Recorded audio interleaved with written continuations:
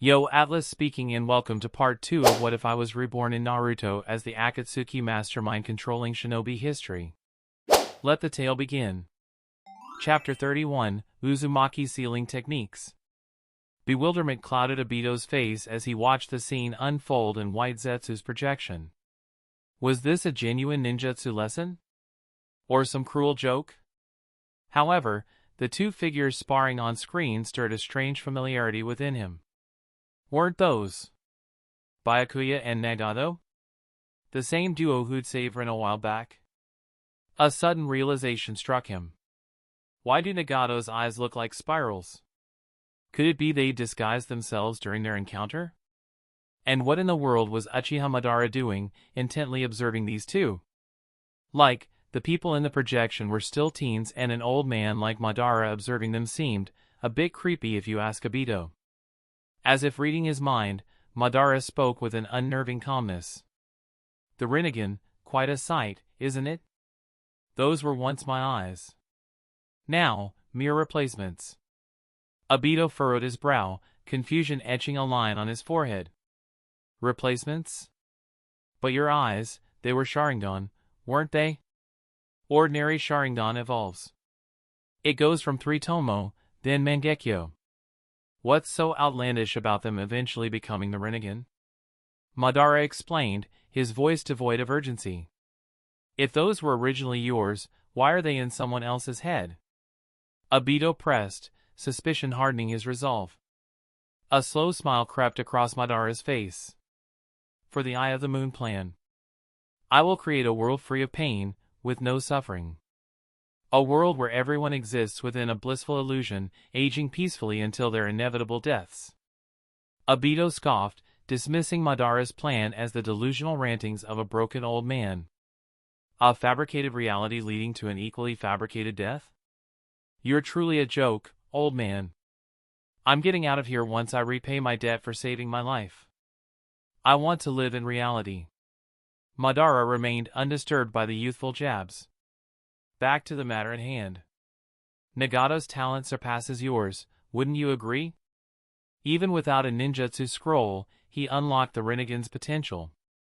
For the first time, Obito found himself speechless. There was no denying Nagato's prodigious talent, far exceeding his own.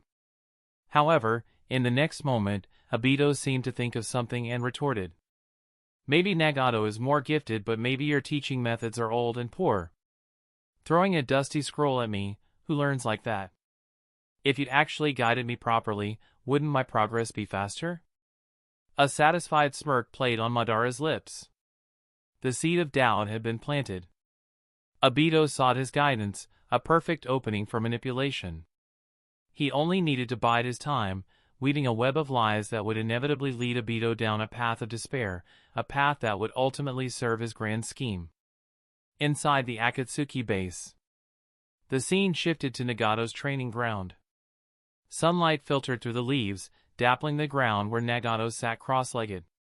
He raised an eyebrow as Byakuya materialized beside him, a black rod clutched in one hand and a weathered scroll clutched in the other. Byakuya, are we continuing to research the abilities of the black rods today? Nagato inquired. The sight of Byakuya engrossed in the mythical texts exploring the Rinnegan's abilities had become familiar. Nagato himself shared Byakuya's growing suspicion. The Sage of Six Paths, he believed, had documented the Rinnegan's potential within these historical texts, a legacy for future generations to inherit. Until Nagato's own awakening, however, the texts had been relegated to the realm of mere myth. The Yin-Yang release technique, while impressive, only managed to create the black rods, not true life. Perhaps his own power simply wasn't on par with the legendary sage. A nagging sense of incompleteness lingered, a feeling that something was missing, something essential for the creation of true life. Despite their limitations, the black rods were far from useless. They possessed the unique ability to restrict chakra flow, act as communication channels, and even manipulate animals within the forest by transforming them into controllable beasts through rod insertion. Today, we'll develop other abilities. We won't be studying the black rods for now. Byakuya replied, shaking his head. He sheathed the Inyang release longsword he'd recently tasked Nagato with forging and fell silent, contemplating the best course of action. Fabricating techniques to guide Nagato and unlocking the Rinnegan's remaining powers posed a significant challenge. Abilities like those granted by the Naraka path and the human path were particularly intriguing. They held the potential to significantly enhance Nagato's prowess. As Byakuya deliberated, he couldn't help but sense a familiar presence hidden within the gnarled trunk of a nearby tree, a white Zetsu, its surveillance becoming an unwelcome routine. Nagato's growing power had recently yielded Byakuya an unexpected reward, the mind's eye of the Kagura. This potent sensory jutsu, the pinnacle of Uzumaki clan techniques, amplified his perception, extending his sensory range for dozens of kilometers. Thanks to this newfound ability, he could pinpoint the exact location of the white Zetsu. However, the constant scrutiny fueled a growing suspicion. It was clear that Madara was keeping a watchful eye on them, a fact that reinforced the necessity of his cautious approach. Directly revealing the Rinnegan's abilities and providing explicit guidance to Nagato would not only raise Madara's suspicions but potentially sow distrust in Nagato himself. A solution presented itself after delving into the texts, uncovering a passage about the Sage of Six Paths' ability to absorb chakra from others. Inspired by this discovery, Byakuya approached Nagato with a plan to unlock the Rinnegan's chakra absorption ability. Nagato's mastery of the technique was swift. As Byakuya weaved hand seals and conjured a torrent of water, Nagato focused, absorbing the chakra infused within the jutsu. With a swift, silent motion, the water stream dissipated instantly, leaving behind only the faintest ripple on the forest floor. "I've mastered another new ability." Nagato's face broke into a wide grin as he exclaimed, a genuine thrill evident in his voice. Byakuya mirrored Nagato's satisfaction, a chime echoing within his mind. System prompt: Akatsuki gains a Kage-level strongman, rewarding Uzumaki clan sealing technique. A flicker of surprise momentarily crossed Byakuya's features. Kage level? Had Nagato truly reached that level of power already? Reflection cleared his initial shock. It made sense. Nagato was 16 now, his body mature enough to handle the basic demands of the Rinnegan. He'd already mastered a formidable arsenal: Shinra Tensei, Bansho Tenin, chakra absorption, and Black Rod creation. Each of these abilities could elevate an individual to elite Jonin status. Combined, they undoubtedly pushed Nagato into the Kage tier. However, this milestone also presented a challenge. Significant leaps in power would become increasingly difficult. To reach the coveted Super Kage level, Nagato would need to refine his mastery over the Rinnegan's vast potential and seamlessly integrate them into his combat style. This Super Kage level, not mentioned in the original series, denoted a ninja surpassing the prowess of the 5 Kage.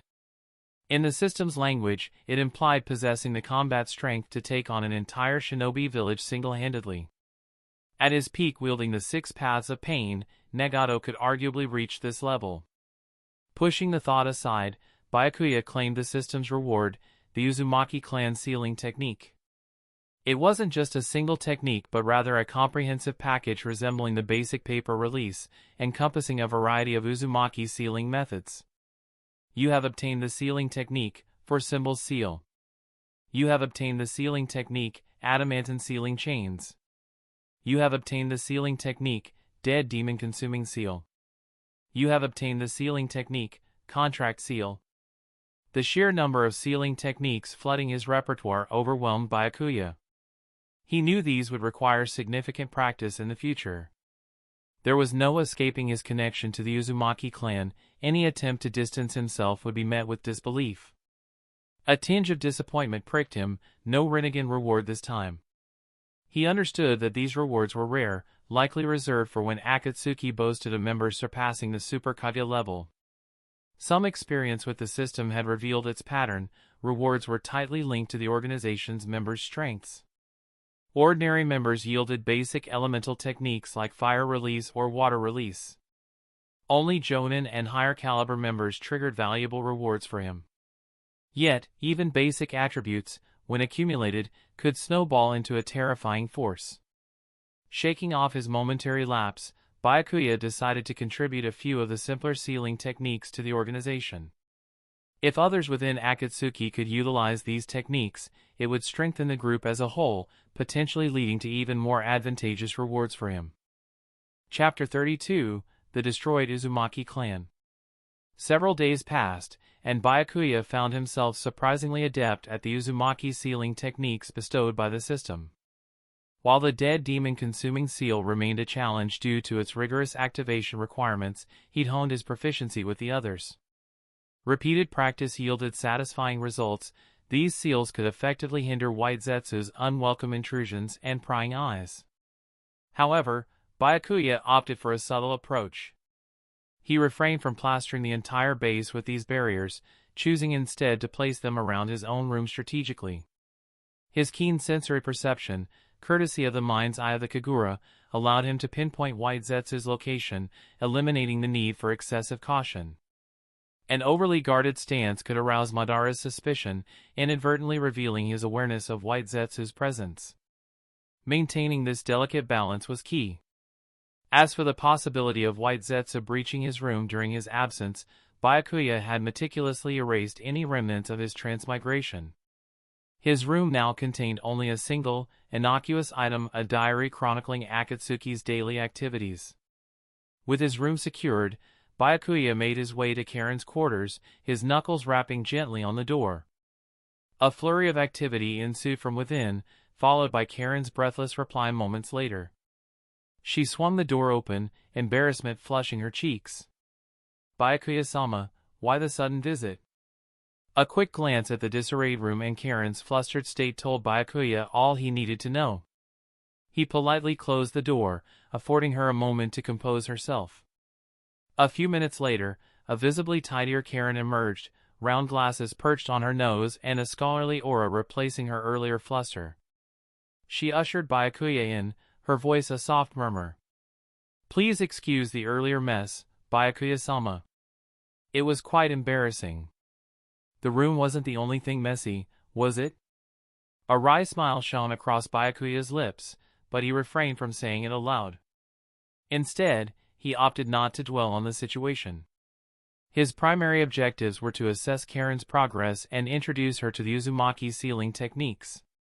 "Don't worry about it," he replied with a reassuring smile, accepting the steaming cup of tea she offered.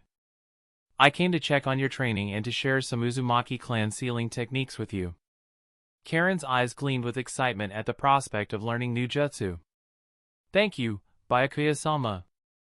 I'll dedicate myself fully to mastering them." Byakuya nodded in approval. "These sealing techniques are powerful tools that will undoubtedly serve you well. Let's begin with the fundamentals and gradually progress to more advanced methods." Several hours melted away as Byakuya meticulously guided Karin through the intricacies of the Uzumaki clan sealing techniques. He emphasized each step, ensuring she grasped the principles and could execute them flawlessly. Her swift learning and dedication impressed him. He had no doubt she'd soon wield these potent abilities with mastery. As their session concluded, Byakuya offered a final reminder. "Practice these techniques diligently, Karin. They'll not only safeguard you but also bolster our organization's defenses." Karin responded with a fervent nod. "I promise I will, Byakuya-sama. Thank you for entrusting me with this knowledge." Leaving Karin's room, Byakuya's lips contained a satisfactory smile. Karin's progress, coupled with the newly acquired sealing techniques, undeniably strengthened their position as a group. This, in turn, would better equip them to face any looming threats. After all, Nagato's growth had plateaued, their advancement now hinged on nurturing other capable members.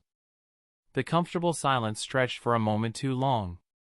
Finally, Byakuya broke it. "Karin, how are you faring with the medical ninjutsu and books I gave you?" A flicker of surprise crossed Karin's features. "Is that the real reason for your visit, Byakuya-sama?" "Yeah, why else?" he countered with a teasing sip of tea. "Or perhaps I simply missed having a company of a shut-in girl. It's been a week since I last talked with you." Karin adjusted her glasses, a sheepish smile tugging at the corners of her lips. Past experiences had instilled a fear of venturing outside the base. Coupled with the convenience of living within its walls, where tending to the occasional patient ensured her survival, she saw no reason to leave. I finished reading the medical books, Byakuya-sama, and I even mastered the mystical palm technique, she said, a small white mouse suddenly materializing in her hand. With a practiced flick of her wrist, she made a shallow cut on the creature's leg. Emitting a vibrant green glow from her palm, she swiftly healed the wound, leaving the mouse none the worse for wear. Byakuya gaped in astonishment. Mastering the mystical palm technique, an A-rank jutsu, was no small feat. It spoke volumes of Karin's aptitude for medical knowledge. A prodigy in the field, she undoubtedly possessed an exceptional talent for healing. However, despite achieving such an accomplishment, her system evaluation remained unchanged. This development piqued Byakuya's curiosity. A shadow of disappointment clouded Karin's face as she noticed Byakuya's bewilderment. Does that mean I wasn't good enough? I've only managed to learn this one jutsu so far. I'm still struggling with the others. Now Byakuya understood. He'd made a mistake in his haste. No, Karin. Don't misunderstand. Mastering the mystical palm technique is a remarkable achievement. It speaks about your talent for medical ninjutsu. He paused, then inquired. But, why haven't you mastered defensive jutsu for your own protection? Karin shook her head in response. No, Byakuya-sama. I've been entirely focused on mastering the medical ninjutsu you provided. There wasn't any mention of learning other types of jutsu.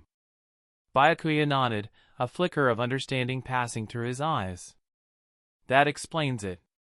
While medical ninjutsu is invaluable, it's equally important to equip yourself with techniques to ensure your safety. Her sole focus on medical techniques had left her vulnerable in terms of self-defense. Karin was still confused.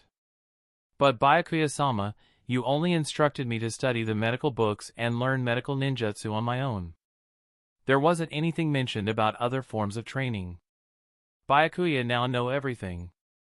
Karin hadn't received any instructions regarding combat-oriented jutsu. No wonder her system evaluation remained stagnant at Chunin level. Her strength hadn't increased, a crucial step toward achieving Jounin rank. However, his decision to share the Uzumaki sealing techniques remained a sound one. Good. Now, pack your things. We're heading to the training ground. Karin's eyes widened. The training ground? Yup. Nagato trains there daily, and you'll be joining him. You've been cooped up indoors for too long. And yes, you have gained some weight too. Karin's hand instinctively flew to her stomach, and she sighed dramatically after a quick inspection in the mirror. Gained weight? Karin immediately became alert. After checking herself in the mirror, she sighed, I have gained a bit of weight, but that's the price of comfort. I'm willing to pay a bit more for it. Nevertheless, she gathered her belongings without further argument, ready to follow Byakuya to the training grounds. As they approached the training area, Karin spotted Nagato diligently completing laps. Her shoulders slumped slightly.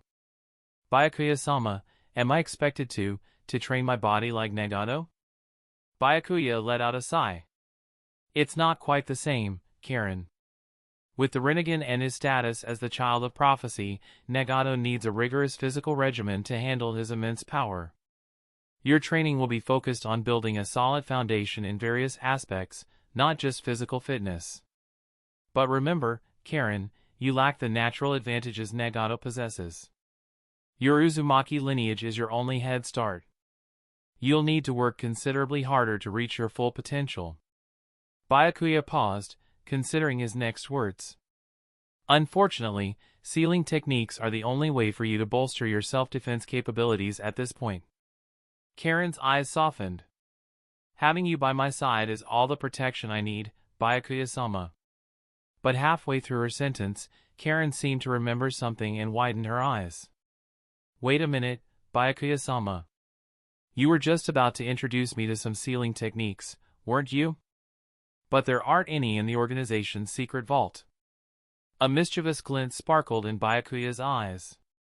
So, who do you think delivered those jutsu to the vault? He countered with a playful shrug. He tapped her forehead lightly. Let's not waste time. Consider this a lesson: procrastination is a foe. Now, focus. I'm going to teach you the adamantine sealing technique. The name sent a jolt through Karin, momentarily freezing her in place. Adamantine sealing? She gasped, reeling from the unexpected revelation. After a moment to collect herself, she spoke again, her voice laced with concern.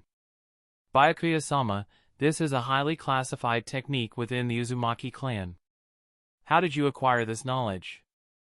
Byakuya feigned ignorance, furrowing his brow in mock confusion. A secret technique of the Uzumaki clan, you say?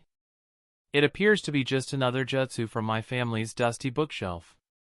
Perhaps one of my parents crossed paths with an Uzumaki ninja during their travels. A silent rebuttal formed in Karin's mind. No, you are an Uzumaki, she thought defiantly. Techniques of this caliber wouldn't be casually shared with outsiders. Even within the Uzumaki clan, only elite Jonin-level members were entrusted with such knowledge. After a thoughtful pause, Karin spoke with newfound seriousness. Byakuya-sama, there's something Nagato-senpai and I have been meaning to tell you for a while now. We suspect you might be a descendant of the Uzumaki clan, just like us. We couldn't be certain before, but now. She trailed off, her gaze locked on his. One of your parents must have been a high-ranking Uzumaki ninja. Karin had anticipated a reaction of shock or surprise, but Byakuya's response left her bewildered. He simply offered a faint smile and dismissed her words with a nonchalant wave. Perhaps, but the Uzumaki clan is a relic of the past, long since gone. Even we, you and Nagato, have shed the Uzumaki name. His voice hardened slightly.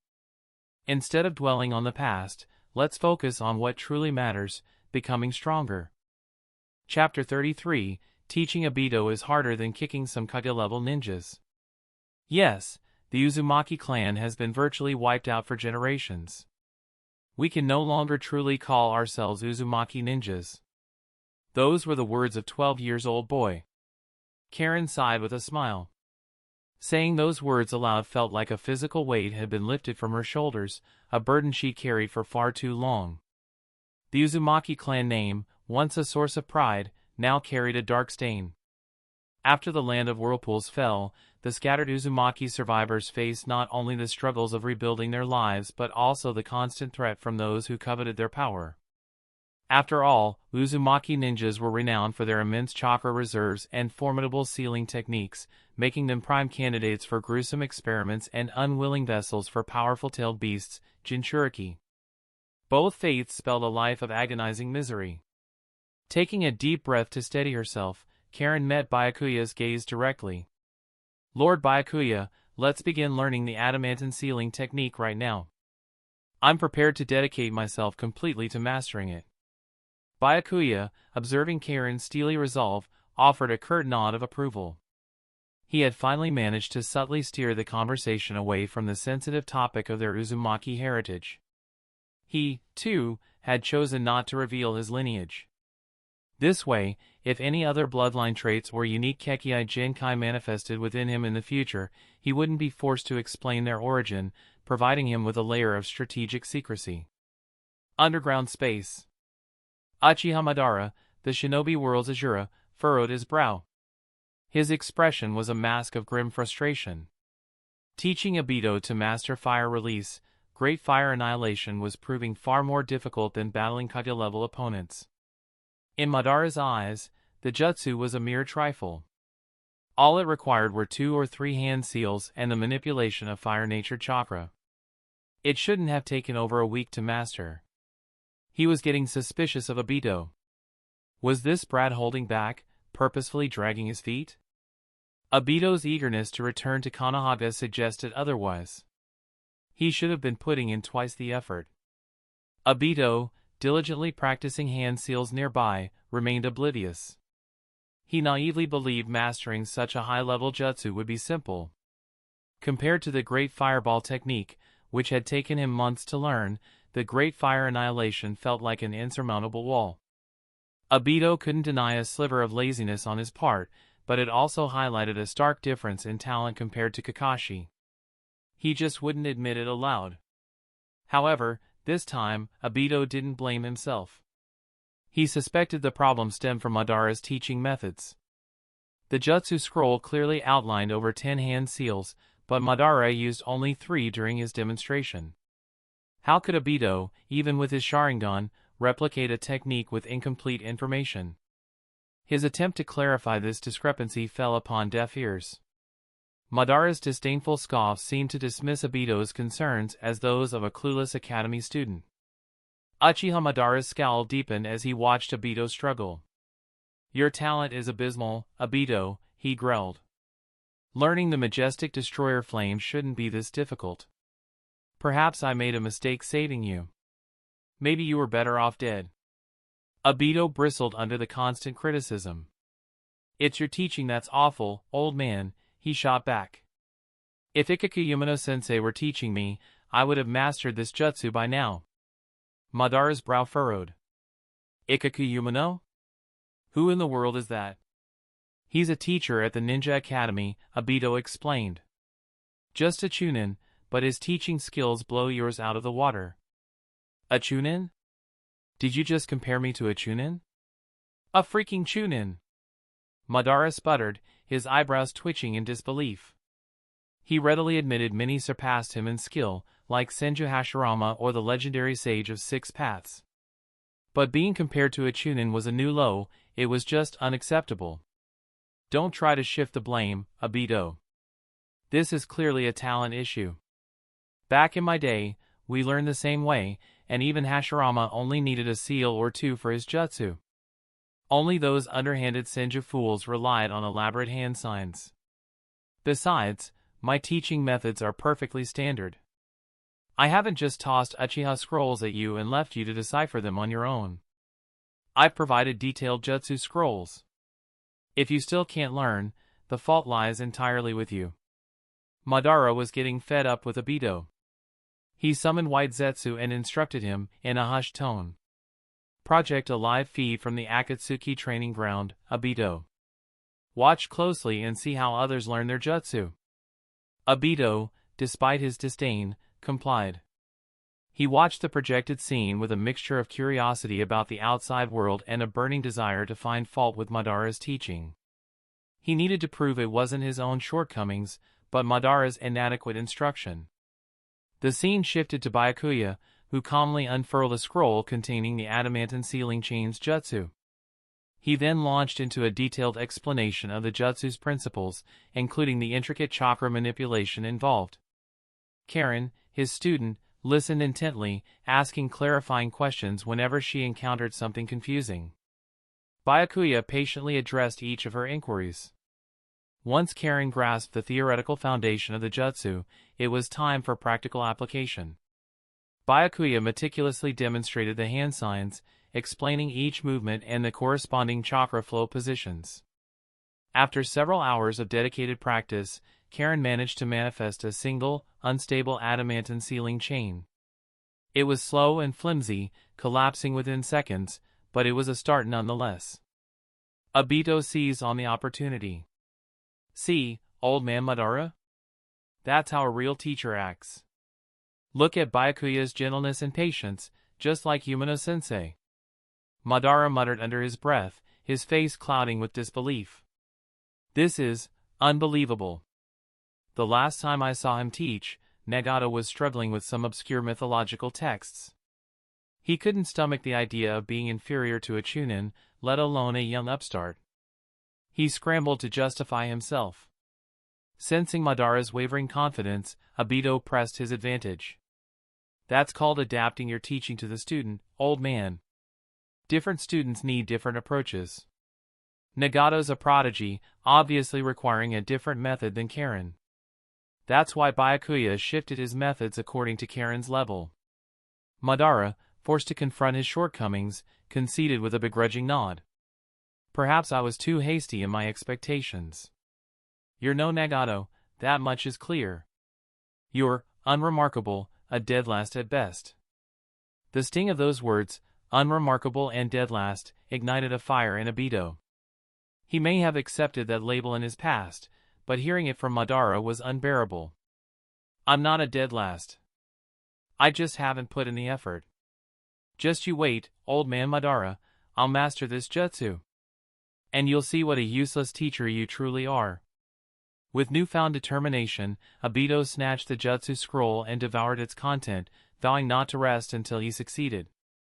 Perhaps Madara, deep down, recognized his own shortcomings as a teacher. He remained silent in the face of Aido's outburst, his gaze fixed on the projection. He observed Byakuya's meticulous approach with Karin, a flicker of something akin to learning crossing his features. Maybe, just maybe, he could salvage some pride by learning from Byakuya. After all, Hashirama was his only true defeat. Everyone else had fallen before his might. But teaching? That wasn't his forte. Hashirama hadn't been much better. Perhaps, by gleaning some knowledge from Byakuya, Madara could finally surpass Hashirama in this one area, a small victory after 30 years. Chapter 34, Back in My Day. Karin's body and mind were exhausted as she approached Byakuya after casting the adamantine sealing technique again. Disappointment edged itself onto her face as she spoke, her voice heavy with fatigue. Lord Byakuya, I've poured so much time into this, yet I still haven't mastered the diamond lock. Are you displeased with my aptitude? Byakuya offered a silent smile, his gaze lingering on Karin. Before commencing their training, he had made it explicitly clear that the adamantine sealing technique was an A-rank jutsu, a level of difficulty reserved for exceptional techniques. Even jonin from the prestigious ninja villages considered mastering 1 or 2 A-rank jutsu a significant achievement. Karin, however, had managed to manifest a single chain in a mere morning, a feat that undeniably showcased her talent. Byakuya's astute estimation placed her mastery of this A-rank jutsu at most half a month away. Her current claims of lacking talent seemed more like an attempt to shirk the demanding training. After all, her potential mirrored her daughter's, much like in the anime. Discerning Karin's ploy with his characteristic stoicism, Byakuya spoke calmly.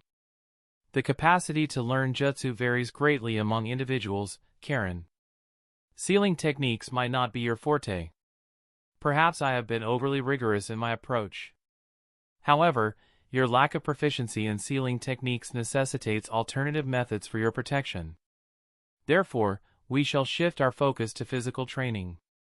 I will have a 30-kilogram weight prepared for you. Today's warm-up will consist of a 20-kilometer run. Tomorrow, we will commence your specialized physical training regimen. Byakuya's words struck a chord of discord within Karin. After a moment of internal deliberation, she met his gaze with newfound resolve. Lord Byakuya, as bearers of the Uzumaki bloodline, I believe we must uphold the traditions of our clan. Mastering Uzumaki sealing techniques are not an option, it's a responsibility I must embrace and carry forward. Is that so? Byakuya raised an eyebrow with a smile to which Karin offered a determined nod. Though sealing techniques paled compared to the exhilaration of physical training, she recognized the advantage of practicing them at home. This would allow her to circumvent the grueling training regimen Nagato endured daily.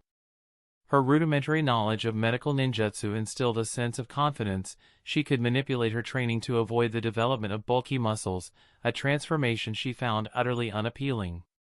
Compared to the harsh realities of the outside world, Karin harbored a deep yearning for the solace of her room. In this haven, she could indulge in her passions, devouring books, delving into the intricacies of medical ninjutsu, and persisting with the sealing techniques that, while tedious, were ultimately bearable. In short, practicing sealing techniques would guarantee her ideal life of a shut-in. Having dismissed Karin to continue honing the adamantine sealing technique, Byakuya embarked on his warm-up routine.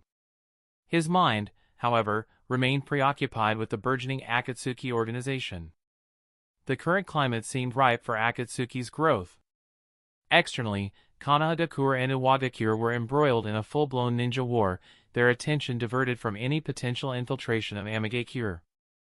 Internally, Hanzo of the Salamander displayed a blatant disregard for anything beyond the borders of Amigakure, effectively turning a blind eye to Akatsuki's unfettered recruitment efforts.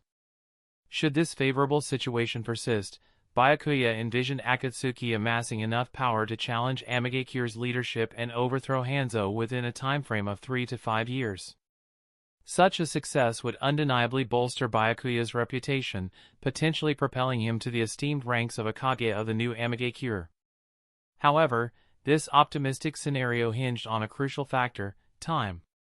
He was still uncertain of many things. Would Hanzo awaken to the burgeoning threat posed by Akatsuki and move to eradicate them before they could fully mature, potentially leading to a devastating clash with mutual destruction on both sides?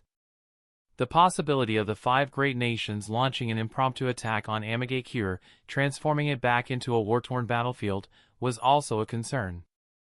These were unsettling unknowns. Just as these anxieties swirled in his mind, an Akatsuki member entered the training ground.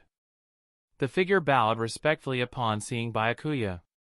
"Lord Byakuya, I have brought intelligence from beyond the land of rain for your perusal."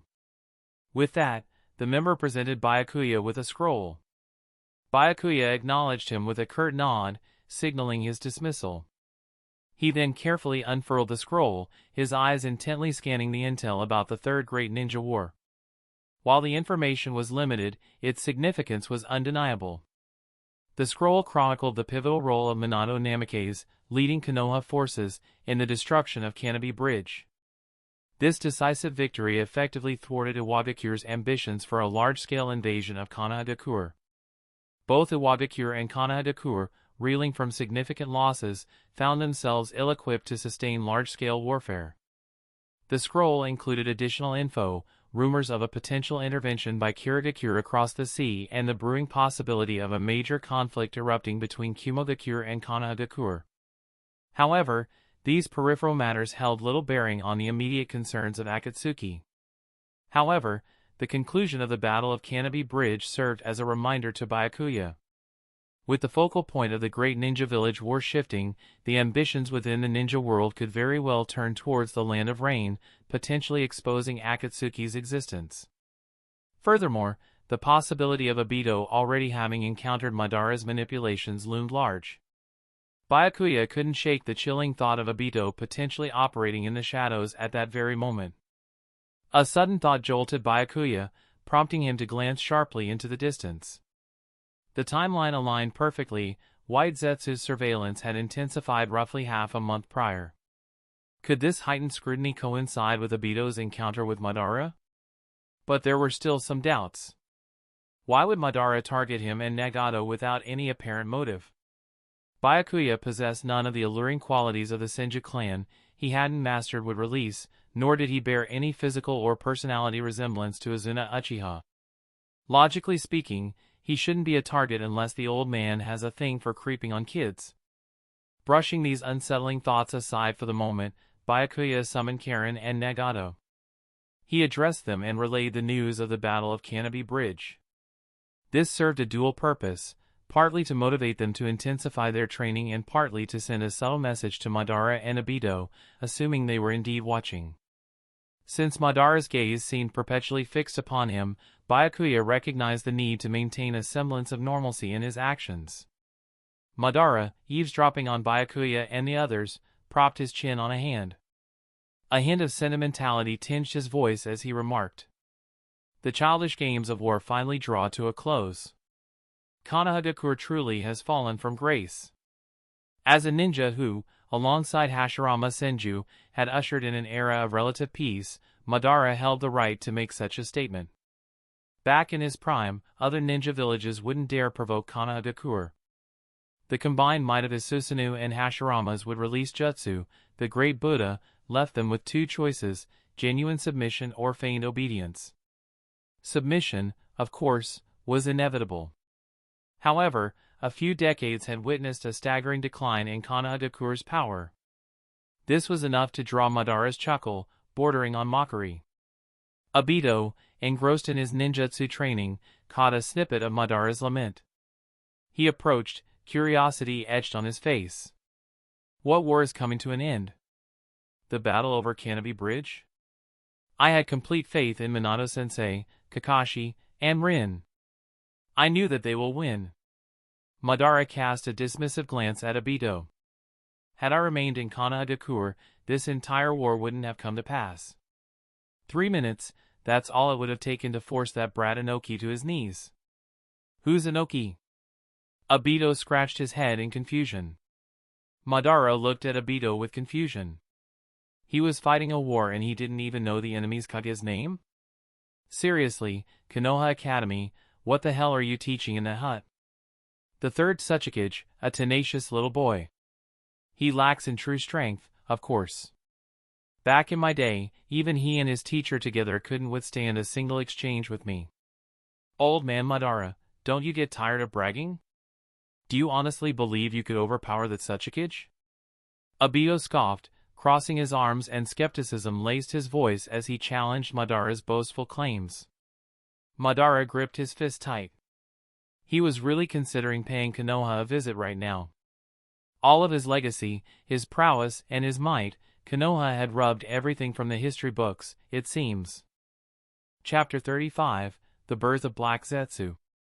When Obito asked him a direct question, Madara showed a flicker of irritation.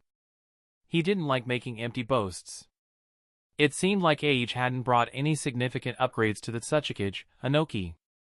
While Inoki had more wrinkles, they wouldn't help against Madara's raw power. Dust release was a formidable technique, but it was useless if it couldn't land a hit.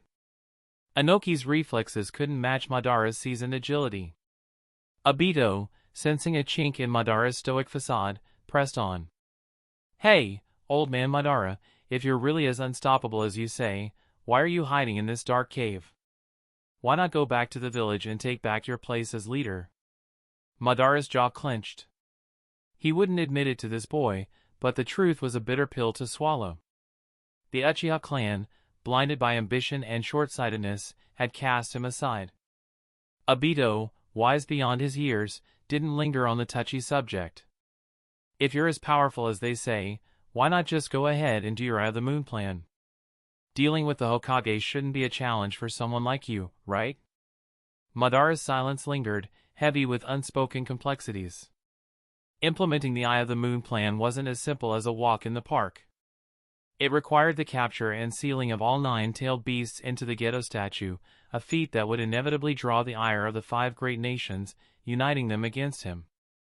His current physical state was a cruel joke. Using Rinnegan would cause a troll to his body, let alone the thought of undertaking the Herculean task of capturing the scattered-tailed beasts. Even dealing with the doddering Inoki was a gamble at best, a gamble he couldn't afford to lose until he was back at full strength. Restoring his youthful body required meticulous preparation and a willing sacrifice, a Rinnegan wielder to activate the forbidden samsara of heavenly life technique. A dry cough escaped Madara's lips. Know your place. You, a boy who can barely manage a B-rank jutsu, have no right to question my power. And don't forget the debt you owe me for saving your pathetic life.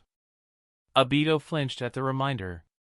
His Konohagakure upbringing had instilled a deep respect for his elders, but the weight of a life debt was a heavy burden, tilting the negotiating table decidedly in Madara's favor. He fell silent, caught in a snare of his own making. Obito simmered for a long moment, finally collecting his thoughts. I'll pay back what I owe, but you can't force someone to respect you, so don't expect it from me. You've been following Byakuya around for so long, haven't you? Maybe you should get the message, you're not exactly a great teacher. I might never even master the Great Fire Annihilation by following your lead. Madara inhaled deeply, a rasp accompanying the action as he dragged the oxygen tube closer to Obito. Slowly, deliberately, he extended a hand. Obito, caught off guard, froze. Should he dodge? Stand still? Fear prickled his skin, and he ended up shivering in place. Without warning, Madara placed his hand on Obito's forehead. His Sharingan blazed, weaving a Genjutsu. Those trials were all to test your resolve. Now, the true instruction begins. Within this Genjutsu, you'll witness the true power of my teaching methods. Obito's double Tomo Sharingan offered no defense. He found himself pulled into the sterile white expanse of the Jinjutsu space. A youthful Madara stood before him, a faint sigh escaping his lips. Madara spoke with a hint of helplessness. Aido, watch closely. This is how the great fire annihilation is truly performed. With deliberate movements, Madara formed the hand seals, each one a fraction of a second slower than the last. Finally, the powerful words resonated. Fire style, great fire annihilation. A torrent of flames erupted from the young Madara's mouth, engulfing a vast area hundreds of meters wide for a good 10 seconds. The display was awe-inspiring. As the flames subsided, Aido stared at Madara with newfound respect. The older man reveled in this shift. That was the extent of my power in my youth. Unfortunately, age has taken its toll. This Jinjutsu allows me to showcase my skills at their peak. Aido's brow furrowed in suspicion. Your youth? Old man Madara, are you trying to pull a fast one on me? This is a Jinjutsu, remember? Could you be exaggerating? Madara scoffed. Lies have no place in my repertoire when it comes to strength. In all the ninja world, only Hashirama Senju surpassed me. All others fell before my might. Confronted with Madara's unwavering conviction, Aido's doubt evaporated. Whoa! Only the Hokage is stronger than you in your prime? Then surpassing you would make me Hokage. Looks like my goals just multiplied. Oh, yeah. Madara's gaze sharpened with interest. You want to be Hokage? You? Aido bristled, a flicker of annoyance crossing his face. What's that supposed to mean? Do you think I'm not good enough, like everyone else? Madara shook his head slowly. Not at all. I find the notion of being Hokage laughable. Friendships are sacrificed on the altar of that position. Perhaps that's the price one pays for power. A deep sigh escaped his lips, his voice laced with a hint of melancholy as he reminisced about his past. Aido found these words cryptic, but Madara gave him no time to dwell on them. Don't waste time with doubts, boy. If becoming Hokage is your true desire, then follow me and learn properly. Aido, emboldened by the renewed purpose, nodded resolutely. The dream of becoming Hokage burned brighter than ever within him. Exhaustion finally claimed Aido after a day spent trapped within the Jinjutsu's crucible. He emerged, blinking against the harsh cave light, the great fire annihilation now etched into his muscle memory. The jutsu erupted from his hands with a satisfying roar, mirroring the inferno he'd witnessed in the Jinjutsu world. The transformation in Aido's eyes was a level up. The flippant old man Madara was replaced with a reverent Grandpa Madara. The shift tugged at a corner of Madara's weary heart. The Jinjutsu had drained him. His breaths came ragged, each movement a struggle. All he craved was a deep, uninterrupted sleep. When he finally stirred, Aido was fast asleep, his body spent from the intense training. Madara propped his head on his hand, the events of the day replaying in his mind. The arguments, the defiance, the flicker of respect in Aido's eyes. A faint smile played on his lips. It had been years since he'd taken a young Uchiha under his wing, not since his dear brother, Izuna. Perhaps training Aido, guiding him towards the Hokage position. The thought sparked a flow of warmth, quickly extinguished by the icy grip of reality. The Hokage? Ridiculous. His purpose, his entire reason for abandoning Konoha, was the Eye of the Moon plan. When had he softened so much? The ambition that once burned like a supernova had dimmed to a flicker. Hashirama, that doofus. He could only see the immediate concerns like the village and clans. Madara's vision encompassed the entire ninja world, a world forever trapped in a cycle of bloodshed. Only the Eye of the Moon plan could usher in true peace, a world where petty disputes were consigned to the dustbin of history. A steely glint returned to his eyes. No more escalating clan battles into village wars. It was time to reignite his resolve. He glanced at Zetsu, the twisted figure lurking in the shadows. With a slow, deliberate movement, Madara extended his arm. Sentimentality was a luxury he couldn't afford. Success hinged on an unwavering loyalty to the plan, a will as unyielding as his own. As the black tendrils of Zetsu engulfed Madara's outstretched arm, a new entity emerged, a perfect embodiment of his ambition. Madara gazed at the newly formed black Zetsu, his voice devoid of warmth. "You are the will of Madara Uchiha. From this day forward, you shall be known as Black Zetsu." The bond between Madara and Aido had served its purpose. Their paths would diverge, and their interactions would become a mere footnote in the grand scheme of the Eye of the Moon plan. Chapter 36, The Bet with Yahiko.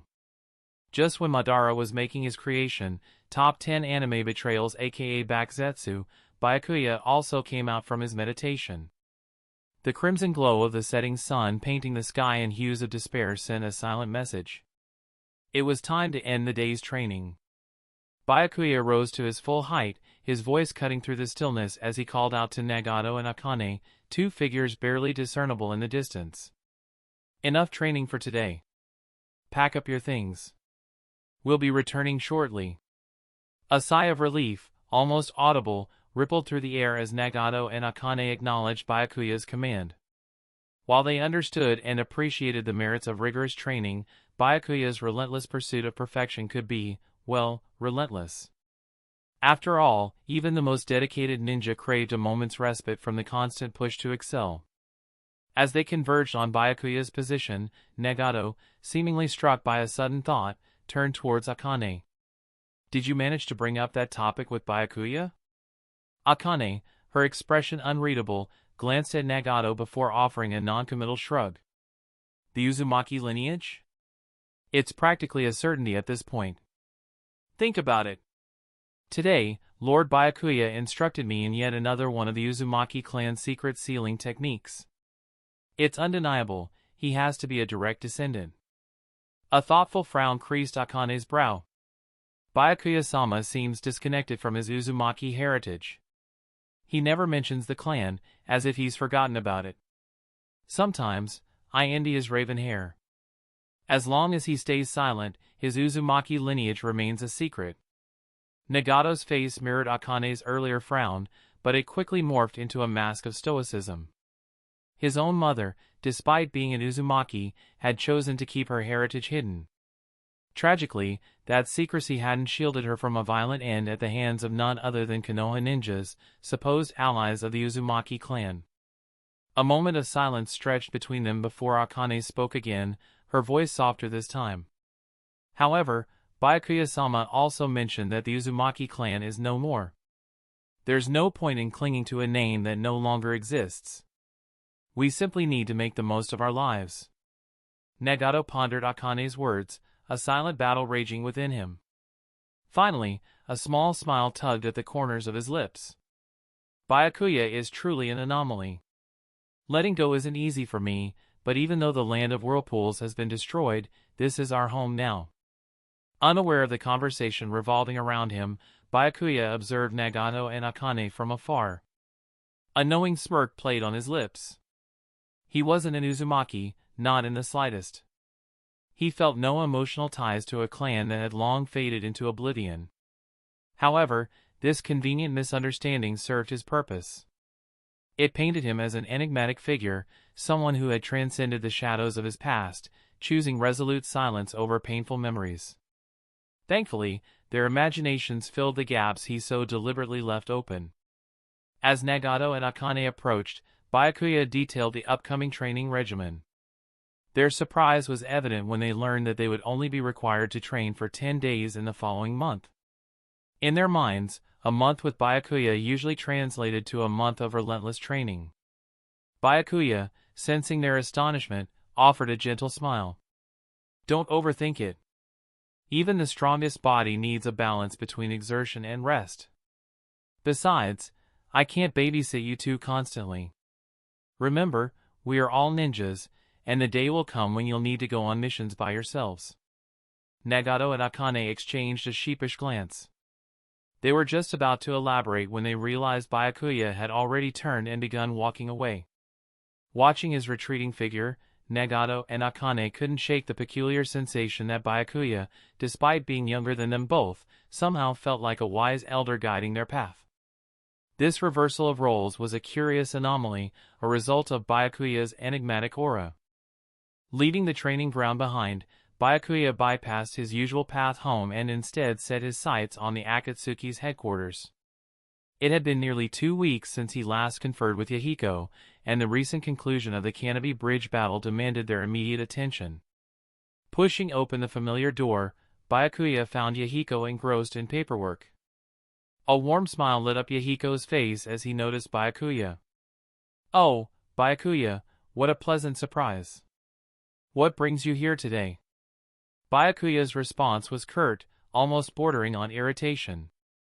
"Leader Yahiko, should I come back later if this isn't an opportune time?" Yahiko chuckled, raising a hand in appeasement. "Of course not, my apologies. It's just unusual for you to visit unless a matter of importance arises. Is it about the recent developments at Shinobi Bridge?"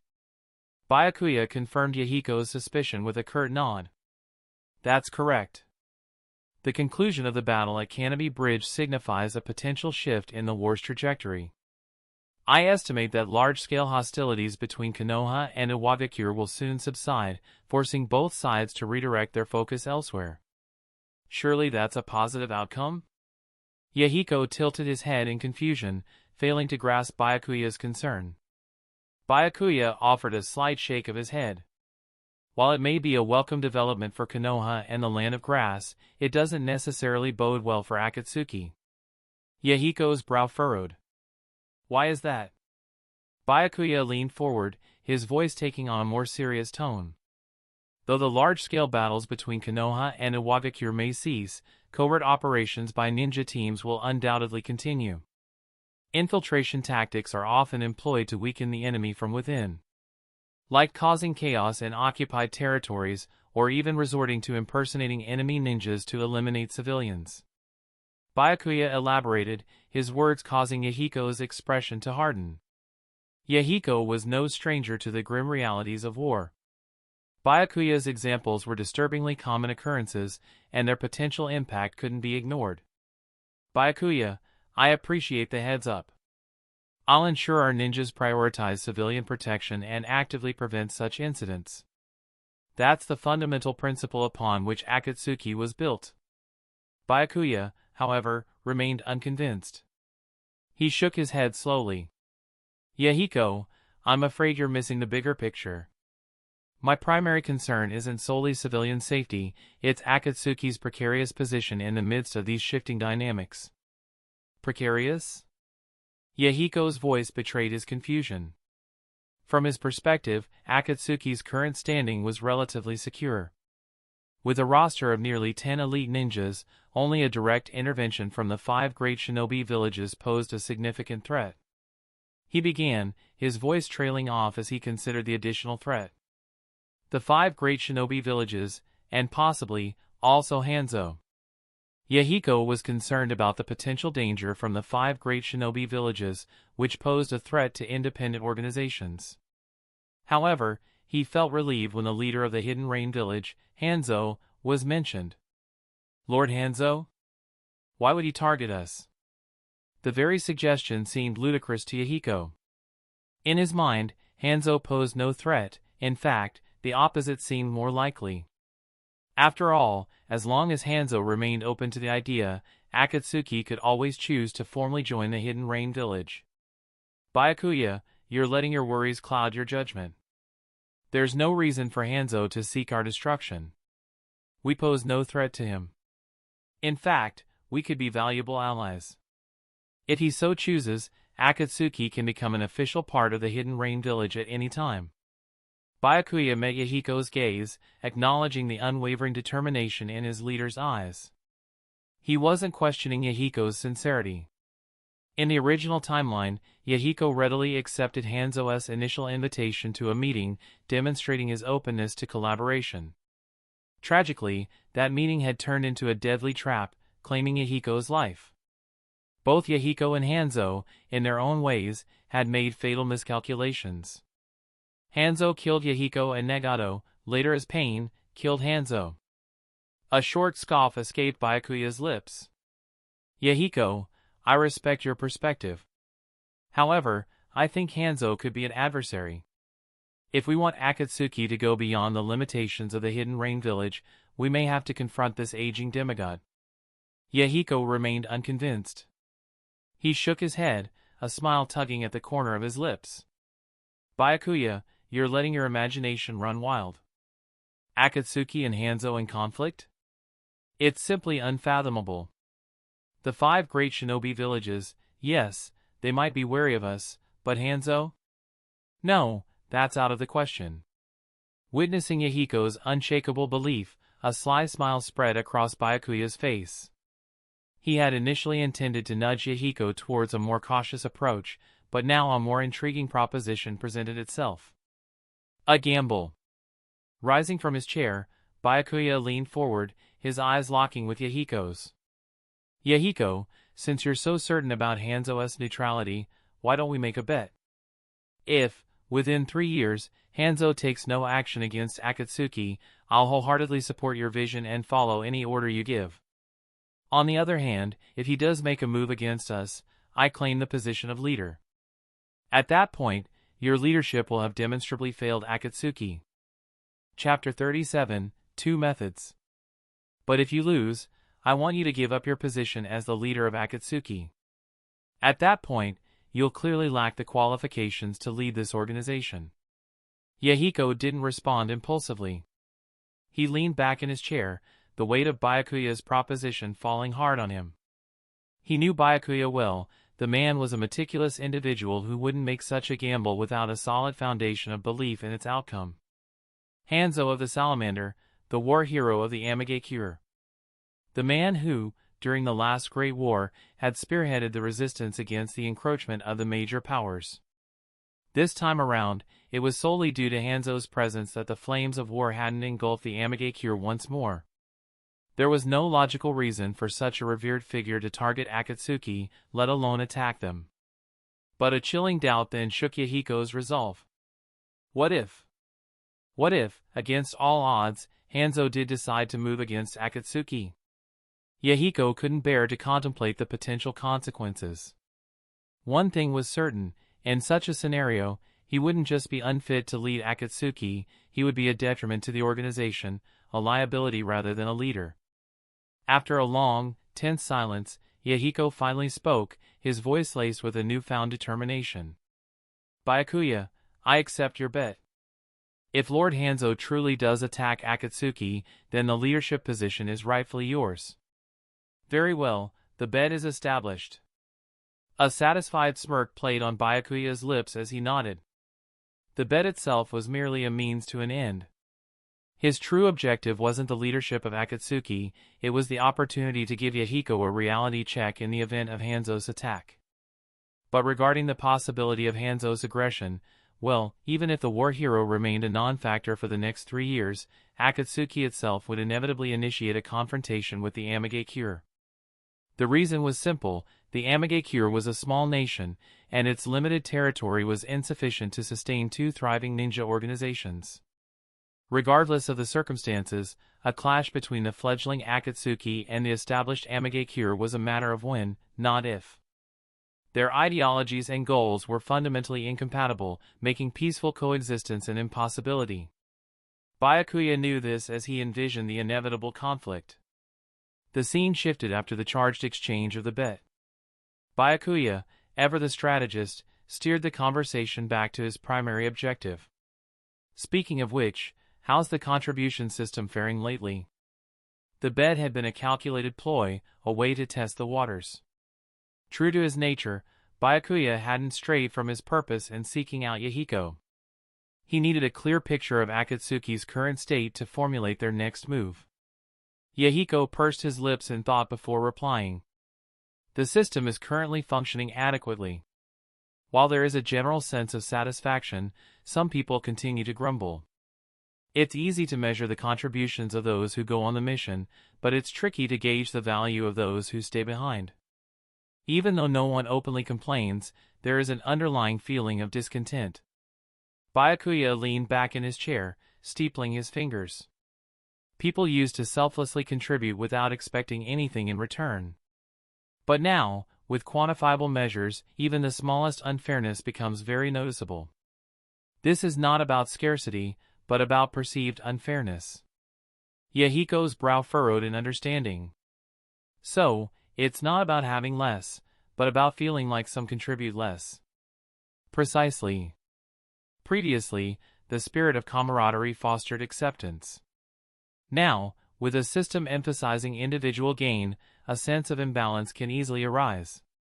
Yahiko acknowledged this with a thoughtful nod. Byakuya, your analysis of the contribution system's woes is spot on. What solutions do you propose? A sly smile played on Byakuya's lips. There are two options. Do you seek a temporary bandage or a permanent cure? Yahiko felt a tremor of unease snake down his spine at Byakuya's cryptic words, but curiosity spurred him on. Explain both methods and I'll decide which works best. Byakuya's eyes gleamed with a predatory light. The most definitive solution is to simply dismantle Akatsuki. Without the organization, the question of allocation becomes moot. He paused, letting the weight of his words sink in, before turning his gaze back to Yahiko's now tense form. Seeing the stunned silence he'd elicited, Byakuya continued, outlining the second method. The alternative is to continuously refine the existing system based on feedback. We can strive to find a solution that resonates with the majority. Yahiko offered a hesitant nod. The second one sounds like a viable method. Byakuya, however, extinguished that spark with a casual shrug. I figured you'd lean towards refining the system. But the harsh reality is, option 1 might be more likely. Our financial situation is projected to take a nosedive soon.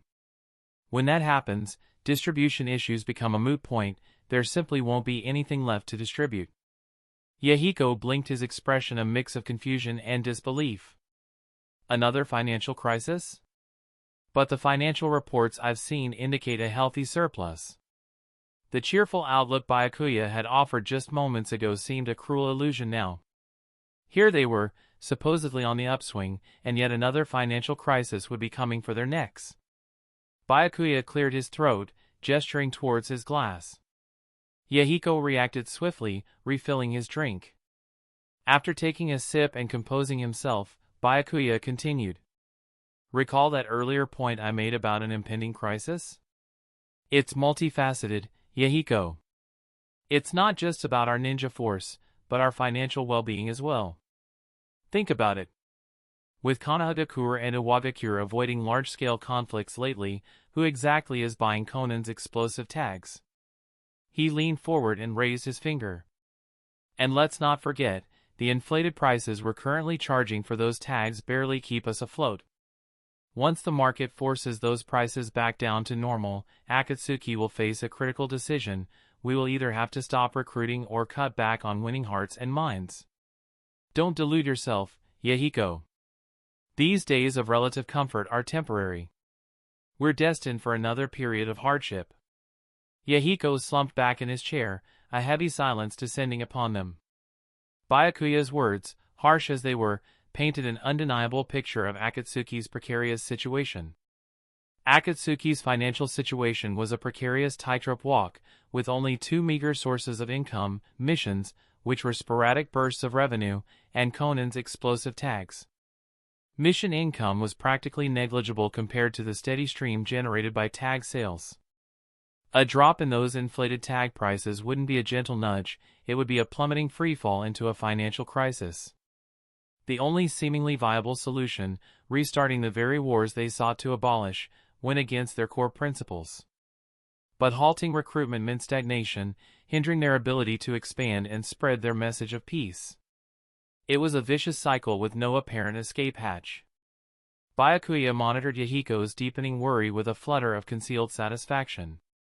The world of Shinobi might glorify raw power, but for those lacking a Mangekyo Sharingan or Six Paths prowess, it still operated under a similar set of rules as the world he came from. Wars, initially decided by cunning strategies and meticulous tactics, inevitably devolved into tests of endurance. The victor wasn't solely determined by the strength of its shinobi, but also by the financial backing of the nation behind them. This explained why Konoha, despite minimal gains from the Great Ninja Wars, always bounced back swiftly. The Land of Fire, Konoha's supporting pillar, was a powerhouse of wealth. Smaller villages outside the Big Five presented a stark contrast. Take the Land of Rain, for example. Even with a formidable leader like Hanzo, their lack of resources meant any temporary success was unsustainable. They'd inevitably regress, forced into isolationist policies. The reason Akatsuki, during Yahiko's era, hadn't encountered this dilemma was due to their small size. Once they expanded to the scale of a ninja village, even a smaller one with just a few hundred members, financial considerations became paramount. Otherwise, why else would Nagato and Conan, in later years, resort to taking bounty missions to fund their war preparations? By that point, Yahiko's ideals had long been corrupted. After a thoughtful silence that stretched taut between them, Yahiko met Byakuya's gaze. The strategist, anticipating this moment, held up two fingers, outlining a path forward. Two methods exist. The first is to manipulate events from the shadows, to sow discord and ignite conflicts. I'm certain you wouldn't entertain such a notion. A resolute glint flashed in Yahiko's eyes. Of course not. It is just against the very basis of my vision. Byakuya continued, a hint of a plan forming in his eyes. The second option is to utilize our current funds to invest in lucrative industries. We could develop groundbreaking new products and leverage these ventures to sustain the organization's future operations. We wouldn't be reliant on the sale of explosive tags for survival anymore. I suspect you'll find this option more suitable. Chapter 38, Outing. Yahiko's head dipped in a hesitant nod. Byakuya's understanding of him had grown considerably of late. He knew inciting wars from the shadows wasn't an option Yahiko would entertain. So, the strategist had proposed an alternative, acquiring industries to address Akatsuki's looming financial crisis. However, some doubts danced in Yahiko's eyes as he caught Byakuya's playfully glinting gaze. The suggestion felt off somehow. After careful deliberation, Yahiko concluded that Byakuya's words were ultimately empty. Profitable industries naturally generated income. Existing, established ones wouldn't require forceful acquisition by another organization. That would fall back into the very cycle they aimed to break. Byakuya, with a shrewd grin, seemed to anticipate Yahiko's line of thinking. Don't worry, boss. Forceful acquisition isn't on the table. I have a few well-considered methods in mind. Byakuya wasn't merely placating Yahiko, he genuinely possessed a repertoire of unconventional money-making strategies. One such plan involved civilianizing existing ninja technology, a prospect brimming with lucrative possibilities. The disparity between military and civilian technology in the ninja world was vast. While Konoha labs toiled away on would-release Kekkai Genkai cloning, rural farmers were reduced to cultivating land through sheer muscle power. Even during crucial planting and harvest seasons, the reliance on ninjas remained a stopgap measure. Perhaps this was a way for lower-level ninja to secure missions and income. Or, more likely, it was a deliberate strategy by nobles to restrict the ninjas' influence. Confining ninjas to the mercenary sector, barring them entry into other industries, indirectly maintained the dominance of the daimyos and nobility. But Byakuya? He saw no need to play by those established rules. Yahiko leaned back in his chair, a flicker of trust crossing his features. I'll leave this matter in your capable hands, Byakuya. While the intricacies of Byakuya's plan remained shrouded in mystery, Yahiko had an unshakable faith in the strategist's resourcefulness. After all, Byakuya had masterfully navigated Akatsuki through a financial crisis before, and Yahiko held no doubts about his ability to repeat the feat. Suddenly, a sharp glint entered Byakuya's eyes as he fixed Yahiko with a piercing gaze. Before we delve further, Yahiko, I have a question that demands your honest response. Imagine our ventures flourish, attracting the covetous eyes of other ninjas and nobles. How would you react? Would you endure in silence, relinquishing your hard-earned success, or would you stand your ground and retaliate? Yahiko's brow furrowed in contemplation. Byakuya's question transcended mere industries, it resonated with the very core of Akatsuki's existence. He understood the veiled threat. Akatsuki itself would eventually become a target for those seeking power and wealth. After a thoughtful pause, Yahiko spoke with unwavering resolve. "Retaliate," he declared firmly. "Should we be forced into such a corner, we won't hesitate to defend ourselves."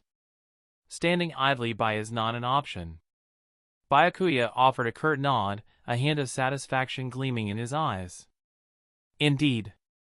It seems we share a certain commonality on this matter." Though he acknowledged the point of agreement, Byakuya quickly dismissed the notion of genuine camaraderie. Observing Yahiko's relentless pursuit of his ideals, Byakuya had witnessed a gradual erosion of the leader's naivety. The truth was far more sinister. Akatsuki's growth was on a collision course with Amagakure. Conflicts of interest were inevitable, and an explosive confrontation loomed on the horizon. Byakuya's plan, however, harbored a far grander ambition. Akatsuki's ultimate ascendancy as the dominant power in the Land of Rain, replacing Amagakure's rule entirely. For now, they were in the phase of accumulating strength, biding their time. When the moment arrived, Byakuya would orchestrate the takeover, regardless of Amagakure's stance.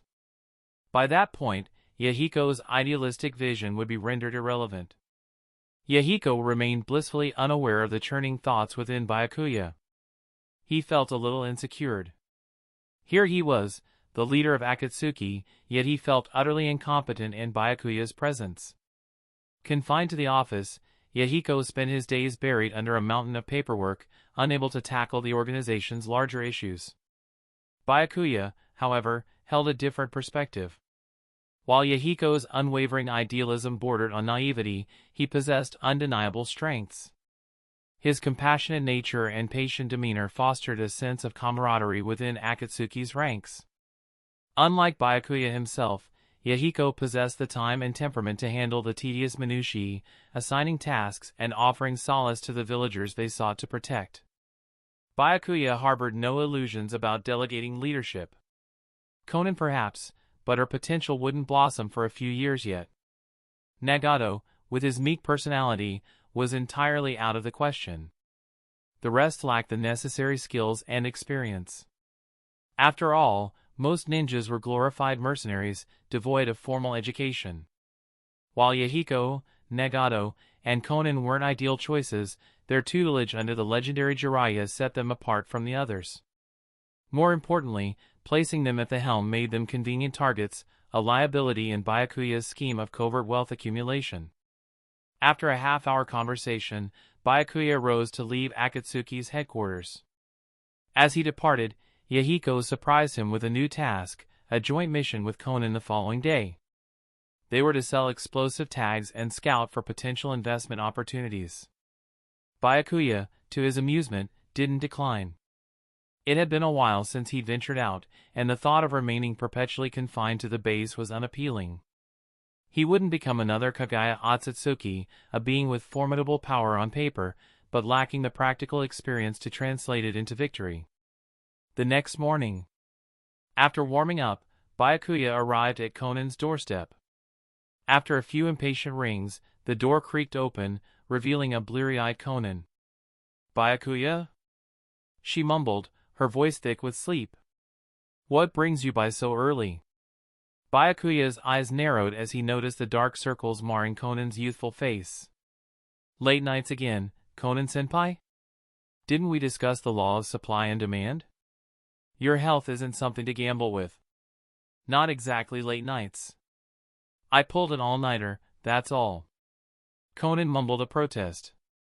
Blinking rapidly, she added, "I've also cut back on explosive tag production recently.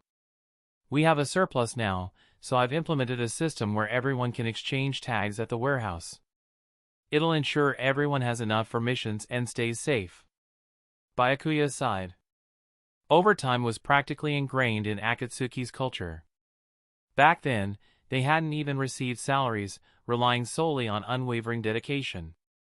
Conan's distribution system essentially meant everyone was working for free, albeit indirectly promoting the organization's growth. But at what cost? He couldn't shake off the worry that Conan might push herself to the breaking point. Just then, Conan seemed to remember the reason for his visit. "Byakuya, did Yahiko assign us another mission together? Is that why you're here?" "Similar to last time. Except this time, we have an additional task, scouting investment opportunities. Would you mind showing me the map of the Land of Rain's towns?" Conan retrieved the map from her room and handed it to him. As Byakuya unfolded it, his gaze fell upon a marked location, the black market. A frown creased his brow. "Is this map outdated? Wasn't the black market destroyed? Why is there another one in the same spot?" Conan shrugged with helplessness in her eyes. "It seems they've rebuilt the black market in the same location." Byakuya felt a surge of frustration. He knew the black market's existence likely stemmed from corrupt local nobles. But for it to rise from the ashes just 2 months later, in the exact same location, that was concerning. However, considering the Land of Rain's size, suitable alternatives were probably scarce. Having marked everything on the map, Byakuya returned it to Conan. Together, they stepped out of the Akatsuki base, ready for their joint mission. Chapter 39, Hanzo's Henchman. Arriving at the black market in the Land of Rain, Conan and Byakuya couldn't help but be surprised by the unusually smooth journey.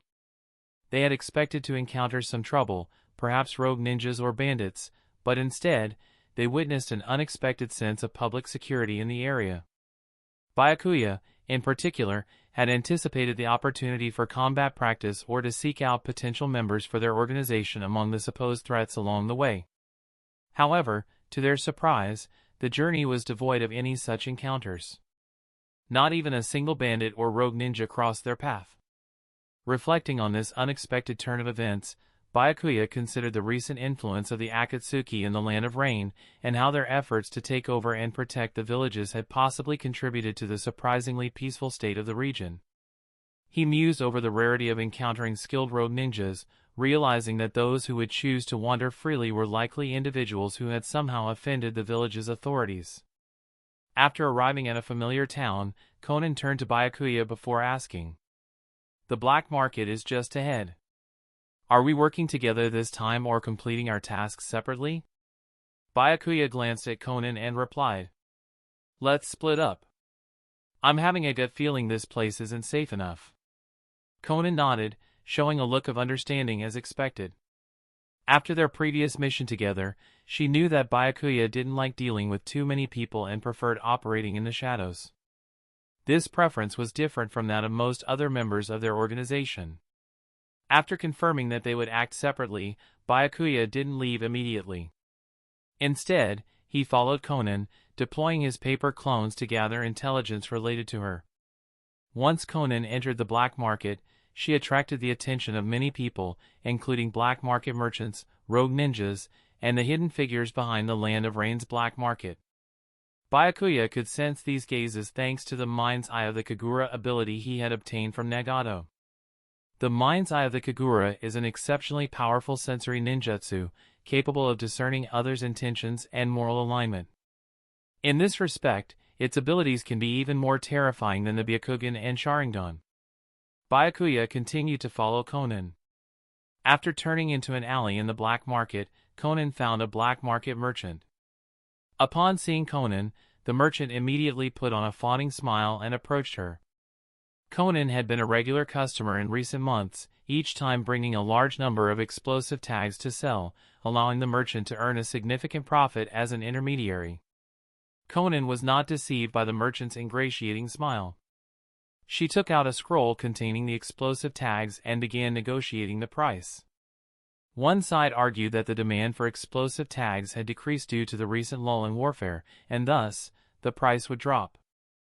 The other side insisted that the production of explosive tags was limited, and if the price did not meet expectations, she would rather not sell them. Byakuya had little interest in the bargaining process. He was more concerned with finding out who controlled this black market. As Byakuya looked around, he noticed the bodyguards surrounding the merchant, which caught his attention. These individuals had chakra levels far higher than those of ordinary people, reaching Chunin levels. The merchant negotiating with Conan was even more exceptional, possessing Jonin-level chakra. However, the merchant seemed to be dealing with some health issues and appeared very weak. After some negotiation, Conan left the alley with a box of money. Byakuya chose not to follow her, but instead, he hid in a corner to observe the black market merchant. In addition to helping Conan sell the explosive tags, Byakuya was also looking for potential business partners. Collaborating with an existing merchant would be much simpler than starting from scratch. This black market merchant seemed to be a promising candidate. As Conan finished her business at the black market and started to make her way out, a group of sly ninjas approached the merchant and menacingly gestured across their throats with their fingers. Lord Shigeru, the blue-haired kunoichi, has returned to peddle her explosive tags. Shall we apprehend her? I've heard rumors that she's affiliated with the notorious Akatsuki.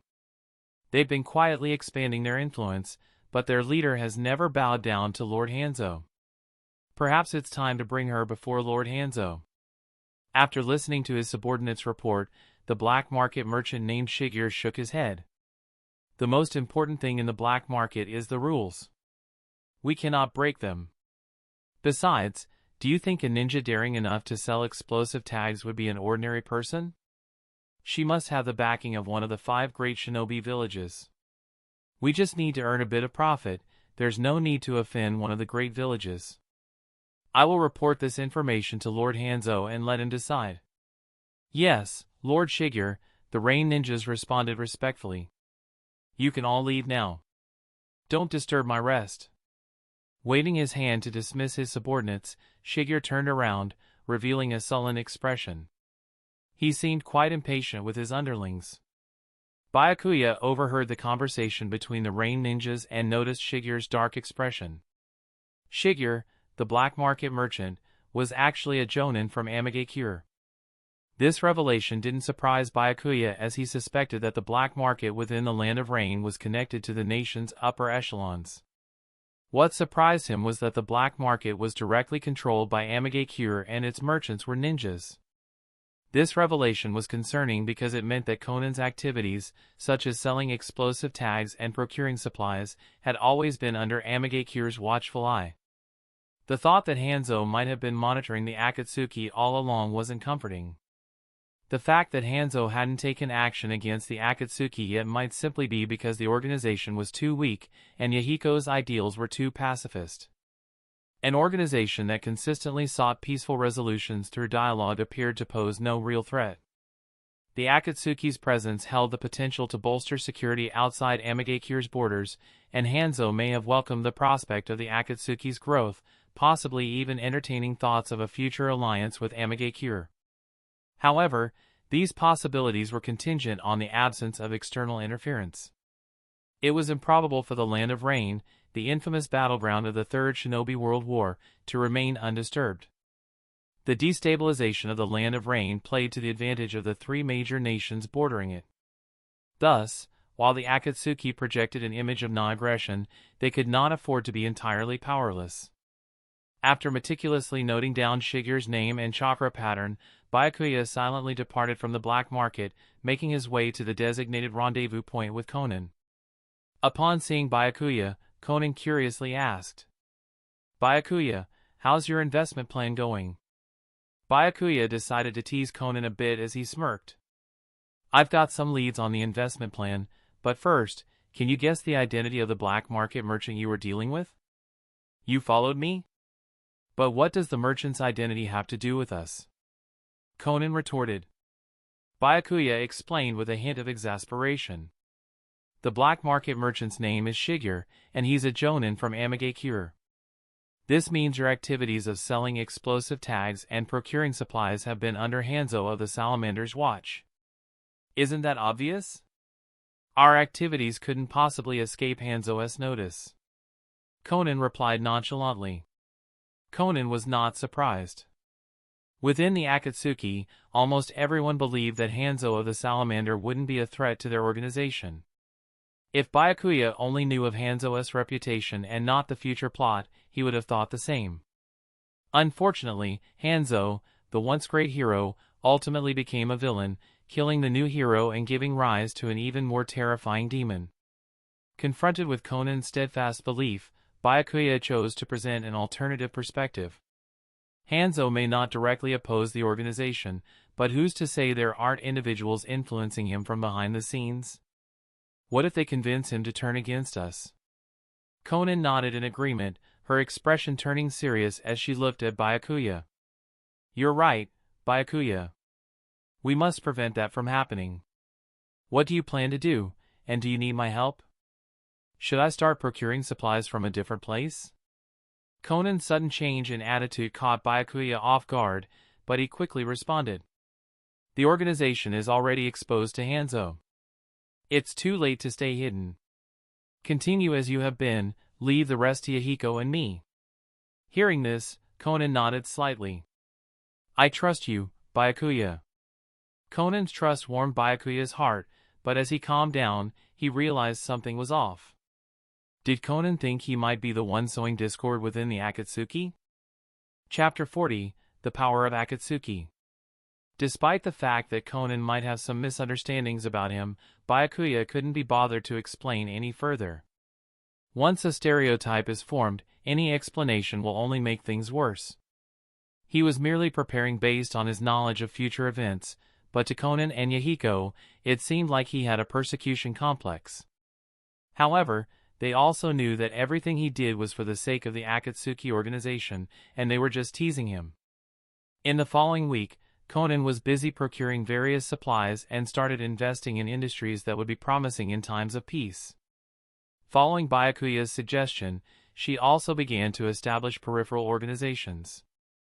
Byakuya, on the other hand, stayed active near the black market, observing the black market merchant Shigeru and gathering relevant intelligence. Through the black market and various Akatsuki members, Byakuya collected a lot of useful information. The information revealed that Shigeru was a jonin from Amagakure. He had participated in the last Shinobi World War under Hanzo's leadership, earning numerous merits. However, for some reason, not only was he not given any important roles, but he was also relegated to guarding the black market, thus exiting the core circle. Moreover, Shigeru had severe internal injuries, which seemed to prevent him from exerting his full jonin strength. After facing these setbacks, Shigeru found it impossible not to resent Amagakure. In addition, Byakuya observed that Shigeru appeared dissatisfied with Hanzo the Salamander. This dissatisfaction seemed to stem from Hanzo's recent years of inaction. Most importantly, Shigeru had a considerably favorable impression of the Akatsuki organization, as he had often assisted Conan. Armed with this information, Byakuya decided to meet Shigeru. If he could persuade Shigeru to cooperate with the Akatsuki, they could provide false information to Hanzo the Salamander at crucial moments, giving the Akatsuki more time to develop. That very night, Byakuya intercepted Shigeru in a small alley without wasting any time. Seeing the unidentified ninja ahead, Shigeru reached for his kunai and said warily, "You have 3 seconds to state your identity and purpose, or I'll attack." Byakuya slowly stepped out of the shadows, revealing his slender figure and delicate face. Seeing that the intruder was just a boy, Shigeru sighed in relief. After all, he was just a boy, how strong could he be even if he was a ninja? However, he did not let his guard down, as he was no longer at his peak strength. Byakuya raised his hand, and golden chains shot out from his sleeve, subduing Shigeru with a speed imperceptible to the naked eye. Shigeru struggled, weighting his limbs, but found himself unable to break free. "Who are you?" Shigeru's eyes were filled with shock. Despite being significantly weakened by an injury sustained years ago, he still maintained the skills of an elite jonin. However, he was swiftly defeated by the young boy standing before him. At his age, possessing such power was even more terrifying than Konoha's prodigy Kakashi. He wondered what kind of monster had appeared before him.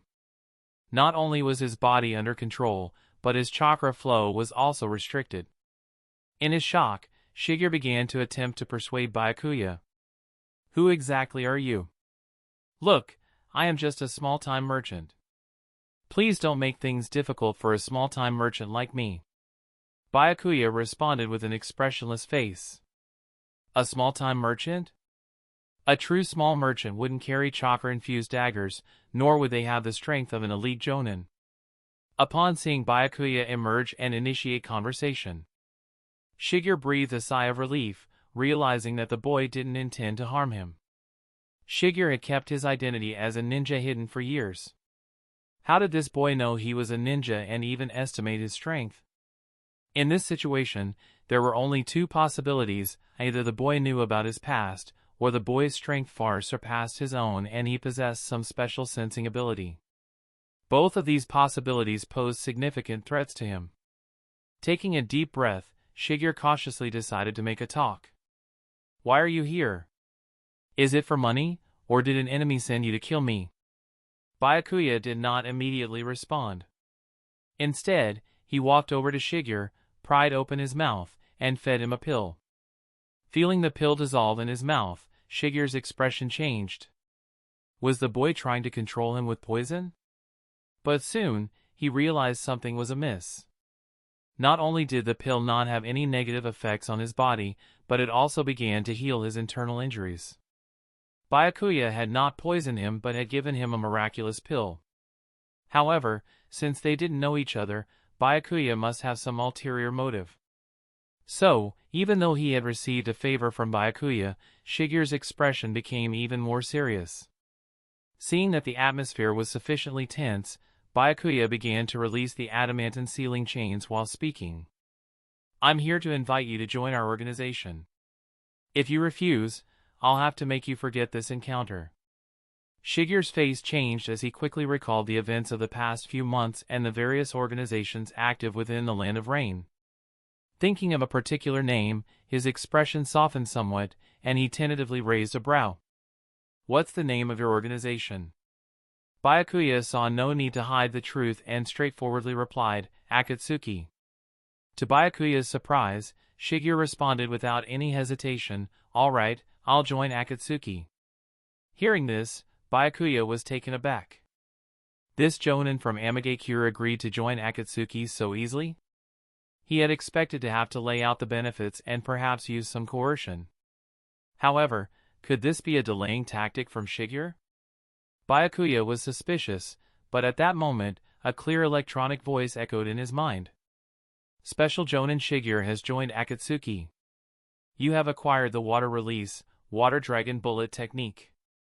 The system notification turned Byakuya's suspicion into confusion. He then asked Shigeru, "Aren't you agreeing too quickly? You are, after all, a ninja of Amagakure." Shigeru raised his head and sighed. "I am a ninja of the Land of Rain. If your organization is indeed the Akatsuki I've heard about, I have no reason to refuse. The Akatsuki I've heard of is an organization that helps villagers defend against bandits. As a ninja of the Land of Rain, what's so strange about choosing to join such an organization? Moreover, I've already taken your pill, so I don't have much choice. All I can do is hope that you truly are from Akatsuki. Are you still worried about the pill I gave you?"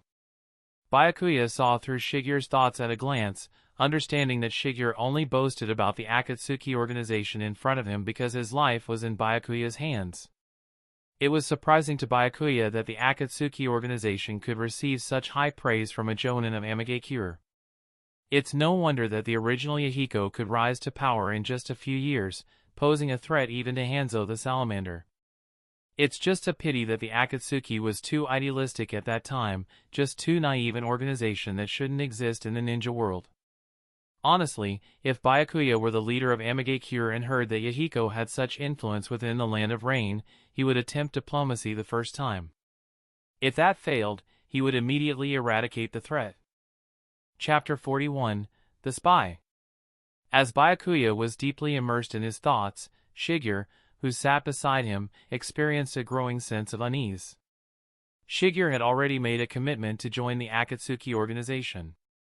However, he couldn't shake off the feeling of apprehension caused by Byakuya's prolonged silence. He started to wonder if his easy agreement had raised suspicion, leading Byakuya to contemplate silencing him to eliminate any potential threat. At that very moment, Byakuya, snapping out of his reverie, suddenly became aware of Shigeru standing beside him. He extended his hand. "Sorry, I got lost in thought for a moment. But nonetheless, welcome to the Akatsuki organization. After hearing this, Shigeru's mouth twitched slightly. He was at least a jonin.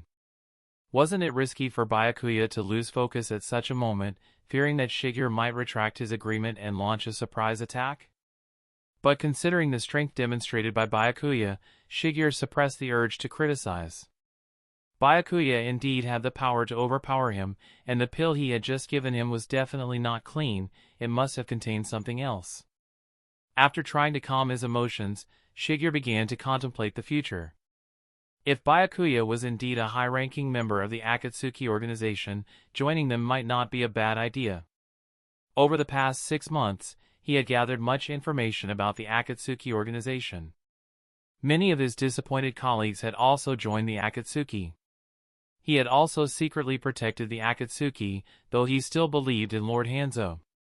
Even though Hanzo now stayed within Amagakure every day, allowing bandits to run rampant within the Land of Rain, Shigeru believed that one day Hanzo would rise again and lead the Land of Rain. At this moment, Shigeru realized that he didn't even know Byakuya's name, so he asked, "How should I address you, sir?" "Just call me Byakuya." "Byakuya?" Shigeru paused, realizing that he had heard that name from his former colleagues. It seemed that Byakuya was indeed a member of the Akatsuki organization, ranking just below Yahiko, Nagato, and Konan. However, Shigeru had assumed Byakuya was at least middle-aged, but he turned out to be just a youth. After pondering for a moment, Shigeru continued. "All right, Lord Byakuya, in recruiting me to join the Akatsuki organization, do you intend for me to leave Amagakure and join the Akatsuki, or do you want me to remain here in Amagakure?" To Shigeru, Byakuya's recruitment purposes boiled down to these two options, either to make him leave Amagakure or to enlist him as a spy. If Byakuya wanted him to leave Amagakure, he had no choice. However, if he was to act as a spy gathering information for the Akatsuki, he would need to consider it carefully. At this moment, Byakuya revealed Shigeru's job description. After joining the Akatsuki organization, you will still be a ninja of Amagakure. You only need to follow orders from Amagakure as usual, and I won't interfere with you too much. Byakuya paused for a moment before continuing. However, in addition to your duties for Amagakure, I have another task for you, which I hope you will complete with full dedication. Then, Byakuya took out a scroll from his pocket and tossed it to Shigeru. Taking the scroll, Shigeru realized that Byakuya wanted him to act as a spy within Amagakure. It seemed that the Akatsuki organization's goals were not as simple as they appeared, though their true intentions had not yet been revealed. As he unrolled the scroll and examined it carefully, Shigeru's expression changed instantly, and he regarded Byakuya with a strange look. Byakuya hadn't asked him to gather intelligence about Amagakure. Instead, he wanted Shigeru to manufacture and sell goods according to the designs on the scroll, with profits split 70-30. As a black market merchant, Shigeru's intuition told him that they would be extremely profitable once these goods were produced. But why expose the shadow of the Akatsuki organization and force him to join if they wanted to invest and do business together? Wouldn't it be better for everyone to make money together without revealing their affiliation to the Akatsuki? After contemplating momentarily, Shigeru expressed his confusion. "Lord Byakuya, do you really want me to do this? Don't you need me to gather intelligence from the village?" Byakuya glanced at Shigeru and sighed. "Why would I need intelligence from the village? The Akatsuki and Amagakure are not enemies. I just need your help from the shadows. Speculatively, it's bribery and kinda threat to you, the Jonin of Amagakure. If we don't have some influential figures to protect the business, what will happen if our industry gets targeted?" Influential figures? Shigeru suddenly remembered the miraculous pill he had taken earlier. He had indeed received a favor, and now he had a profitable project in his hands. There wasn't anything excessive from the other party. In terms of the outcome, it was undoubtedly beneficial for him, but the process made him feel uncomfortable as if he were being coerced. But at this point, Byakuya wasn't finished. However, if Hanzo-sama really takes action against the Akatsuki, remember to inform us. After all, You are now a member of the Akatsuki organization." With that, Byakuya disappeared from the alley, leaving behind a partially opened box filled with cash. Glancing at the spot where Byakuya disappeared, Shigeru then looked at the cash on the ground and the design scroll in his hand. He seemed to have inexplicably become a member of the Akatsuki organization. And he only knew the name Byakuya, nothing else. He only had two choices: follow Byakuya's instructions and report the matter to Hanzo-sama, or report Byakuya as an enemy spy. But Byakuya turned out to be a member of the Akatsuki organization and hadn't asked Shigeru to gather intelligence from the village. Instead, he had offered Shigeru benefits he couldn't refuse. Shigeru was unsure whether reporting to Hanzo-sama would even make a difference or if it would lead to suspicion on himself. He had to decide whether to pledge allegiance to Hanzo, risking being killed, or to quietly work for Byakuya, earning money while not compromising the interests of the village, but by turning a blind eye to certain matters. After pondering, Shigeru returned to his room and began to write the mission report. In this report, he deliberately omitted tonight's meeting with Byakuya and lowered the quantities of the supplies purchased by the Akatsuki organization. From the shadowy corner, Byakuya observed Shigeru's behavior and took a deep breath in satisfaction. So far, Shigeru's actions had been within his expectations. Although there had been some unexpected occurrences, everything had proceeded perfectly according to plan. To implant this spy, Byakuya first used force to threaten Shigeru into joining the Akatsuki organization. Then, he assigned Shigeru simple tasks with sweet rewards that did not harm the interests of Amagakure, gradually leading him into a trap.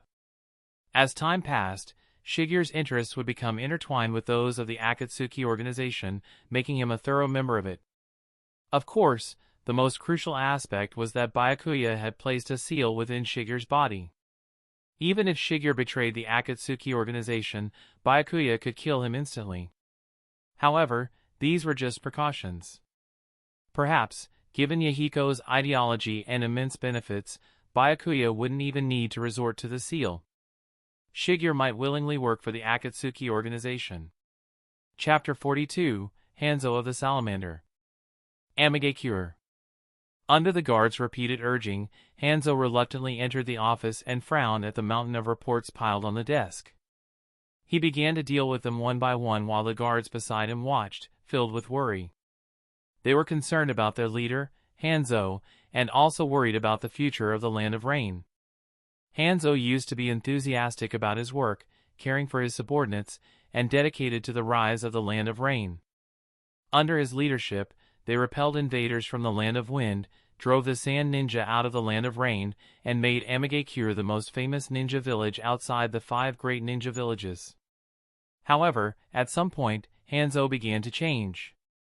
Not only did he lose his ambition to expand the borders, but he also became lazy in handling domestic affairs.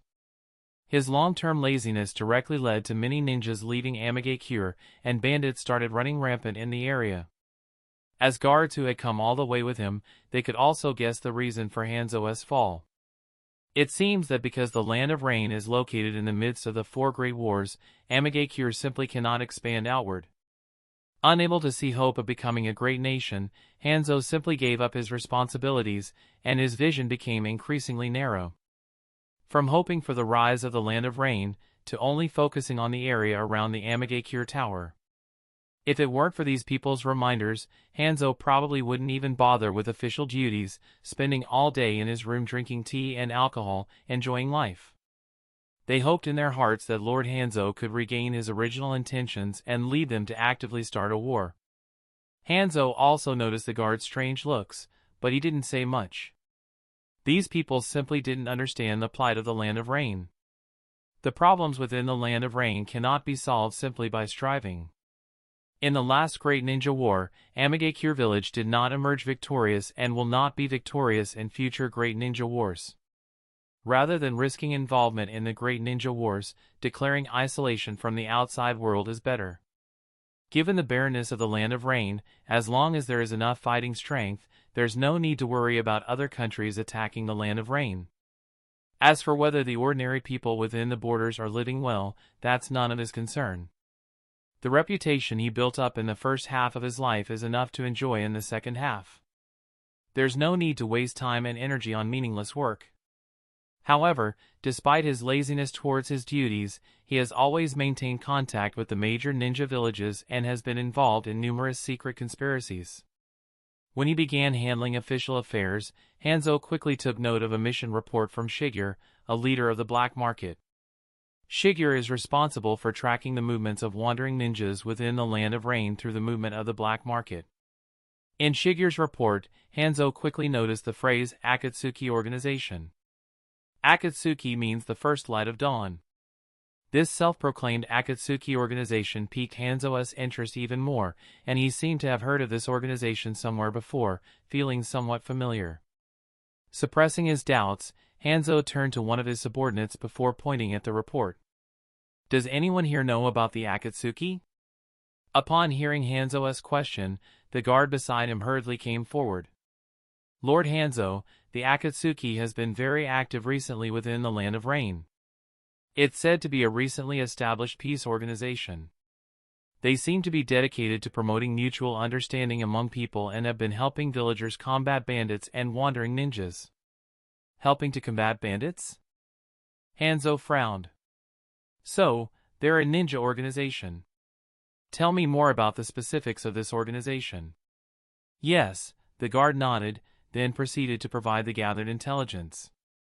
Upon learning that the founder of the Akatsuki organization was a student of Jiraiya, Hanzo's demeanor shifted, his countenance growing more grave. While the Akatsuki organization's activities of amassing ninjas and safeguarding ordinary citizens held little significance for him, as it contributed to upholding security within the Land of Rain, the fact that it was established by one of Jiraiya's disciples heightened his vigilance. Hanzo, a subordinate of the fallen Jiraiya, had covertly taken in 3 orphans following his defeat, and these 3 orphans had somehow formed a peace organization. Hanzo contemplated whether Jiraiya himself was the mastermind behind this peace organization and whether it posed a threat to his rule. However, he then fleetingly shook his head. How could a newly formed organization possibly threaten his rule? Even Jiraiya, along with Orochimaru and Tsunade, wouldn't be his match. Of all the things in the ninja world that made him wary, only those few old guys his age did. Moreover, he maintained good cooperation and relations with the leadership of Konoha. They even worked together before, implementing a conspiracy that led to the third Raikage's death at the hands of a Wagakure. With this kind of relationship, Konoha wouldn't dare to make a move against Amagakure village. Moreover, if the Akatsuki organization were truly a spy organization, their actions wouldn't be so conspicuous. Continuing to listen to his subordinates' reports about the Akatsuki organization, Hanzo became even more convinced that they posed no threat. Their actions seemed more like his own in his younger days, full of vigor and hope for the future. But how long could such hope last? This young man named Yahiko would eventually be defeated by reality, just like he himself chose to submit to reality. At that time, Yahiko might voluntarily submit to him and become an elite ninja under his command. Instead of worrying about these matters, he thought about the conflict between Konoha and Iwagakure, which was the biggest threat to Amagakure village. With this in mind, Hanzo opened another intelligence file detailing the process of the Battle of the Canopy Bridge and information about Minato Namikaze. The new youngster was known as Golden Flash as he used Flying Thunder God technique, giving no time to the opponent before they would meet their end. The information related to Minato stimulated Hanzo of the Salamander. He wondered if he was hearing this news correctly or if he was just too old. After all, his moving technique could consecutively kill several elite ninjas in a short period. This ninja named Minato Namikaze might become his formidable opponent in the future. Compared to Minato Namikaze, Yahiko was nothing. They weren't even on the same level. Konoha was truly deserving of its reputation. After producing strong individuals like the Sannin and Tsukumo Hatake, it gave rise to another exceptionally skilled ninja in less than 10 years. Meanwhile, within Amagakure, there weren't even a few decent elite ninja, let alone a successor being chosen. If something were to happen to him, there would be no successor for Amagakure.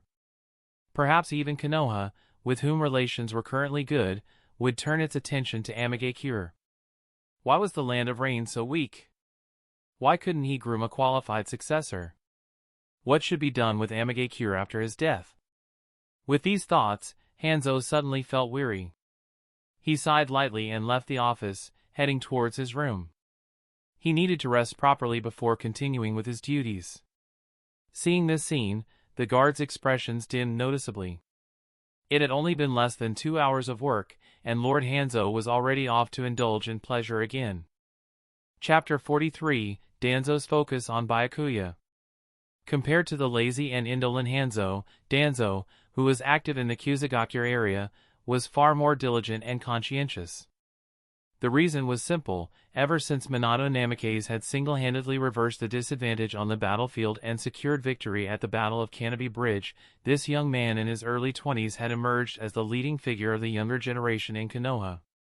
His reputation and status had subtly surpassed those of other jounin, reaching a level on par with the legendary Sannin. This development left Danzo, whose reputation had never quite matched that of the Sannin and who had always operated in the shadows, with an acute sense of urgency.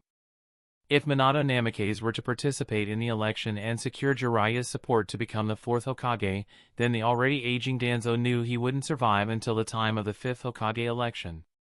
Thus, after the Battle of Canopy Bridge ended and the conflict between Konoha and Iwagakure gradually subsided, Danzo and the Root organization were constantly active at the borders of various countries. They aimed to see if they could escalate the war, thereby allowing Konoha to gain greater benefits while trying to diminish the significance of the Battle of Canopy Bridge. Unfortunately for Danzo, these actions by him and the Root organization had not yielded much success. Neither Iwagakure nor the surrounding shinobi villages had any intention of expanding the war. Maintaining the front lines was merely a means of seeking a suitable opportunity for peace talks. However, the past few months were not without any gains. At the very least, an Uchiha under Minato Namikaze's command had died. That Uchiha, named Aido, killed an Iwagakure jounin before dying, making the greatest contribution to the village. After all, if Aido had grown up to become a jounin under Minato's mentorship, he might have entered the village's core circle in the future, something Danzo could not tolerate. The second Hokage, Tobirama Senju, once said that only a dead Uchiha was a good Uchiha. As Tobirama's most dedicated student, Danzo adhered strictly to his teacher's teachings, always committed to suppressing the Uchiha. He believed that their narrow and sensitive nature would always threaten the Hokage office if left unchecked. The only regret was that they had not found Aido's body, otherwise, they could have recovered a Sharingan, allowing Aido to continue contributing to the village in a different form. The thought of an unchecked Uchiha with awakened Sharingan slipping through his fingers irked Danzo deeply. As he reflected on these matters, Danzo continued to ponder ways to reignite the conflict. He needed to create a situation that would overshadow the significance of the Battle of Canopy Bridge and solidify his position. At that moment, Ryoma Aburame walked into the dimly lit room where Danzo was seated. Ryoma, holding a scroll in his hands, approached the desk with a respectful bow. "Lord Danzo, this is the information you asked me to collect about the Land of Rain."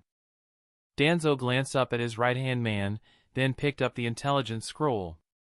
As he casually flipped through it, he noticed several key pieces of information about the Akatsuki. His eyes narrowed with interest as he read that the Akatsuki had emerged within the borders of the Land of Rain and did not obey the orders of Amagakure. Danzo pondered deeply, his mind racing through possibilities. Although Danzo had a decent private relationship with Hanzo and had been secretly cooperating with him, he didn't mind using the Akatsuki to create some trouble for Hanzo.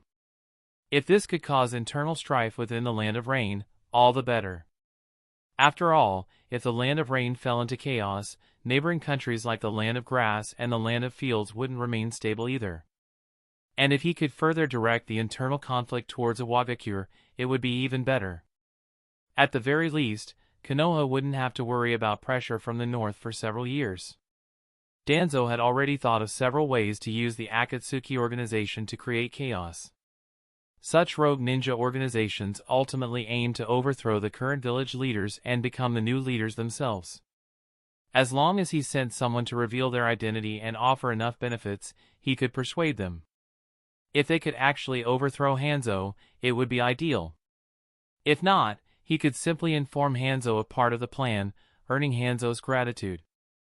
This way, he could weaken the Land of Rain without shedding a drop of blood and possibly even turn Amigakure into a vassal of Konoha. When he saw the names Yahiko, Konan, and Nagato, Danzo suddenly felt something was amiss and asked Ryoma, "Do you have information on Yahiko, Nagato, and Konan?" Ryoma quickly nodded and described the characteristics of the three. Danzo visualized their images in his mind and soon thought of Jiraiya, who had spent 3 years in the Land of Rain. These people could very well be Jiraiya's disciples. Thinking of this gave Danzo quite a headache. Why did it have to be related to Jiraiya? Among Hiruzen Sarutobi's 3 disciples, Tsunade was the granddaughter of the first Hokage but had unfortunately picked up the bad habit of gambling. Orochimaru, despite his temperament, could still occasionally communicate with him. But Jiraiya was the only one who wasn't on the same page as him. This guy was always obsessed with the Child of Prophecy and world peace. After the Second Great Ninja War, he left the village and his duties as a ninja, stubbornly staying in the Land of Rain for 3 years before returning.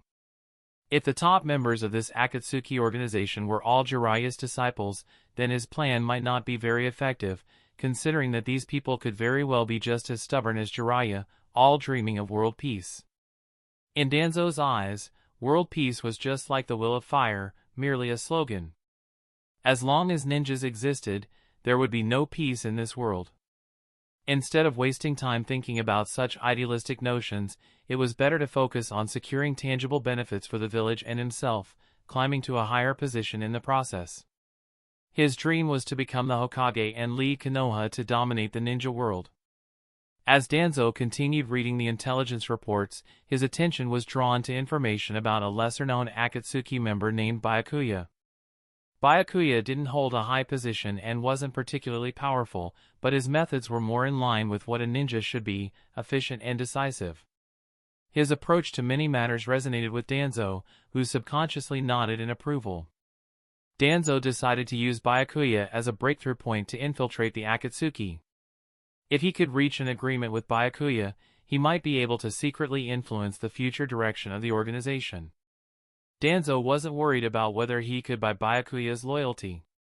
Given Byakuya's personality, he was likely marginalized within Akatsuki and probably harbored significant resentment towards the leader, Yahiko. Danzo believed that by providing Byakuya with enough resources for his development, Byakuya would naturally turn against Yahiko when the time was right, becoming a pawn for Danzo in the Land of Rain. With this in mind, Danzo turned to Ryoma before issuing the order. "Ryoma, find Byakuya and make him one of ours." Hearing Byakuya's name, Ryoma was momentarily stunned. He knew Danzo would be interested in Akatsuki and might even reach out to its leader, Yahiko, but why choose Byakuya, who lacked strength and status?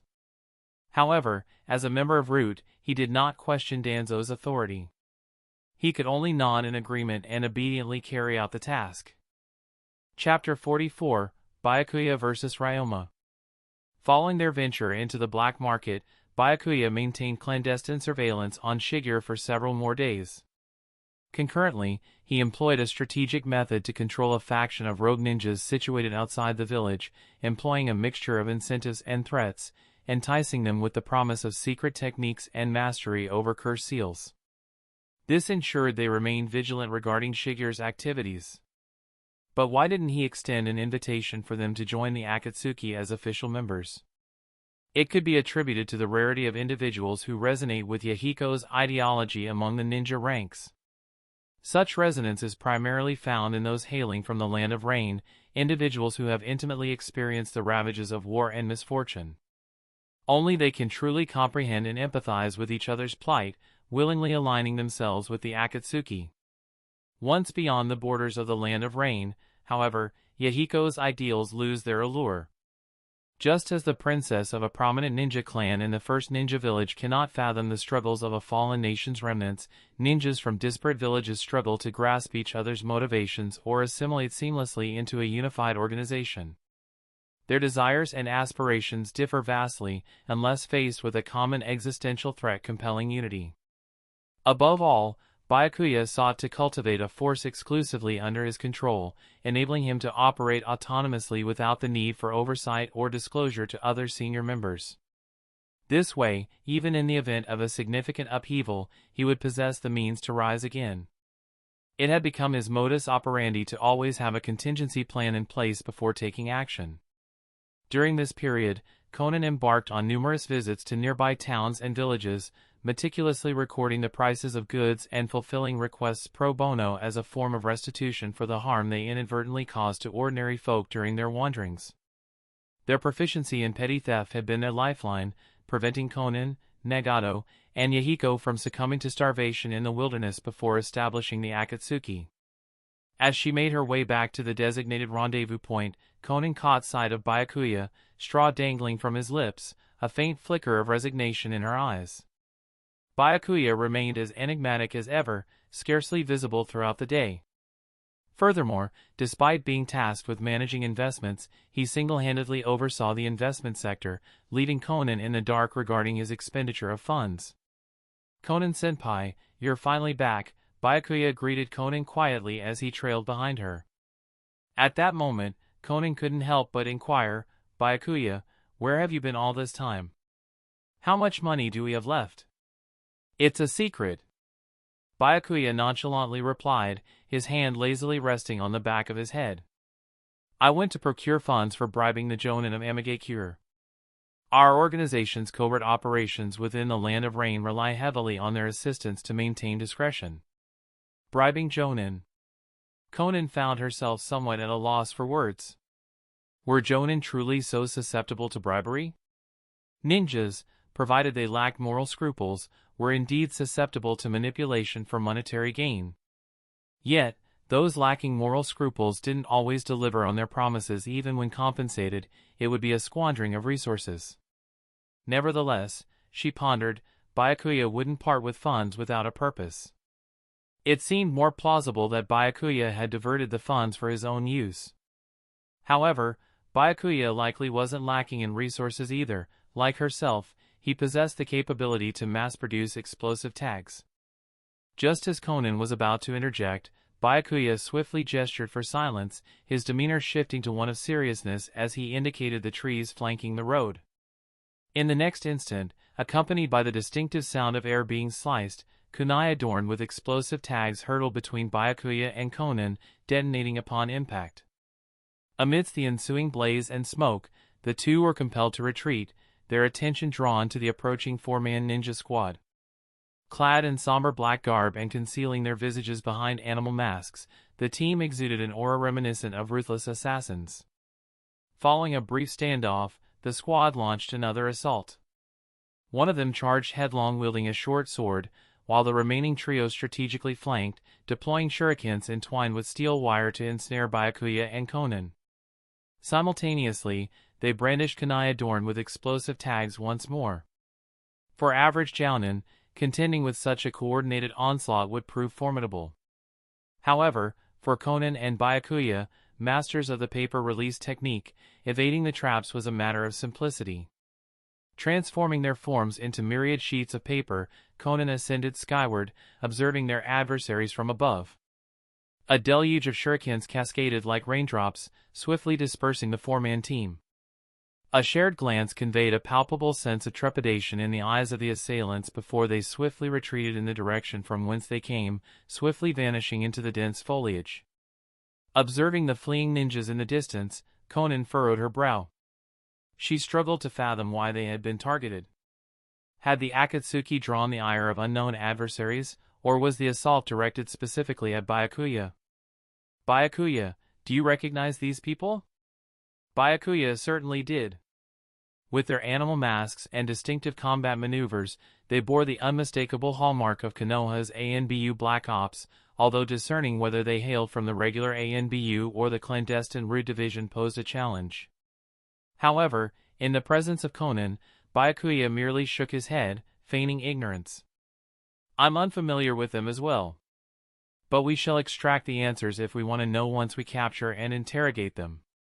Conan hesitated for a fleeting moment before assenting to Byakuya's proposition. This band of ninjas clearly surpassed the capabilities of typical rogue operatives. Ordinary wanderers lacked such precision and prowess. If this encounter was anything but coincidental, if indeed they targeted the Akatsuki, it was imperative to pursue the truth and unravel the mystery. Exchanging determined glances, Byakuya and Conan surged into the dense undergrowth, hot on the heels of their retreating enemy. Shortly after Conan departed, Byakuya, who remained stationary, cast a cold gaze towards the nearby foliage. "Stop hiding like a bitch. I've been aware of your presence for quite some time. Heck, are you even trying to hide?" He had detected the concealed adversary during the recent attack by the ninja squad. However, their chakra signature was subtle, prompting him to withhold acknowledgement of their existence until Conan had left. After a brief pause, Ryoma Aburame emerged from the bushes, meeting Byakuya's unwavering stare. He had initially contemplated ways to isolate Conan and Byakuya, but he hadn't anticipated Byakuya remaining behind alone, presenting an opening for dialogue. "I am," Ryoma began, but before he could utter another word, Byakuya sprang into action. With uncanny speed, he materialized paper-release shurikens, hurtling them towards Ryoma's visage. Ryoma narrowly evaded the projectiles, his expression morphing into one of heightened seriousness. Byakuya's prowess far exceeded the intelligence reports that pegged him as a mere chunin. The information gleaned from the black market was evidently unreliable. Summoning poison bugs from beneath his sleeve, Ryoma released them, enveloping the paper shurikens in a dense cloud akin to a smokescreen. Seizing the opportunity, Ryoma lunged towards Byakuya. Simultaneously, the paper shurikens, now infused with the poison bugs, erupted into flames. Amidst the ensuing conflagration and shockwave, the poison bugs plummeted to the earth one by one. Observing this development, Ryoma broke into a cold sweat. Previous encounters had unveiled Byakuya's status as a formidable jounin, far surpassing the norm. How could the Akatsuki, an ostensibly obscure organization, produce such a master? However, Ryoma remained resolute. His trump card lay in his taijutsu prowess. Discarding the gloves that impeded him from inadvertently harming his comrades, Ryoma exposed his purple palms and activated the body flicker technique, materializing beside Byakuya. Without a backward glance, Byakuya intercepted Ryoma's strike, effortlessly repelling him several meters with a single blow. Although propelled backward, a faint smile crept onto Ryoma's lips. In his estimation, he had emerged victorious in this confrontation. All that remained was to assist in detoxification before brokering negotiations with Byakuya. However, in the ensuing moment, the smile on Ryoma's lips froze abruptly. Chapter 45, Is This Your Attitude? As a member of the Aburame clan of Konohagakure, Aburame Ryoma has been dedicated to raising venomous insects since he was a child and has honed a profound understanding of various secret techniques associated with them. One of his most formidable abilities is the phosphorus destruction insect technique. Years of nurturing venomous insects have intertwined his own flesh and blood with theirs, enabling him to swiftly incapacitate foes by allowing the venomous insects to infiltrate their flesh with a mere touch of his palm. Despite having made physical contact with his opponent just moments ago, Ryoma was confounded as to why the phosphorus destruction insect technique had failed. With no time to contemplate this, Byakuya had already affixed several explosive tags to him, primed to detonate at a moment's notice. While Ryoma possessed the capability to remove the explosive tags from his body, he hesitated to do so. It wasn't the explosive tags themselves that posed the real threat to his life, but rather Byakuya, who wielded them. The enemy's strength had already surpassed the limits of what he could effectively counter. Ryoma, swallowing nervously, stuttered, "Byakuya, I'm not your enemy." "I know," Byakuya nodded lightly. He politely took a few steps back, clapped his hands to shake off the venomous insect corpses on them, and relaxed his expression as he looked at the sweaty Ryoma. He couldn't confirm Ryoma's specific identity just now. After seeing the phosphorus destruction insect technique, he had already confirmed the opponent's identity. The opponent should be one of the many subordinates of Danzo Shimura, the Umbu root of Konohagakure. The method to counter the phosphorus destruction insect technique was also very simple. As long as he covered himself with a layer of sealing jutsu in advance, he could isolate the invasion of the venomous insects. Even if this layer of protection failed, he could use the dance of the Shikigami to avoid them. Byakuya was more concerned about why Danzo Shimura would target him. Could it be that Danzo noticed Nagato's Rinnegan in advance and wanted to seize it by force? Or did the existence of the Akatsuki trigger the interests of the root organization? Upon hearing Byakuya's words, Ryoma breathed a sigh of relief. Since you know my purpose, why did you still attack me? You attacked first, insect boy. Byakuya corrected Ryoma's statement and continued, before taking action, you should consider the consequences of failure and whether you can bear them. However, I'm in a good mood today and don't intend to kill you immediately.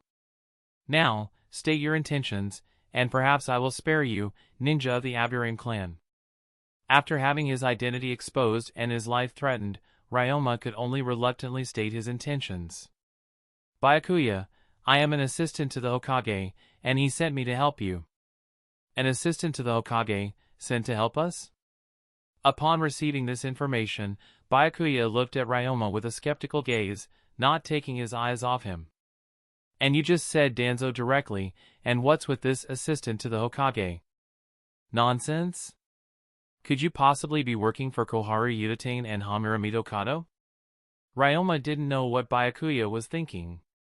Seeing Byakuya's suspicious gaze, he hurriedly explained. After hearing about the deeds of the Akatsuki, assistant to the Hokage is determined to help the Akatsuki develop and let more people experience peace. Since when did the root become an organization fond of peace? Byakuya sneered inwardly but maintained a calm face. So, that's your reason for the ambush? Upon hearing this, Ryoma fell silent. Perhaps he himself felt that this explanation was a bit far-fetched, but being someone who usually enjoys killing and arson, he is not skilled in communication. At a critical moment, Byakuya broke the awkward atmosphere. Clearing his throat, he began to talk. I am different from others in the organization. Don't talk to me about ideals of world peace. Just tell me what benefits assistant to the Hokage can bring us and what we need to give in return. Ryoma also disliked formalities, so he got straight to the point. We can secretly provide ninjutsu and weapons as support. In exchange, we want the friendship of the Akatsuki. The friendship of the Akatsuki.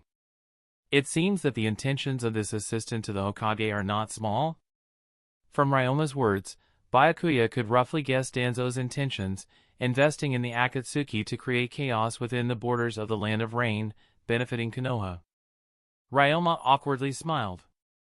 At least for now, the Akatsuki cannot offer us much value. If the Akatsuki does not intend to accept assistance, we will leave immediately. Facing Ryoma's tactics of retreat, Byakuya snorted coldly. I accept the goodwill of assistant to the Hokage on behalf of the Akatsuki. Unlike others in the Akatsuki, forming a bond with me will not disappoint assistant to the Hokage. Seeing progress in this situation, Ryoma's face lit up with a smile. Carefully taking out 2 scrolls from his pocket, Ryoma tossed them before Byakuya while explaining. These are 2 scrolls prepared by assistant to the Hokage. One is a storage scroll containing assistant to the Hokage's goodwill. The other is a summoning contract. After you sign the contract with blood, it will facilitate communication between you and the assistant to the Hokage. Byakuya took the storage scroll and the summoning contract, carefully inspected them, and nodded satisfactorily. Looks like you're sensible enough not to tamper with them. Ryoma smiled. Assistant to the Hokage sincerely wants to cooperate with the Akatsuki. Speaking of which, the leader of the Akatsuki, Lord Yahiko, has quite a history with our Lord Jiraiya. In the end, we're all family. If you were truly family, you wouldn't have deliberately kept Conan away. But it's also a correct choice not to cooperate with foreign ninja. As Byakuya spoke, Ryoma remembered his own superior, Danzo. Shaking his head to dispel the absurd thought, Ryoma turned to Byakuya. Byakuya, my mission is complete. If there's nothing else, I'll take my leave. With that said, Ryoma turned and walked towards the forest. Every moment spent with Byakuya had filled him with immense pressure, making him eager to leave. At that moment, Byakuya's voice rang out from behind. What did you just call me? Ryoma turned to look at Byakuya, somewhat puzzled. Byakuya, isn't that your name? Byakuya frowned, showing a dangerous look in his eyes. Your superior, assistant to the Hokage, directly interacts with me. You just call me Byakuya? Don't you think you should add something more, like freaking honorifics? Do you address assistant to the Hokage by his name alone? Who are you to compare yourself to Lord Danzo? Though Ryoma had some grievances in his heart, considering their recent battle, he spoke sincerely. Lord Byakuya, may I take my leave now? Upon hearing this, Byakuya nodded, indicating that Ryoma could leave. Just because he is 12 years old doesn't mean he doesn't understand politics. Chapter 46, Danzo and Byakuya's Thought Process. After getting permission from Byakuya, Ryoma, who had been sweating profusely for a long time, left. At that moment, he finally understood why Lord Danzo had chosen Byakuya out of all the high-ranking members of the Akatsuki. It was because in some ways, Byakuya's behavior was exactly the same as Lord Danzo's. The recent meeting brought back memories of his first encounter with Lord Danzo. Byakuya was essentially the dark side of the Akatsuki. After calming his emotions, Ryoma headed towards the nearby root base without looking back, ready to fully inform Lord Danzo about the details of the previous meeting. As for that root team, they had already been discarded as pawns. It was always necessary to sacrifice some useless ninjas to carry out valuable missions in order to fulfill Lord Danzo's plan and protect Konoha. This was also the reason for the existence of the root. Soon, Ryoma encountered Lord Danzo in a dense forest. At first, Lord Danzo furrowed his brow upon seeing Ryoma return alone. However, after hearing Ryoma's report, a subtle smile formed at the corner of his mouth. Sacrificing 4 middle-level root ninjas was nothing. There were as many pawns as needed. Reaching an agreement with Byakuya of the Akatsuki was the top priority, as it was related to his future plans. Recalling the recent experience, Ryoma couldn't help but voice a reminder. Lord Danzo, isn't cooperating with this Byakuya too dangerous? Not only does he conceal the combat power of elite Jonin, but he also guessed your intentions. And considering his age, isn't he a bit too young? Glancing at his old subordinate, Lord Danzo chuckled lightly, saying, Age and combat power can both be disguised. These are not important. What's crucial is that Byakuya has ambition and the ability to realize it. As long as we allow him to continue growing, he will eventually be able to threaten Hanzo's position. At that time, whether the Akatsuki replaces Hanzo or is eliminated by Hanzo, it will be of no concern to us. Don't forget, our goal is merely to sow chaos in the land of rain. Upon hearing this, Ryoma nodded slightly. With Lord Danzo's abilities, easily handling a high-ranking operative lurking within the Akatsuki was not a challenge but merely his sensitivity and concern. He worried whether Byakuya would truly rise to become a threat to the root and the Akatsuki. Now, it seemed that as long as Lord Danzo was around, such a scenario was unlikely to occur. However, Ryoma forgot one premise, that Danzo was genuinely for Konoha, not merely using it as an excuse to pursue his own interests. After Ryoma left, Byakuya found a random spot to sit down and began examining the benefits left by Ryoma. The seals on the storage scrolls were simple and easily deciphered by Byakuya. Inside were several boxes of finely crafted kunai, shuriken, and wires, along with a few scrolls recording C-rank ninjutsu, and 3 million ryo in cash. Byakuya roughly estimated the value to be worth around 10 million ryo, which was equivalent to 1/3 of Asuma's bounty or completing 10 S-rank missions. Considering they were still in wartime, the actual value of these supplies was even higher. Thinking this, Byakuya couldn't help but marvel at Konoha's wealth. The root was not just a training institution within the ANBU, it could offer such lavish gifts. No wonder every time during the Ninja World War, everyone collectively targeted Konoha. On one hand, Konoha was too strong, needing to be dragged down to prevent it from taking advantage. On the other hand, Konoha was too wealthy. Even if defeated, they might still extract some reconstruction funds from Konoha. After placing the supplies back into the storage scrolls, Byakuya opened the scroll containing the summoning contracts. There were only a few names on the scroll, likely the previous owners of the summoning beasts. Byakuya wondered if they were still alive, or if they had become cannon fodder in the Ninja World War. After carefully inspecting and confirming there were no traps, Byakuya dripped blood onto the summoning contract and performed the summoning jutsu. The summoned creature was a bird of prey, convenient for delivering messages. Unfortunately, unlike other special summoning creatures, it lacked combat abilities and only had the advantage of fast flight speed. After releasing the summoning jutsu, Byakuya put the 2 scrolls into his backpack and fell into contemplation. Until today, he had never expected to establish a connection with Danzo and even reach an agreement of mutual assistance, becoming partners who utilized each other. However, since Danzo took the initiative to offer gifts, Byakuya had no reason to refuse. From Ryoma's words, it seemed that Byakuya and Danzo were aligned in short-term interests, both hoping for the rise of the Akatsuki within the Land of Rain. The only difference was that Danzo aimed to cause trouble for the Hokage and Hanzo and keep the Land of Rain in turmoil. On the other hand, Byakuya's goal was to replace Amigakure with Akatsuki. After all, the Akatsuki would inevitably clash with the Hidden Rain village sooner or later.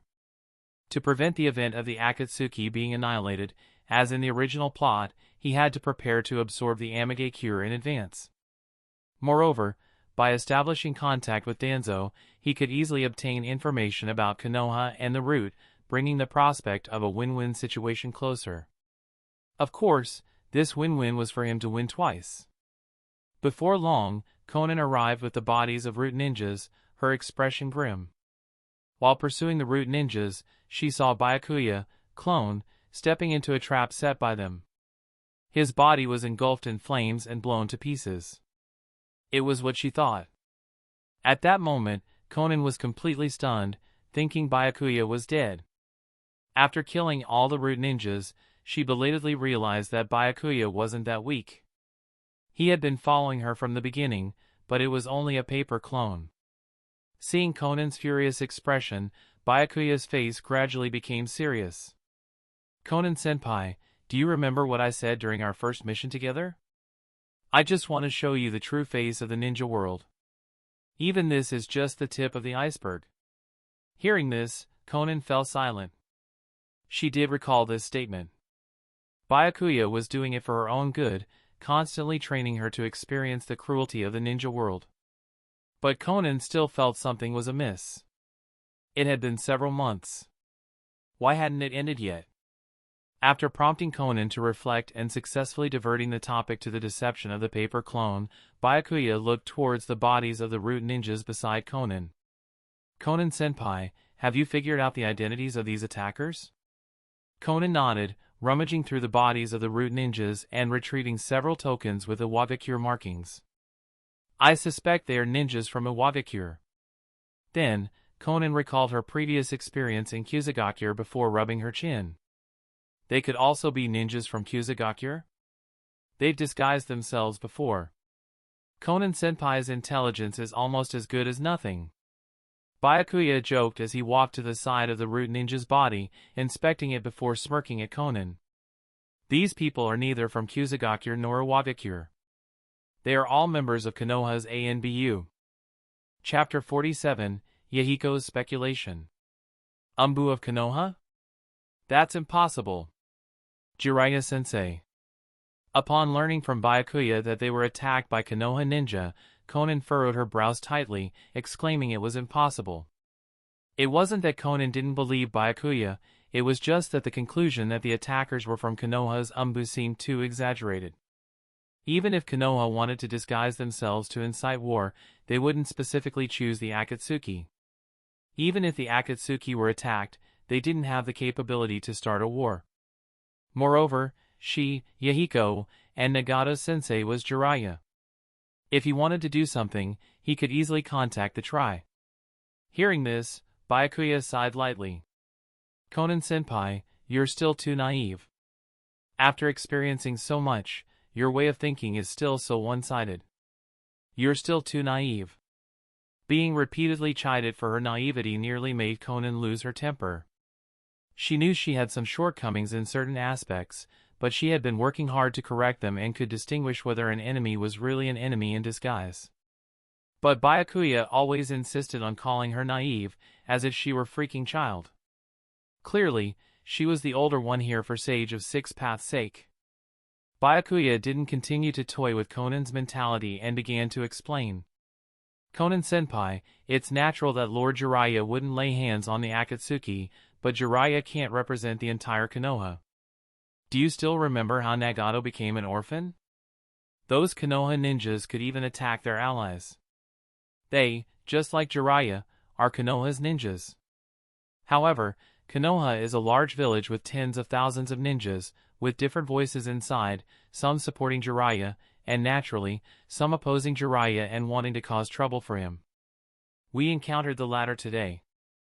As for why I'm certain they're Konoha ninjas, it's because I just fought with their leading Jonin, who used a secret technique of Konoha's Aburame clan. It's hard to deceive with such a technique. At first, Conan listened attentively with a learning attitude to Byakuya's words. But in the end, when she heard that Byakuya identified the attacker's identity through a secret technique, she couldn't help but roll her eyes. So you're not much stronger than me after all. However, Byakuya's analysis of Konoha did teach Conan a lot, so she decided not to dwell on this point. At this moment, Conan seemed to remember something important.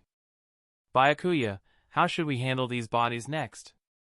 Of course, we leave it to our dear leader, Yahiko, to decide. If possible, we can also directly hand them over to Jiraiya. As one of the legendary Sannin, he must have a way to handle this matter.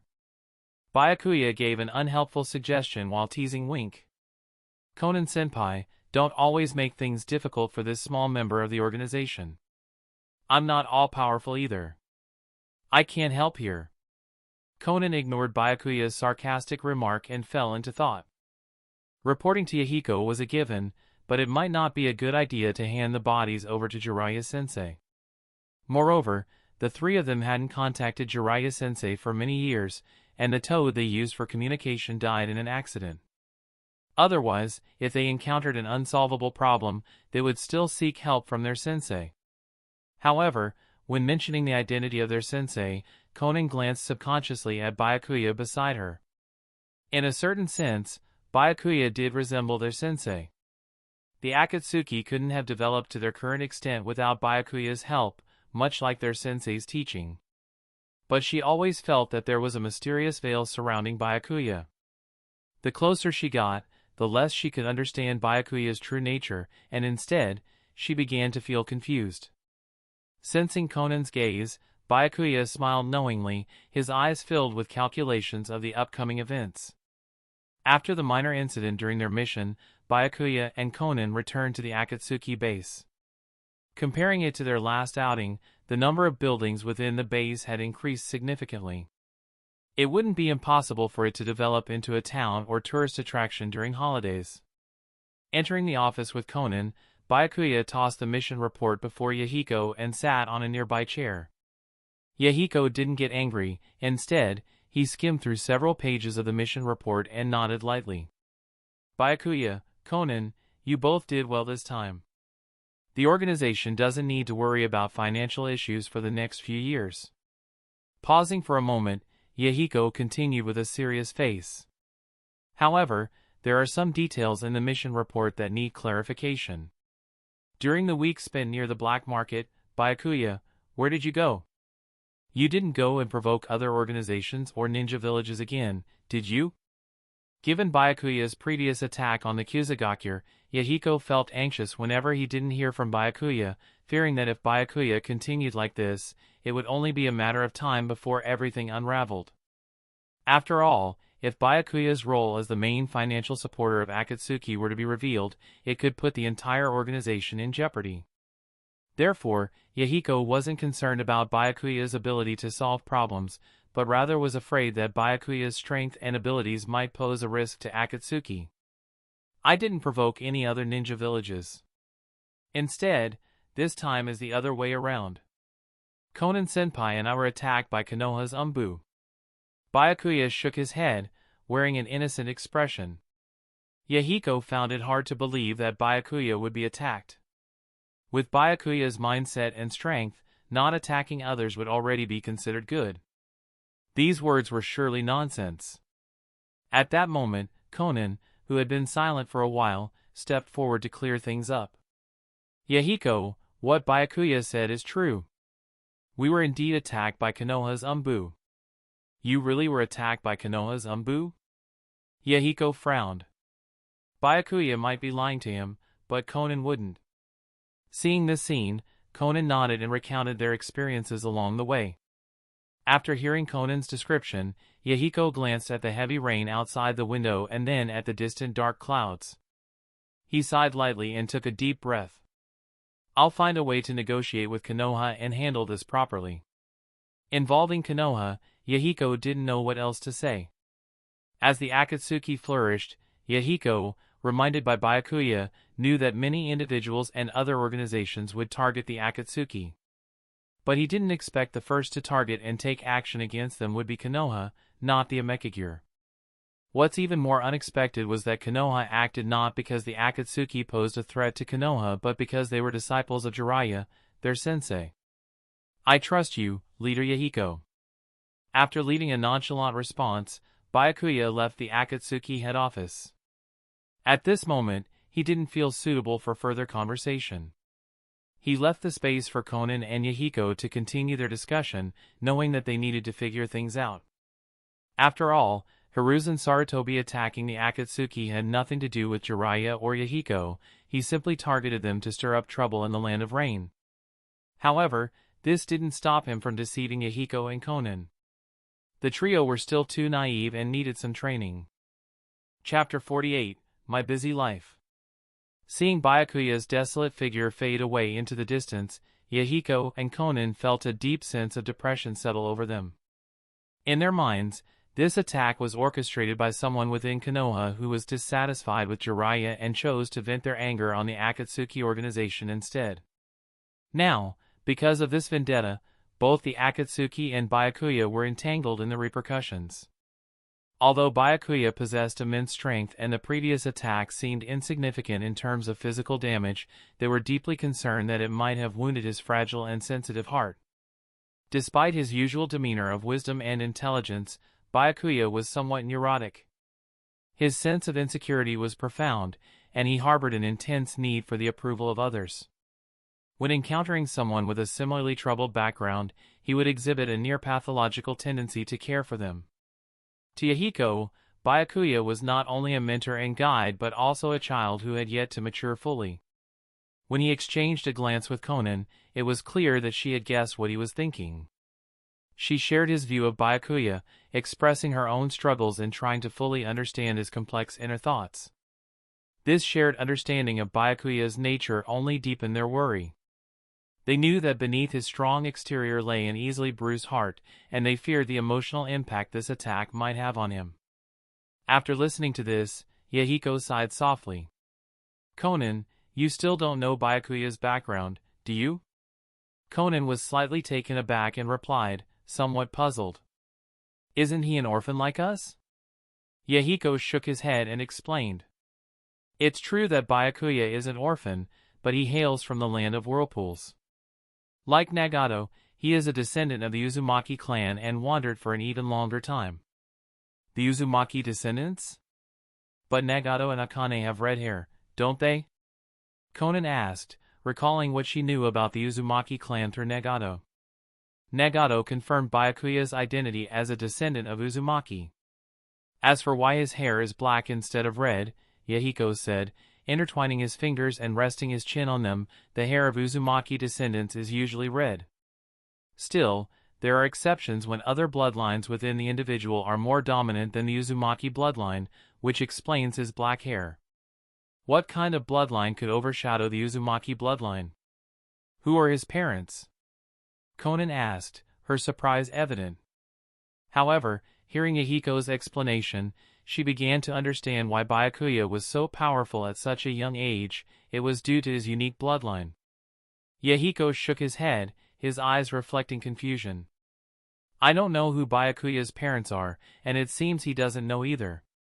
However, his fragile and sensitive personality might be related to his experiences and bloodline. We should take good care of him in the future. He is our family, too. Okay. Conan agreed. She had no objections to taking care of Byakuya. The Akatsuki organization was built on mutual support, and she often received care from Byakuya as well.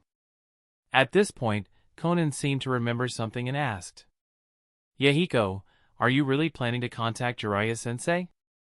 We haven't been in touch with him for years, and we've even lost the communication toad."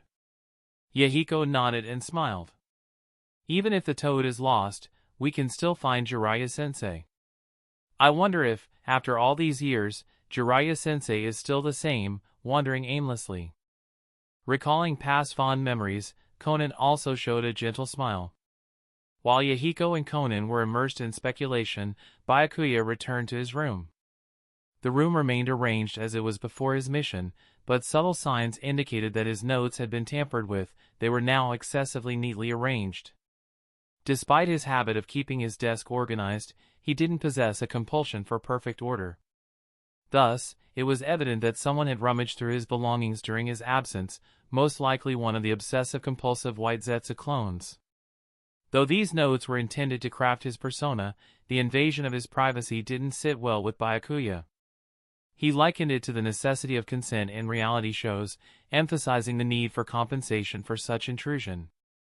In a sarcastic tone, he wondered about Madara joining the Akatsuki and offering him gold coins or even a pair of Mangekyo Sharingan, implying the absurdity of freeloaders hindering his ability to create entertaining performances. After venting his frustrations, Byakuya meticulously documented the mission details in his notebook. In his notes, he expressed his dissatisfaction with the mission and took the opportunity to voice his grievances regarding Akatsuki's leadership. Once he finished jotting down his thoughts, Byakuya reclined on the sofa, allowing his body to relax as he contemplated his following tasks. For someone with multiple identities like him, missions served as a form of respite. Life at the base proved more draining. On the surface, Byakuya appeared as a mid-level leader in the Akatsuki, second only to Yahiko's trio. Apart from his daily training, he oversaw the special training of Akane, Nagato, and others. Yahiko occasionally called him for small meetings involving 2 or 3 people. In secret, he stayed in contact with subordinates like Shigeru to monitor movements in Amigakure, ensuring the village wouldn't launch a sudden attack on the Akatsuki. He had also become a subordinate of Danzo, a pawn in Danzo's schemes in the Land of Rain. Danzo could assign him a task to stir up trouble in the Land of Rain at any moment. Additionally, he had to maintain his persona in front of Madara, Uchiha, and White Zetsu. With so many tasks, his life was planned and very fulfilling. Despite the challenges, as long as the Akatsuki could develop and provide him with steady resources, these hardships were worth it. In his previous life, he was just a hard-working employee. In the Shinobi world and the Akatsuki, he was one of the founding elders and had already become a candidate for the leader. After resting with his eyes closed for a while, Byakuya suddenly got up from the sofa, frowning. He gently pushed open the door and walked straight towards the forest outside the Akatsuki base. Soon, he arrived at a secluded spot and performed the summoning technique. With a poof sound followed by a puff of white smoke, a bird appeared on Byakuya's shoulder with a scroll tied to its leg. Byakuya picked up the scroll, dismissing the summoning contract with a resigned expression. This bird wasn't just any summoning beast, it was the dedicated career hawk he used to communicate with Danzo. The main issue was that he had returned to the Akatsuki base less than half a day ago, and Danzo had already contacted him, which was a bit too frequent, as if he were treating him like a subordinate. Byakuya frowned, very displeased with Danzo's behavior. However, upon opening the scroll and seeing the A-rank ninjutsu and the attached check, his frown eased considerably, thinking that Danzo did show concern for his subordinates. As long as Danzo continued to provide resources, their cooperative relationship might last for a long time. After some critical thinking, Byakuya slowly opened the communication scroll and began to read it carefully. Chapter 49, Preparation of the New Department. The current strength of the Akatsuki organization is too weak. You must develop it immediately in order to facilitate our sincere cooperation." The contents of the letter were simple, but after reading it, Byakuya's eye twitched. Man, he wanted to punch that face. The nerve of that fossil, Danzo. Did the root leader think Byakuya was his errand boy? Develop the Akatsuki, the letter demanded like an order, not a request. Did Byakuya want the Akatsuki to grow? Absolutely. Did he currently possess the magic wand to make that happen? Absolutely not. Why couldn't Danzo just waltz in and strong-arm the 5 great nations himself? Byakuya usually ignored such ridiculous demands from clients. But hey, Danzo still had some use. With a sigh, Byakuya grabbed a brush and started crafting his reply. First, a healthy dose of passive-aggressive annoyance. Then, the real issue is Akatsuki's growth deficit. The Akatsuki was a newly emerging group that lacked manpower, funds, and ninja techniques. Byakuya had suggested reforms in these aspects several times during organizational meetings, but they were consistently rejected by the senior executives led by Yahiko. So, yeah, any sincere cooperation with the Hokage's office was impossible, for now. Finishing the letter, Byakuya reread it, savoring the subtle jabs. Yep, that should get a rise out of Danzo. He sealed it with wax, a smug smile playing on his lips, and summoned a messenger hawk. As the hawk soared away, shrinking into a speck against the vast sky, Byakuya's smile widened. This letter was a masterpiece, perfectly tailored to inflate Danzo's ego while subtly reminding him who was really in charge. Byakuya wasn't blasting back with his chakra like he usually did. Instead, he found Akane shivering a few hundred meters down the path, looking like a drowned kitten. Her glasses were fogged and her clothes plastered to her skin, rain soaking them through. Akane? What are you doing out here? Didn't I tell you to stay inside when it rains? Byakuya asked, exasperation lacing his voice. Akane fumbled with her glasses, wiping away the clinging water droplets. Lord Byakuya, when I heard you were back, I just had to see you. But you weren't home, so I followed your chakra signature all the way here. A hint of pride snuck into her tone. I wanted to tell you I mastered all the sealing techniques you taught me. Byakuya stared at her, speechless for a moment. Couldn't this girl have picked a better time? Here he was, in the middle of some top-secret shinobi business, and Akane decides to play detective. What if she'd blown his cover?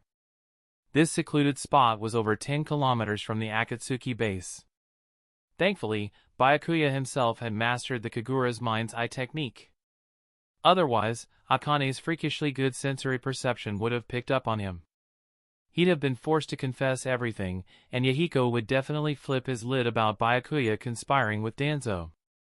Still, Byakuya tried his best not to sound like a drill sergeant in front of the enthusiastic young Kunoichi.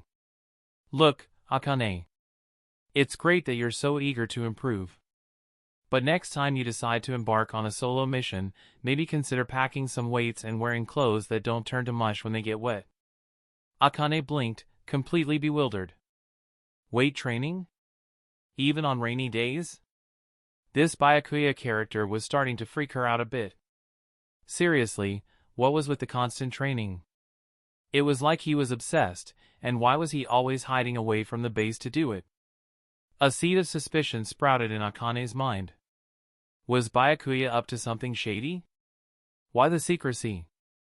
Could it be that he was training in secret?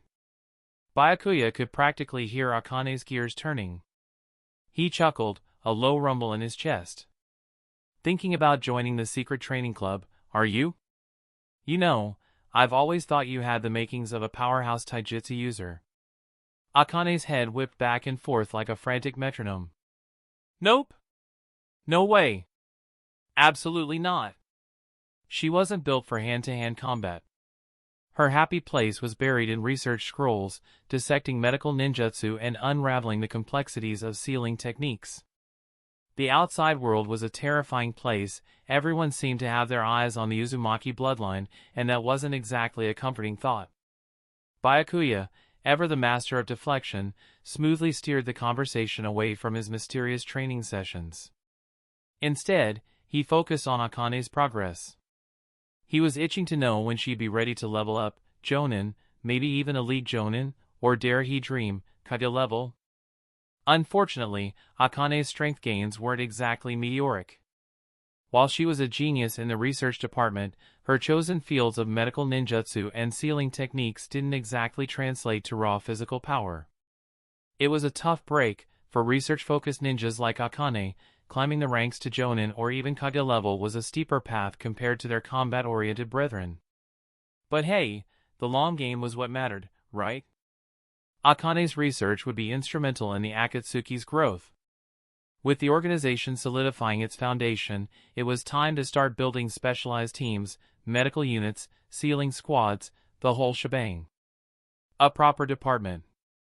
Throwing everyone into the mix without dedicated roles wouldn't cut it. However, to truly establish exclusive departments, the Akatsuki still lack manpower. With only dozens of ninjas in the Akatsuki at the moment, at least hundreds were needed to differentiate into various departments. This meant that it was time for the Akatsuki to start recruiting. Byakuya wasted no time after returning to the Akatsuki's base. He marched straight to Yahiko's office, surprising him with a second visit in one day. Byakuya wasn't known for his frequent visits to the leader's office. "Byakuya, do you need something?" Yahiko asked, raising an eyebrow. Byakuya gave a curt nod, getting straight to the point. "The money situation is settled. But with threats from both the Hidden Rain Village and Konoha's ANBU on our plate, we need more muscle. And it's high time the Akatsuki had dedicated departments for things like medical care and security." Yahiko leaned back in his chair, considering this. "Recruiting more people? I was actually thinking the same thing." He agreed instinctively, then a furrow appeared in his brow. "Wait, what's going on with the Hidden Rain Village? Konoha's ninja attacked us. What does this have to do with Lord Hanzo?" Byakuya's face remained impassive. Naturally, the Akatsuki's development will arouse Hanzo's suspicions. You can think of Hanzo as not posing a threat to us. However, to deal with the attacks from Konoha ninja, we need to recruit more manpower. Yahiko couldn't deny the logic. Both Byakuya and Konan had been attacked by ninja recently. Plus, their recent expansion meant they were stretched thin. Setting up medical and security departments was also long overdue. After their last chat with Byakuya, Yahiko had researched the history of the major shinobi villages. He discovered they were all founded on ideals similar to the Akatsuki's current goals. But as they grew, they also established various departments to function effectively. What truly bothered Yahiko was the hypocrisy. These villages preached unity and friendship internally, yet acted differently on the world stage. It made him worry about the Akatsuki's future. Would they become just another power-hungry village like the Five Great Nations? It was probably too early to worry about that. The Akatsuki was still small, with limited influence in the Land of Rain. Shaking off his anxieties, Yahiko met Byakuya's gaze. "I'll get started on setting up the new departments in a few days. But I have one favor to ask." "What is it?" Byakuya asked curiously. Yahiko smiled. "When you bring back new recruits this time, I want you to help me evaluate them. Don't try to shirk your duties." Byakuya considered this for a moment, then gave a small nod of agreement. Chapter 50, Danzo's Plan. Somewhere within the borders of the Land of Rain. Danzo sat calmly on a tatami mat, staring at the reply letter lying on the table. Byakuya was the first pawn he had placed in the Akatsuki organization, so he anticipated the letter's contents. The information might bring quite a surprise. After opening the letter, Danzo carefully read its contents. In the first part of the letter, Byakuya did not follow his instructions to immediately develop the Akatsuki organization. Instead, he countered Danzo's orders, telling him not to meddle in other people's affairs. Though Danzo was displeased, it was still within an acceptable range. Byakuya was not a ninja he had trained from a young age and now held a relatively high position in the Akatsuki. It was normal for him to be dissatisfied with Danzo's interference. Young people always learn to restrain their sharpness and respect their elders after certain experiences. Continuing to read, Danzo saw that Byakuya mentioned he was already working hard to develop the Akatsuki. However, due to a lack of manpower, money, and ninjutsu, the plan had been delayed. Danzo was accustomed to this kind of rhetoric. It was a way to express dissatisfaction with the amount of support provided, seeking more benefits from him. Ninjas who rose from small villages often treated A-rank ninjutsu as treasures and were willing to risk their lives for a few million ryo. They were easy to handle. However, support had to be given carefully, not too little to cause resentment and not too much to encourage independence. In training spies, Danzo prided himself on his considerable expertise. Continuing to read, Danzo's expression became exceedingly complex with mixed feelings when he saw that Byakuya's suggestions at the Akatsuki meeting were unanimously rejected by the leadership, led by Yahiko. He was pleased that his assessment of Byakuya was accurate. Byakuya was indeed the one doing the dirty work within the Akatsuki and had the ambition to climb higher. However, due to various reasons, his proposals were dismissed by the self-righteous ninjas, preventing him from fully showcasing his abilities. The sadness stemmed from seeing himself in a similar situation, but in a worse state. Whenever Danzo proposed something, it was always met with opposition from Hiruzen Sarutobi. Koharu Utatane and Hamiramito Kato would also side with Sarutobi, jointly rejecting his proposals. Unlike Byakuya, Danzo was just one step away from becoming the Hokage. During the incident involving the rear guard, if he hadn't hesitated and had suggested it before Hiruzen Sarutobi, he might have become the third Hokage. Then, he wouldn't have to protect the light from within the darkness. If given the choice, who would want to remain in the darkness as a root instead of becoming the Hokage in the sunlight? Seeing Danzo lost in thought, Ryoma Aburame felt a bit puzzled. Wasn't it just a letter from Byakuya? Why did Danzo-sama look so gloomy? Had Byakuya offended Danzo-sama? With this in mind, Aburame Ryoma cautiously asked. Danzo-sama, did Byakuya refuse your order? Danzo shook his head and glared at his pawn. You do not have permission to ask questions. Hearing this, Ryoma obediently shut his mouth. Not asking unnecessary questions was one of the rules in the Root Handbook. As Danzo's right-hand man, he usually didn't need to follow this rule. But since Danzo had spoken directly, even he couldn't inquire further about this secret. However, this made him even more curious about the letter's contents.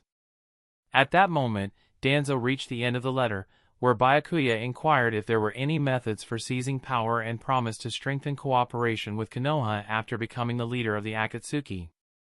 Reading this, Danzo fell silent again. Byakuya seeking his help was a good thing, it allowed for better control and could turn Byakuya into a complete pawn. However, as the leader of the Root, Danzo had carried out many covert missions, assassinated officials under the daimyo, and even plotted against the Third Reikage. But when it came to seizing power, he had little experience. If he had the experience, he would have already dethroned Hiruzen Sarutobi. The position of Hokage should belong to him, while Hiruzen Sarutobi was more suited to be the leader of the Root, living underground.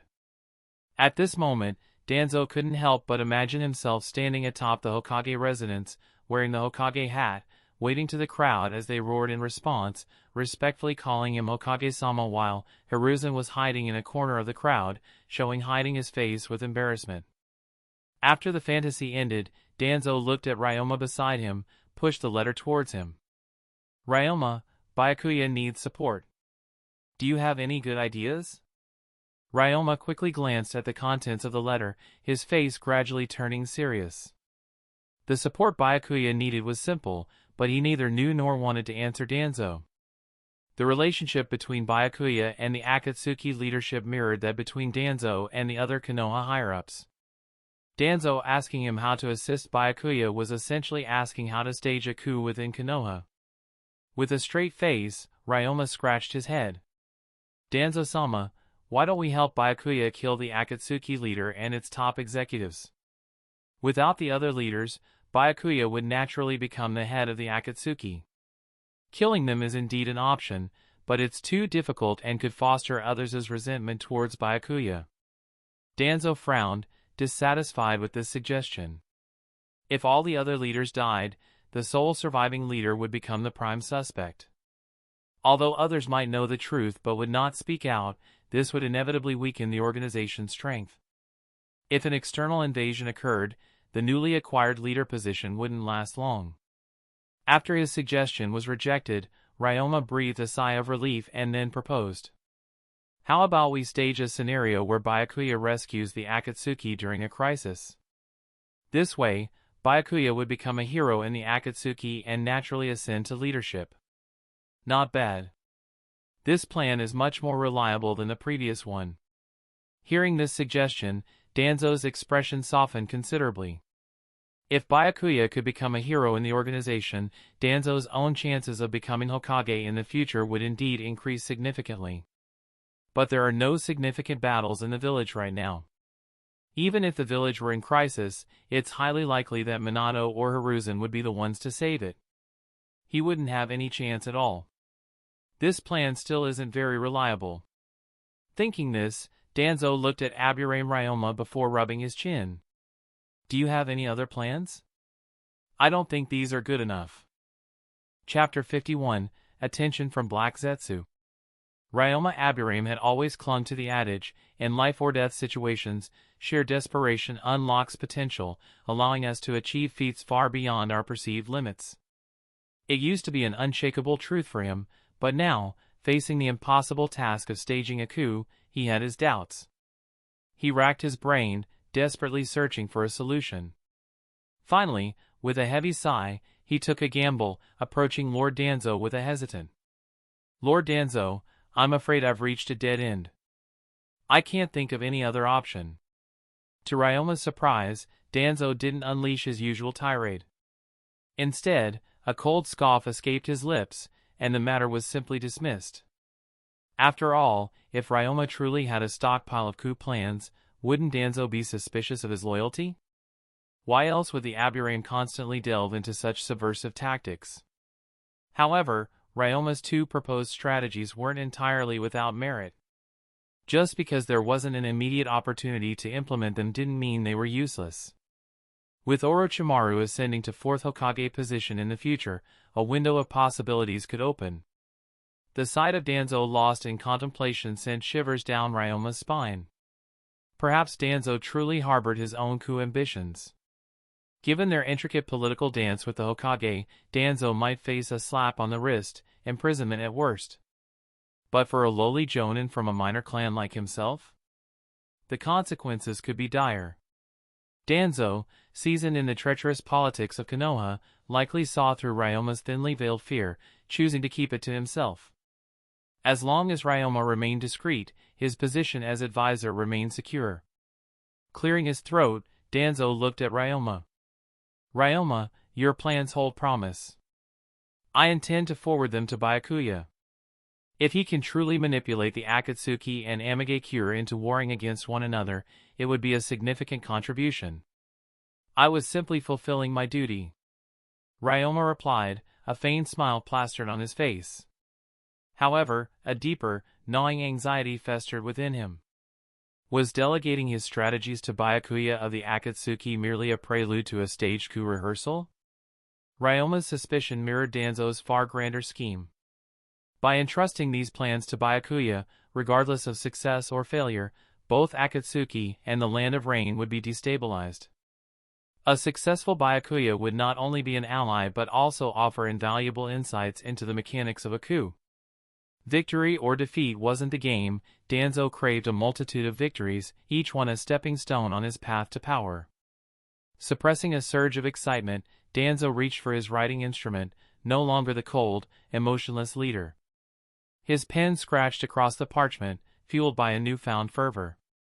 This wasn't just a message, it was a passionate treatise, brimming with his strategic experience and ambitions.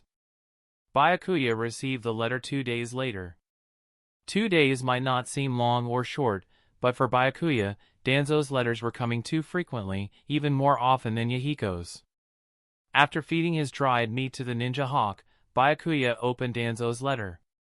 The opening words were still condescending, with Danzo showing no awareness that their positions were equal. However, considering the small gift included, Byakuya magnanimously forgave Danzo. Next, Danzo, in the tone of an experienced elder, advised Byakuya on how to stage a coup and seize power. He thoughtfully included 2 coup plans along with detailed implementation steps. Looking at the extensive text and the considerate greetings, Byakuya couldn't help but picture Danzo writing the letter, his mouth twitching slightly. The good news was that the persona he had established in Danzo's eyes was successful. The bad news was that it was too successful. He just wanted to trick some coup subsidies out of Danzo and confuse him a bit, but Danzo really believed he wanted to stage a coup and thoughtfully prepared 2 plans. For the first plan, Byakuya had only one comment: it was too idiotic. Eliminating all Akatsuki leadership to elevate the remaining members? Absurd! Byakuya could simply establish his own organization and be the leader from the get-go. The second plan, however, had some merit. Colluding with external enemies and then emerging as a hero to save the world was a normal process for seizing power. Nothing strange about it. But did such a plan really need advice? Wasn't this common practice? After reading the letter, Byakuya's doubts about Danzo's expertise in coups began to fester. Was this truly the leader of Konoha's route, the organization shrouded in secrecy and tasked with the village's dirty work? How utterly incompetent. At this point, Byakuya recalled Danzo's attempt to assassinate the third Hokage. In the anime, Danzo had indeed dispatched Kakashi and Yamato for the job, only to have Kakashi expose the plan, gifting the third with a powerful would-release user. Even Danzo's appointment as interim Hokage was dubious. Danzo's appointment as interim Hokage was even more straightforward. The entire village was wiped out, yet he still hid in the root organization's base. After Naruto defeated the 6 Paths of Pain, he emerged again to run for Hokage. It could only be said that Danzo's competence was truly lacking.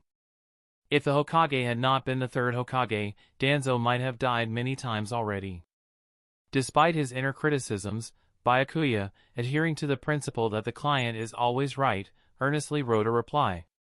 In the letter, he respectfully addressed Danzo as a senior and asked for guidance in a student-like tone. These little tricks were second nature to him, and he could write them without any burden.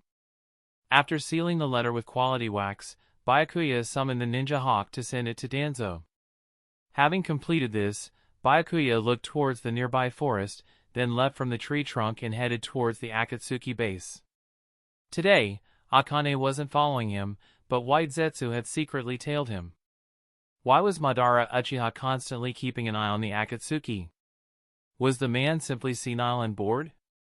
Or old dudes in this world in general have a tendency to spy on kids? He remembered third Hokage also used to do this. Regardless, having 2 elderly figures scrutinize his every move was becoming tiresome.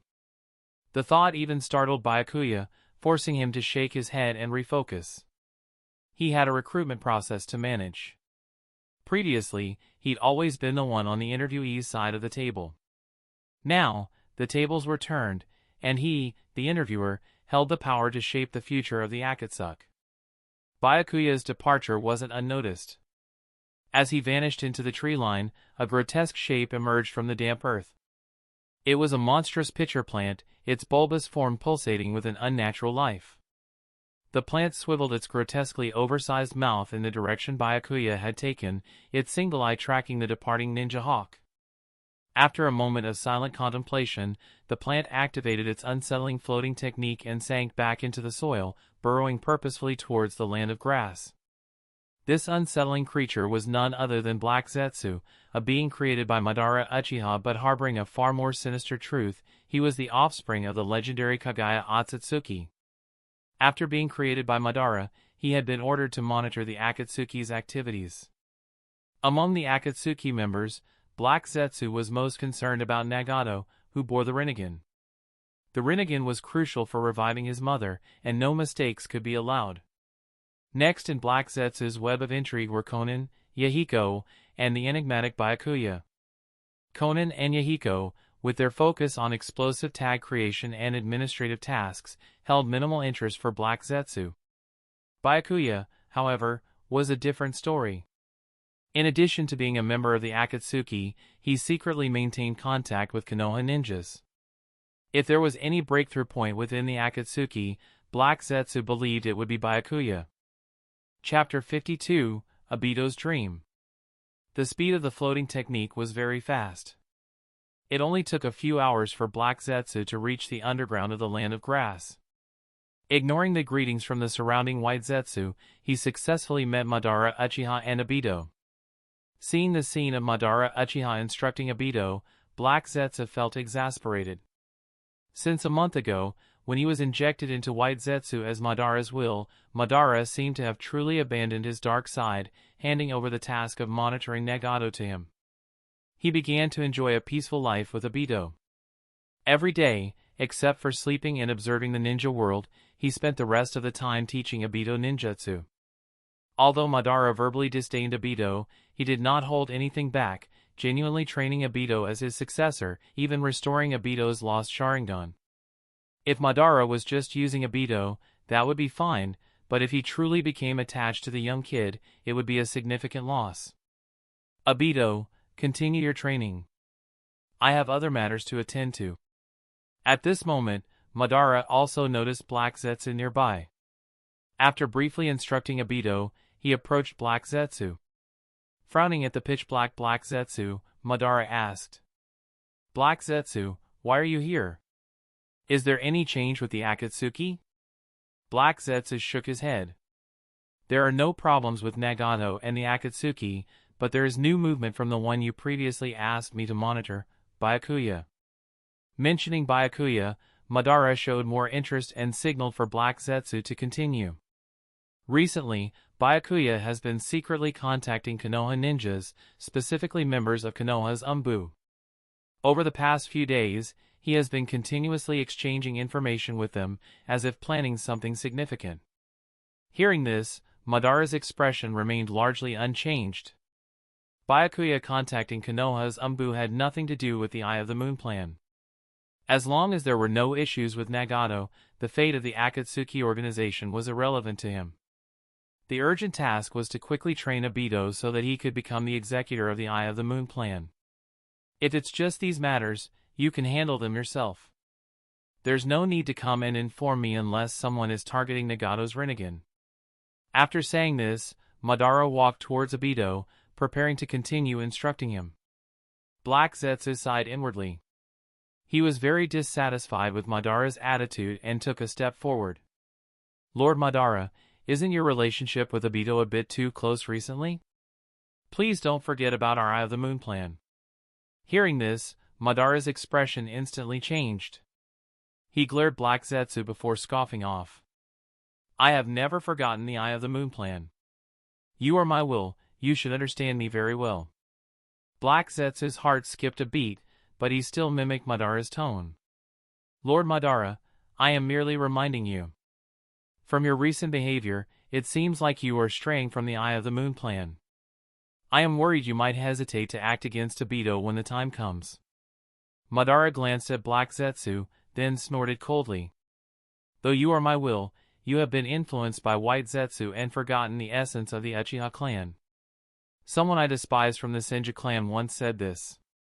The Uchiha are a clan of love.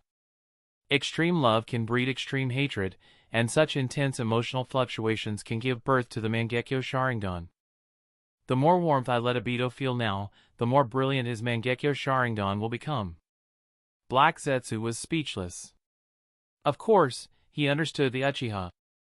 The ancestor of the Uchiha clan, Indra, had made enemies with the Sage of Six Paths after he manipulated the first Red Eyes idiot. Over the past 1,000 years, he had guided countless reincarnations of Indra and knew the Uchiha better than anyone. However, this time, Madara had successfully awakened the Rinnegan and was the final reincarnation that held the hope of resurrecting his mother. It was only natural that his emotions would fluctuate under such circumstances. Most importantly, he wasn't truly Madara's will and couldn't fully comprehend Madara's thoughts.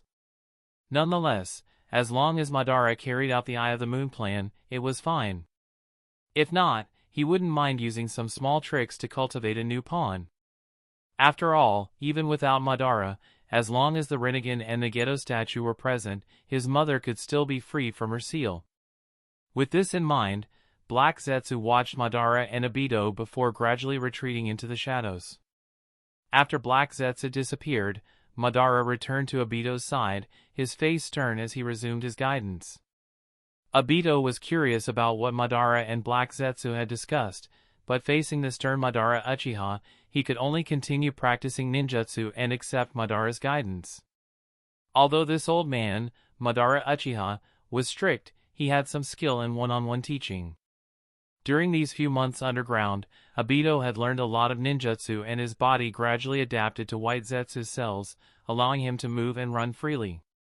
More importantly, he felt stronger than before, not inferior to even the top jonin of his clan. With such strength, once he returned to the village, he would surely surpass Kakashi and become a jonin of Konoha. By then, Aido would also score some points with Rin, and who knows, maybe Aido could level up from friend to very very close friend, possibly close to lover. Seeing Aido smile like an idiot, a smile gradually formed on Madara's lips. Since faking his death with Izanagi and escaping, he hadn't had contact with ninjas for decades, and his aging body had made his mindset gradually decline. However, in teaching Aido, he felt much younger. It was as if he had returned to when he was in his teens, when his younger brother hadn't been killed by the Senju clan. Besides the genius Izuna, there were many youngsters with inferior talents. Their talents weren't particularly strong, but they deeply admired their mentor, Madara. Aido was the same. Although his talents in ninjutsu, taijutsu, and jinjutsu were not outstanding, he sometimes resembled his younger brother, making Madara feel the warmth from the younger generation. However, he was also aware that awakening the Mangekyo Sharingan was just a necessary step. At this moment, after completing his training, Aido sat on the ground gasping for breath and looked at Madara. "Grandpa Madara, when can I finally leave?" Hearing this, Madara woke up from his reverie, frowned and glared at Aido. "With your current strength, you could leave this place even without my help. However, now that the war outside has ended and your teammates have returned to Konoha, if you truly wish to leave here, I won't stop you. But our connection will end here. Without my guidance, do you think you still have hope of becoming Hokage?" Aido looked at Madara, kinda surprised. "Grandpa Madara, didn't you want me to carry out the Eye of the Moon plan and make everyone dream together?" "That's the infinite Tsukuyami." Madara muttered to himself, but he continued to deceive, "That's my dream. However, before I achieve my dream, it doesn't mean other people can't achieve theirs, like helping someone become Hokage." "Really?" Aido's eyes lit up at the mention of Hokage. "Of course." Madara Uchiha nodded and continued to coax, "Although I'm not interested in that position, I don't mind helping someone else get there."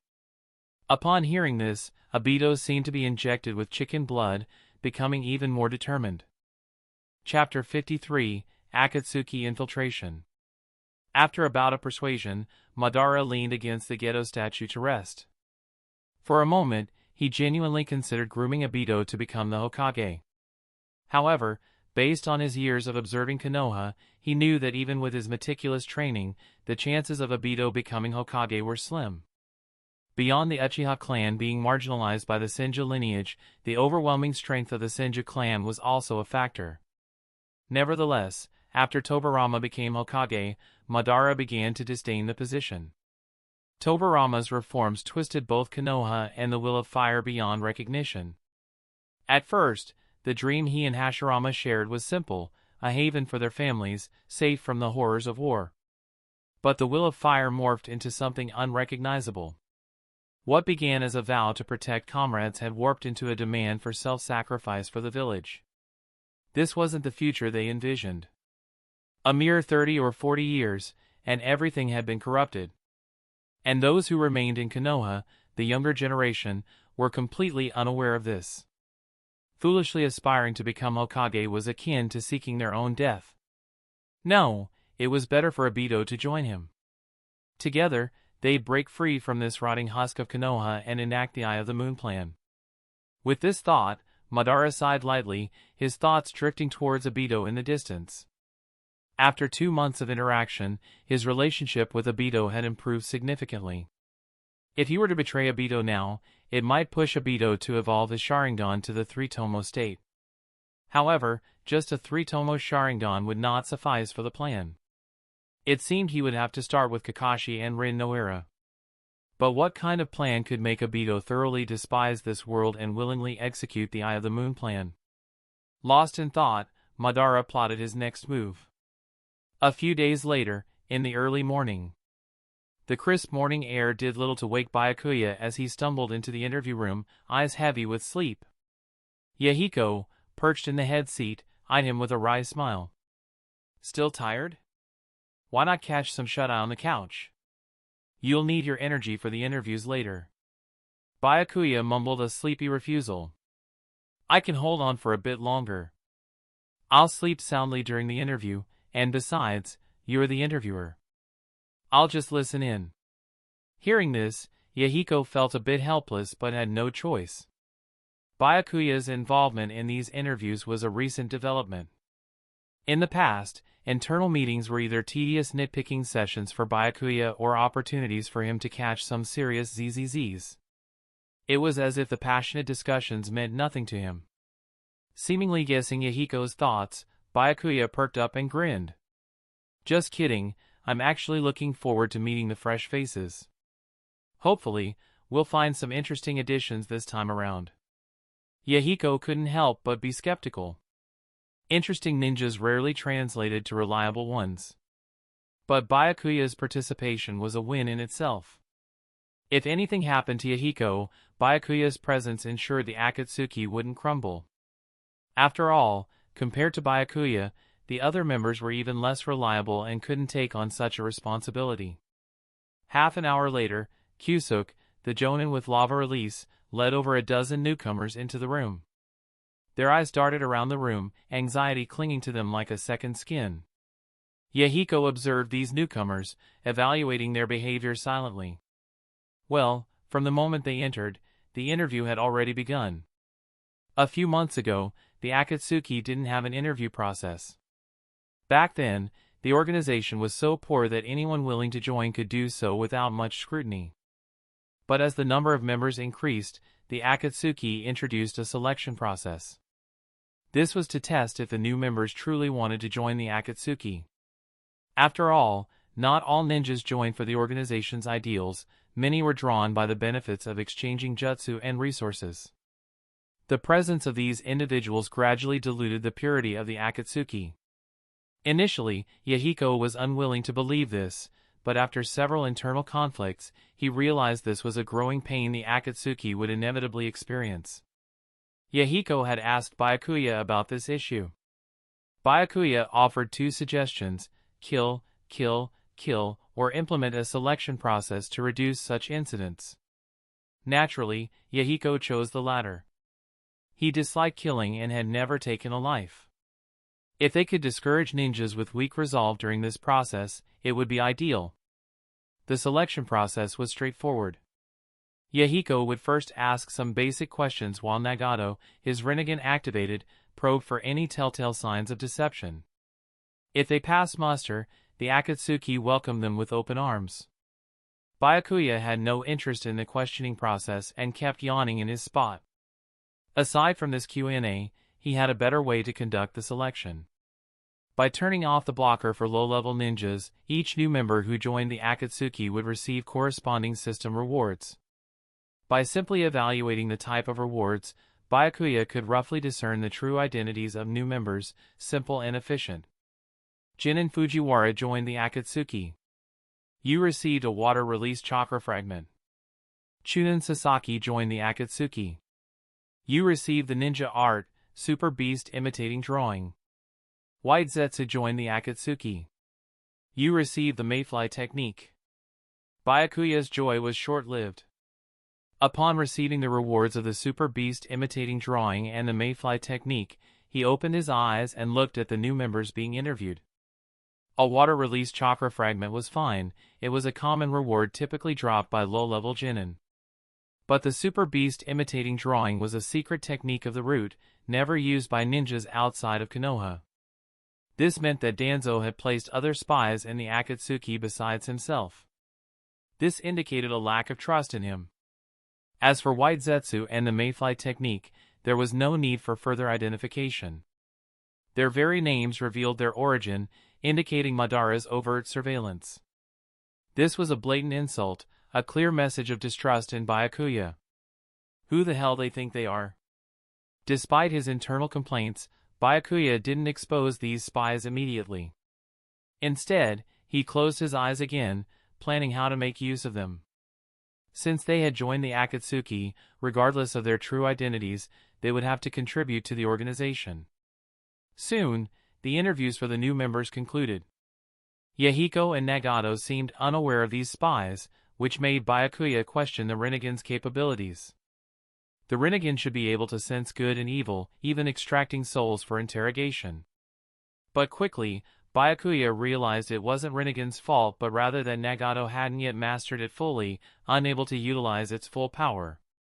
After all, Nagato wasn't the true owner of the Rinnegan, many of its secrets were known only to Madara. No, even Madara might not know everything about Rinnegan. After all, he had awakened the Rinnegan much later in his life and right after some time, he implanted them in Nagato. Anyway, after the new members were led by an Akatsuki Jonin to retrieve their uniforms from the warehouse, Byakuya approached Yahiko and Nagato. Yahiko, remembering the earlier joke, smiled at Byakuya. What are your thoughts on the new recruits? Any promising prospects? Byakuya looked at Yahiko and raised his brows. How about spies? Yahiko's expression immediately turned grim. You're saying there are spies among them? Nagato and I tested them, and they didn't oppose our ideology. Byakuya shook his head before responding calmly. Not opposing our ideology doesn't mean they aren't spies. To achieve their goals, they can pretend to be exactly what we need. Yahiko took a deep breath. Which ones are spies? I'll expel them from the Akatsuki immediately. Byakuya shook his head slightly. Expelling them is unnecessary. Even if we kick them out, new spies will infiltrate. It's better to make the most of them and let me train them. When life gives you lemons, make lemonade. Since Madara and Danzo were so generous to lend their fighters and gifting Byakuya some unique jutsu, he would definitely make good use of them. Chapter 54, Shining Bright. You're going to handle these spies? Yahiko raised a brow. Then, as if making a firm decision, Yahiko nodded and showed a thumbs up. Byakuya, try to make it quick for them. Don't torture them too much. Yahiko, you've actually developed a killing sense. Byakuya was surprised. He then realized Yahiko might be misunderstanding something before he quickly explained, I won't torture them. Then I'm relieved. Yahiko gave him a knowing look. Having sat in the leader's position for so long, he was no longer as kind as he once was. He knew Byakuya was cooking something but he let Byakuya cook. It couldn't be helped. If they let these spies go, it would pose a greater threat to the Akatsuki. Yahiko could already foresee what would happen next.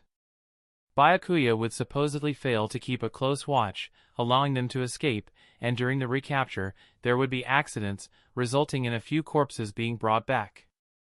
Such a small probability event was almost certain with Byakuya. At this moment, Nagato also looked over, his eyes seemingly saying, please take care of it. Byakuya glanced at Yahiko and Nagato helplessly, too tired to explain further. In their minds, their perception of him as ruthless was solidified. Though he had killed some rogue ninjas guilty of heinous crimes, he had never killed indiscriminately. He only executed those confirmed to have committed serious offenses. The ninja world is in chaos, and harsh measures are necessary to deter those with malicious intent. Besides, he never said he wanted to kill these newcomers. He just wanted to make good use of these spies, to help them realize their potential. Many of the organization's tough and tedious tasks needed people like them to handle. If Byakuya were to burden regular Akatsuki members with these jobs, they'd complain or even leave the organization. Spies on critical missions are different, they are more resilient.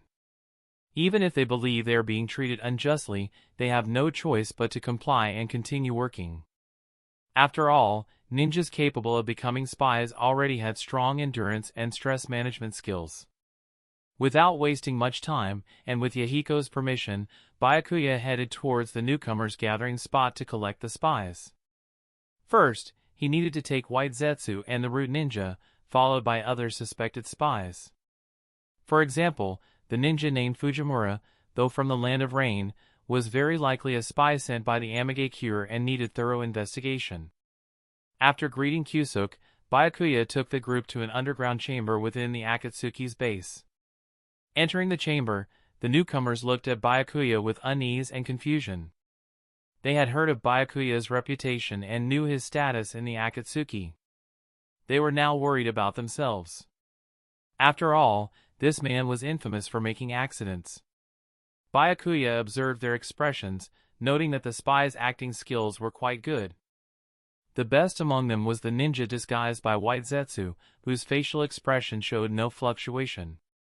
After a tense stare-down lasting several seconds, Byakuya nodded slightly. "I am Byakuya.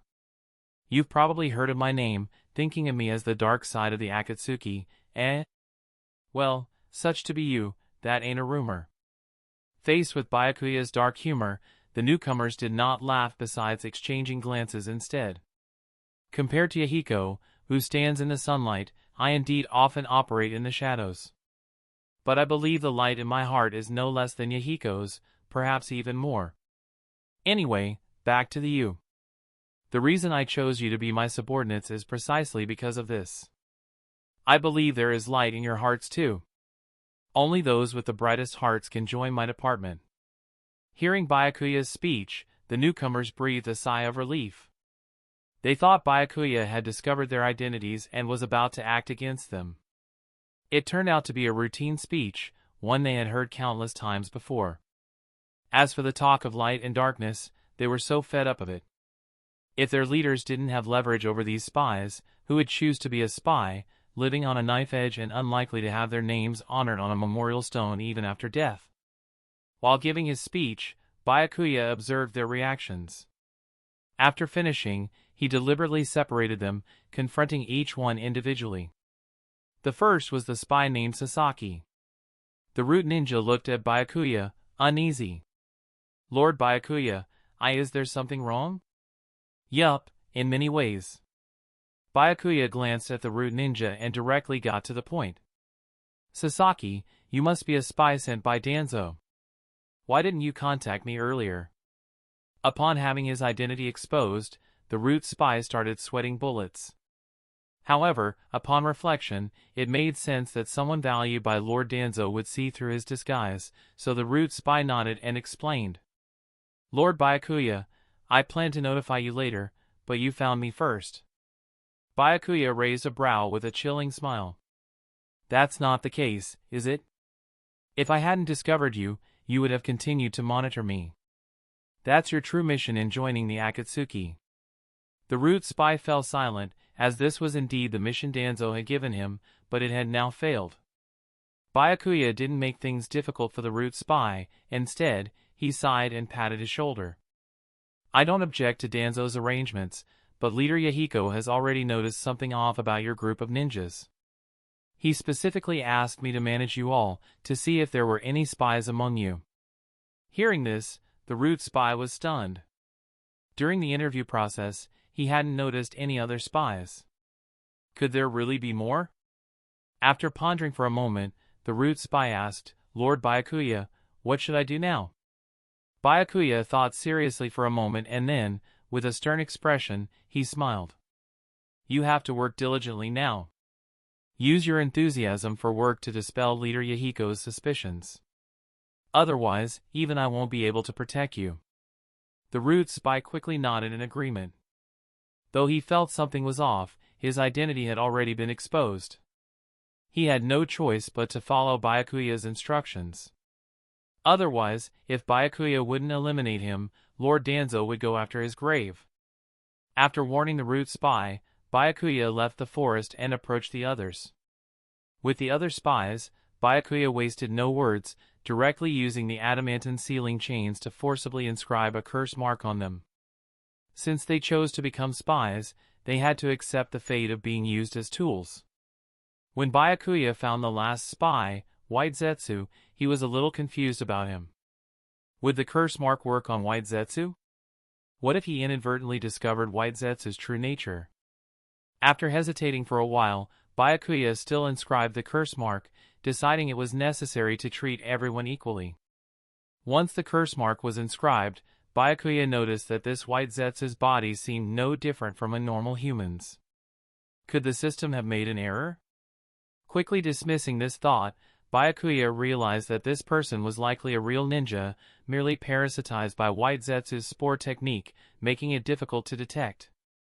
However, even under his command, White Zetsu would be utilized to its full potential, there would be no waste. Chapter 55, Limits of the Akatsuki Umbu. After meeting all the new recruits and issuing the command to assemble early tomorrow morning, Byakuya returned to his room, satisfied. He slept peacefully on his 1.8-meter bed. In his mind, he named the new division the Akatsuki Umbu. Meanwhile, a stark contrast unfolded among the ranks of the newly christened Akatsuki Umbu. Sleep was a foreign concept for them the night before. They didn't know what tomorrow would bring or if there would even be a tomorrow. Unlike the battlefield where death was a familiar prospect, here, with their identities exposed and the stigma of being spies clinging to them, the specter of death felt cold and unforgiving. After a night of worry, they arrived at yesterday's training ground. Each of them had dark circles under their eyes and looked uneasily at Byakuya standing in the center. Next to Byakuya stood a figure with red hair, likely a medical ninja judging by her attire. This made them more convinced that Byakuya was there to torture them. After all, torture inevitably led to injuries, and the presence of a medical ninja could prolong interrogation. Strangely, Byakuya did not reveal their identities nor did he kill them immediately. He simply pointed behind him to the rainforest before issuing the order. "Do you see the mountain back there? Your task today is to clear the trees on that mountain." Upon hearing this, members of the Akatsuki Umbu furrowed their brows, not understanding Byakuya's intentions. However, since last night they had been cursed and had no way to resist. They could only obey Byakuya's orders and clear the rainforest. Clearing the rainforest was no easy task, even for ninjas trying to deal with bushes and vines. After all, a ninja's chakra is limited. Once deprived of chakra, they are not much different from ordinary people, and doing the same work as ordinary people is humiliating for ninjas. Still, under Byakuya's watchful gaze, they gritted their teeth and attacked the undergrowth. They tirelessly cleared a path in the mountains and used ninjutsu to gather the wood, transporting it back to the Akatsuki base. After working the entire morning, the members of the Akatsuki Umbu finally heard the command to rest. Returning to the makeshift camp, they saw lunch laid out on the table, vegetables and meat, truly a generous spread. The nearby Akatsuki members eagerly served them, showing no hint of looking down on them. Moreover, injured members among them received medical attention from Akane. These actions left them puzzled, their eyes showing disbelief. What does Byakuya really want to do? Hasn't he revealed our identities as spies? Or does he intend to use this kindness to extract information from us? They wondered. This confusion wasn't just among the Akatsuki Umbu, it extended to Yahiko and Nagato. After Byakuya revealed the new members' identities yesterday, although they said they would leave it to Byakuya to handle, they were still concerned about what would happen next. But after observing the morning's events, they were perplexed. Didn't Byakuya say most of these people were spies? Why hasn't he interrogated any of them and instead brought them to clear land behind the Akatsuki base? Could this be some new form of torture? It didn't seem like it. After pondering for a moment, Yahiko turned to Nagato and asked, "Nagato, Byakuya is your clansman. Do you know what he's trying to achieve?" Nagato shook his head at first, then replied confidently. "He might be planning to work them to death. With the intensity of this labor and without adequate food or water, they won't last long." Yahiko was about to nod when he noticed the provisions at the camp. Do you think this food is lacking? It seems better than what we had a few months ago. Nagato fell silent. He didn't have much education and wasn't sure what was really going on. At that moment, Byakuya, who had long noticed Yahiko and Nagato's presence, walked over and patted Yahiko on the shoulder, saying, "Leader Yahiko, didn't you leave them to the dear Oelmi? Why have you come over?" "I was a bit concerned, so I came. Your handling of this situation has surprised me a bit. I thought you might just..." Yahiko hesitated, but his meaning was clear. Byakuya glanced at Yahiko and coldly huffed. "Leader Yahiko, as our senior, you should stop believing in those rumors.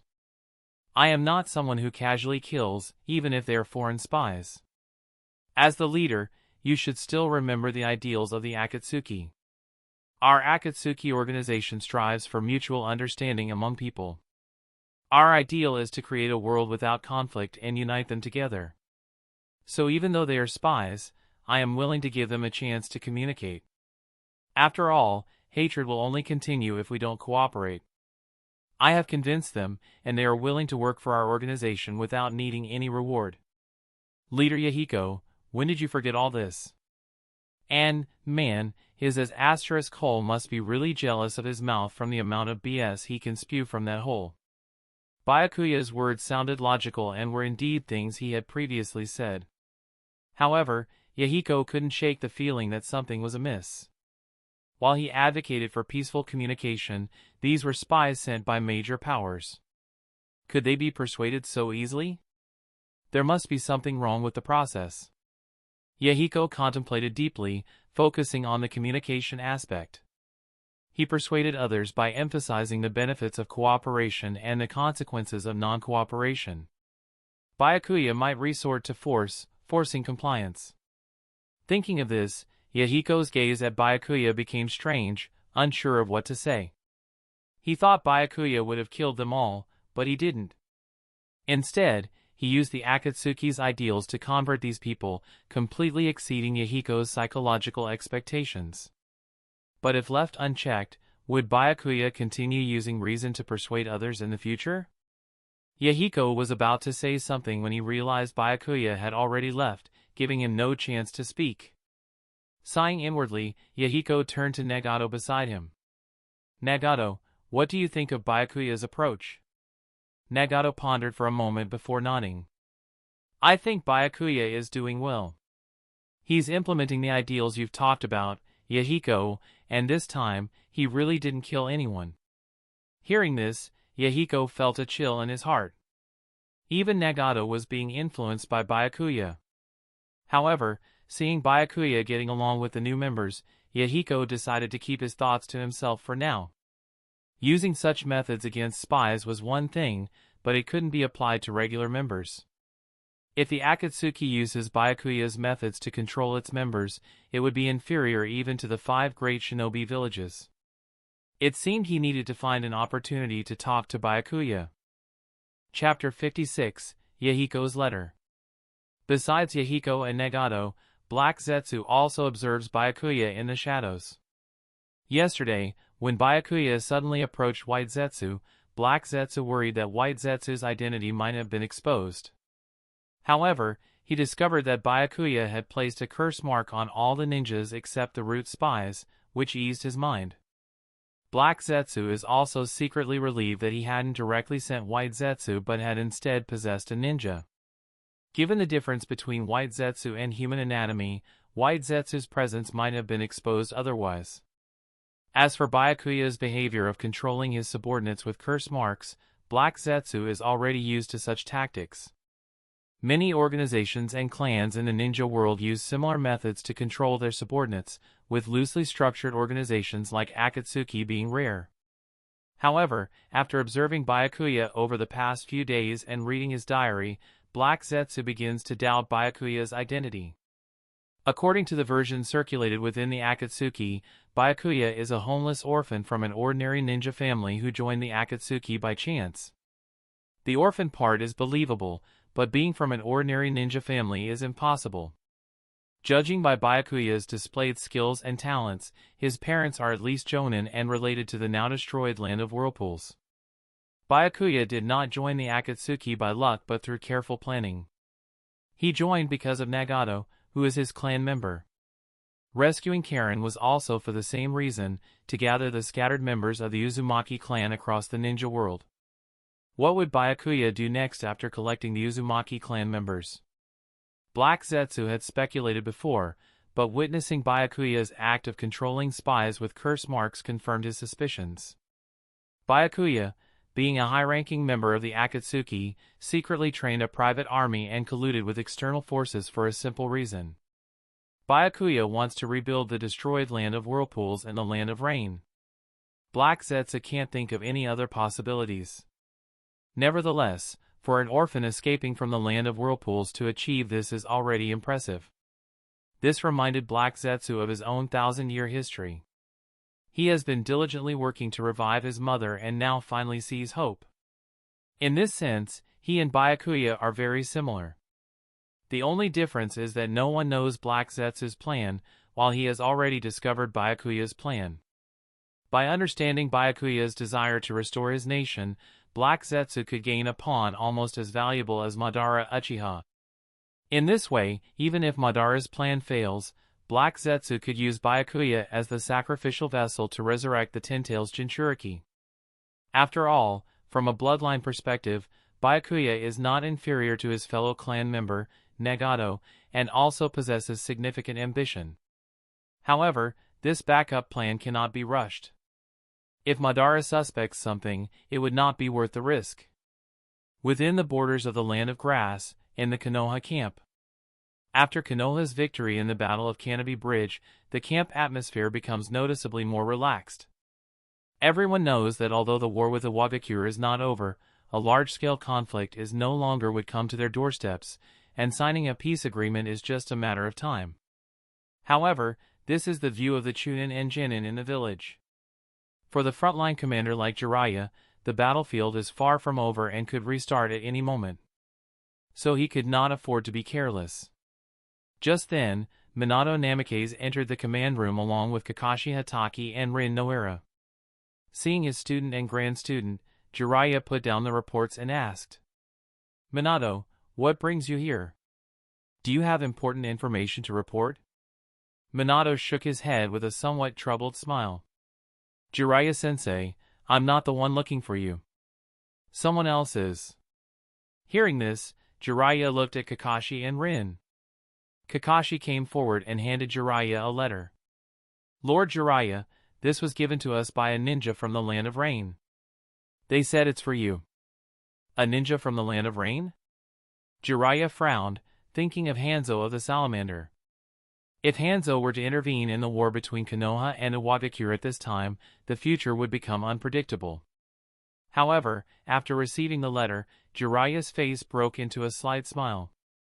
This is because the envelope has a cute frog seal on it, a method he taught to Yahiko, Konan, and Nagato. Opening the letter, Jiraiya began to read it carefully, his smile growing wider. Seeing Jiraiya smile like that, Minato also followed with a talk. "Jiraiya-sensei, this letter must be from Yahiko and the others." Jiraiya nodded lightly and smiled. "Yes, I didn't expect them to achieve so much in the Land of Rain, realizing everything I once talked about. That's great news. Our village will have another ally in the Land of Rain." Minato also smiled.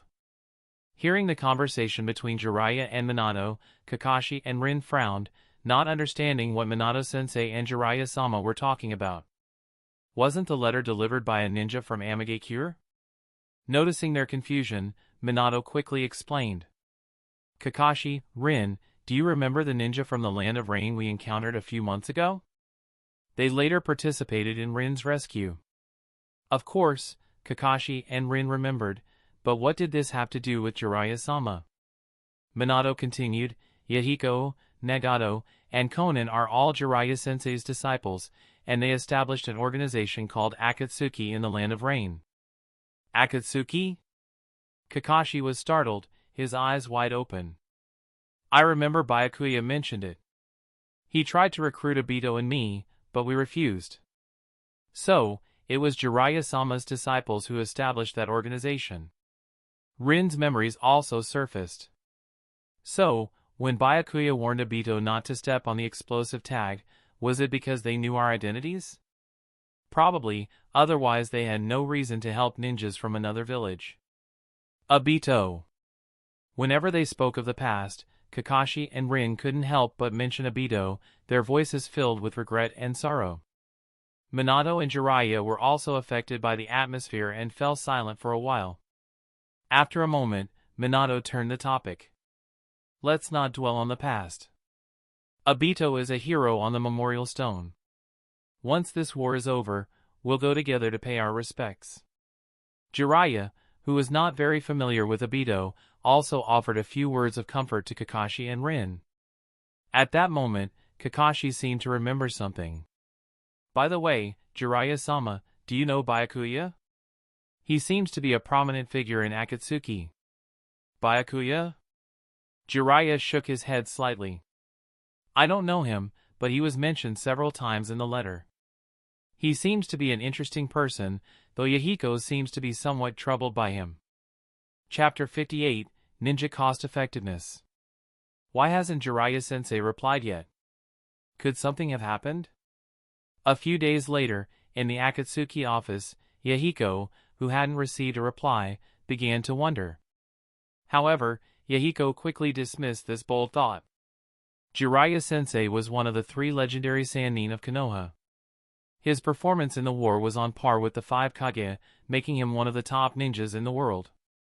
Even if Akatsuki were to be destroyed, Jiraiya-sensei would be fine. Could it be that Jiraiya-sensei hadn't received the letter?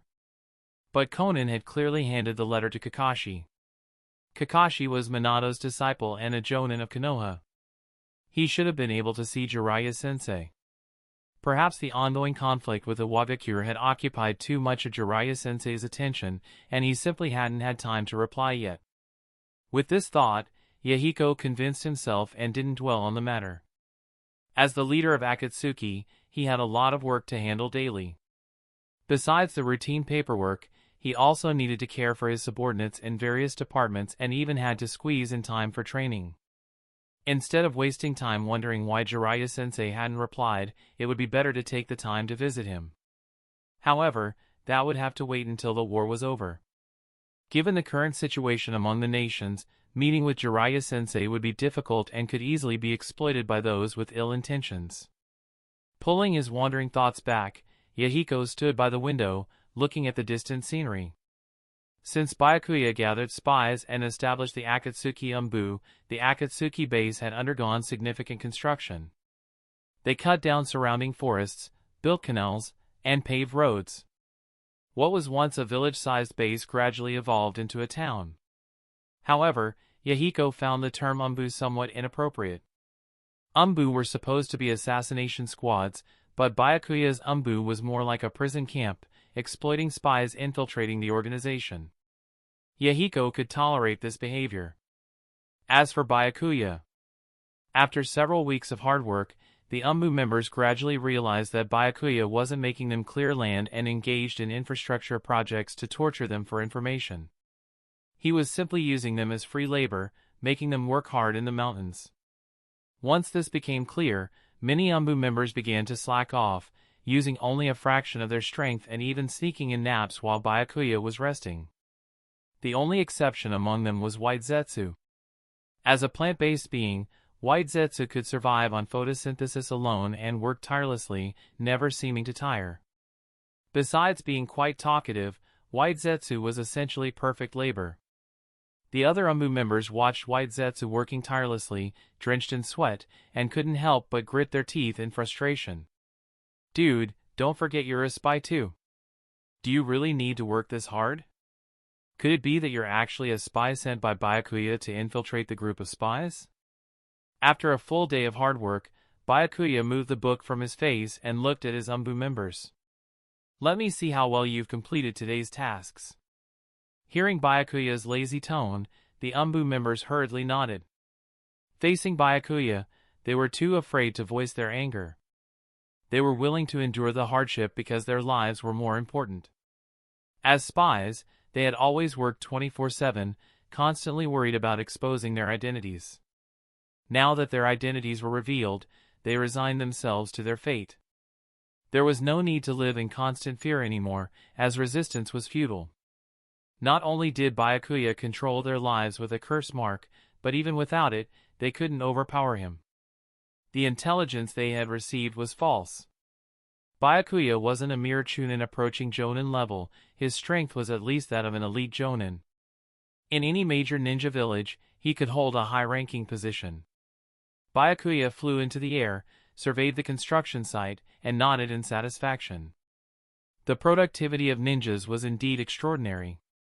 Even when slacking off, they were dozens of times more efficient than ordinary people. No wonder the ninja world hadn't yet widely adopted chakra tools. It wasn't that chakra tools were unaffordable, but that ninjas were simply more cost-effective. Returning to the ground, Byakuya brought the Umbu members to the training ground. While distributing today's food, he also gave them paper and pens. Seeing the paper and pens, the Umbu members' expressions changed.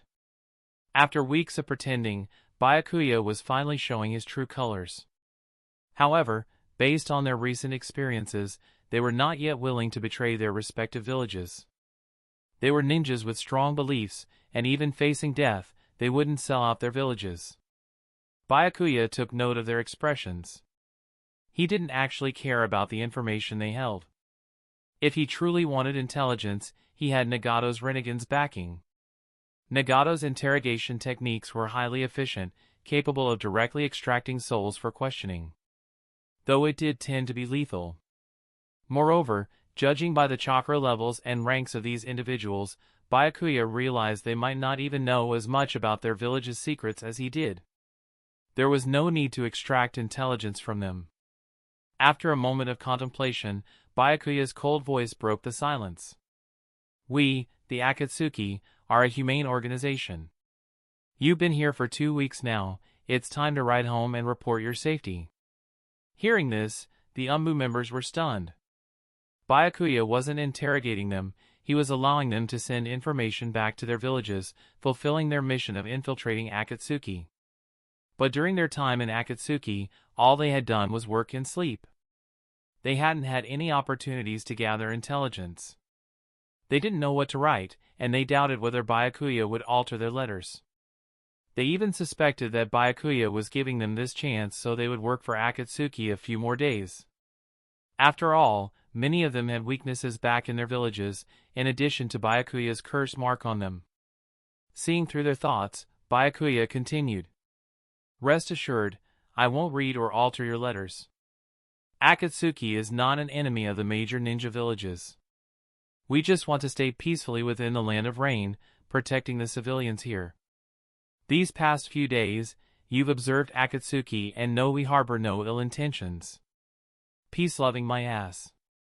A peace-loving organization identifies spies and instead of punishing them, it uses the spies for manual labor like animals and also implants the cursed seal on them, but seeing Byakuya being so forthright, the Umbu members could only exchange helpless glances before they began writing their reports.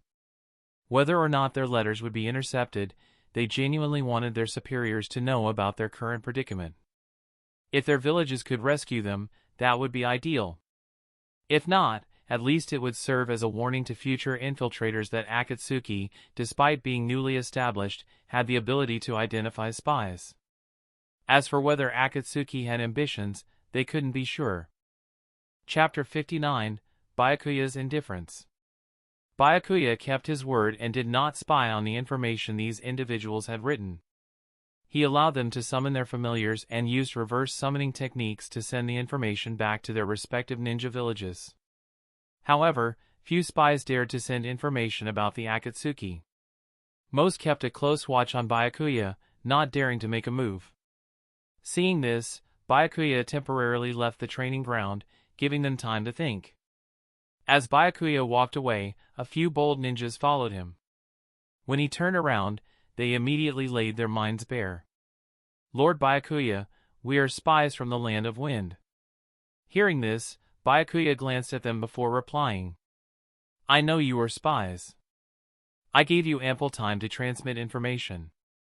Isn't that your goal in infiltrating the Akatsuki? The spies from Sunagakure exchanged glances, hesitating before shaking their heads helplessly. We came because we want to join the Akatsuki. Byakuya was taken aback but showed no commanding presence. He then asked, "Aren't you already members of the Akatsuki and part of my umbu?" "We truly want to join the Akatsuki, the real one. After our experiences these past few days, we feel the Akatsuki is the only real ninja organization. The 5 great ninja villages can't compare to the system of this small organization." Byakuya responded indifferently, come straight to the point and explain properly. The spies from the Land of Wind took a deep breath before continuing while gritting their teeth. "Lord Byakuya, we had no choice. If news of our capture reaches Sunagakure, we will be branded as traitors, and our families will be in danger. Instead of living like this, Lord Byakuya, you might as well kill us or let us join the Akatsuki and become part of the organization." After hearing this, Byakuya looked at the spies from Sunagakure with interest. Gathering the spies together had been an impromptu idea of his, aiming to conduct a social experiment. According to his plan, these spies should have approached him after several months or half a year. He didn't expect the spies from Sunagakure to waver so quickly, but how much truth there was in their words was uncertain. Nonetheless, this didn't stop him from making grand promises to them. "I am pleased with your willingness to surrender. However, since you are ninjas from another village, you can only become official members of the Akatsuki after severing ties with Sunagakure." With that, Byakuya turned and left, leaving an inscrutable figure behind. Enough time had passed for these people to send information to their villages. Even if they hadn't, there would be other opportunities next time. The spies from Sunagakure exchanged glances. They seemed to have received a promise, yet not entirely. After leaving the training ground, Byakuya activated his mind's eye of Kagura and sensed the umbu beginning to write letters. He nodded in satisfaction. Even at such a time, there were still those daring enough to send out information. However, he wasn't worried about the Akatsuki's information being leaked. In fact, he intended for it to be leaked. The Akatsuki had reached a bottleneck in its development. For the next phase of expansion, they either had to attack other countries or confront Amagakure. Given Yahiko and the others' personalities, convincing them to take the initiative was difficult. Unless it was a defensive counterattack, which would not only be morally justifiable but also provide an opportunity to expand Akatsuki's influence. For Byakuya, it would be best if Amagakure took the initiative to attack.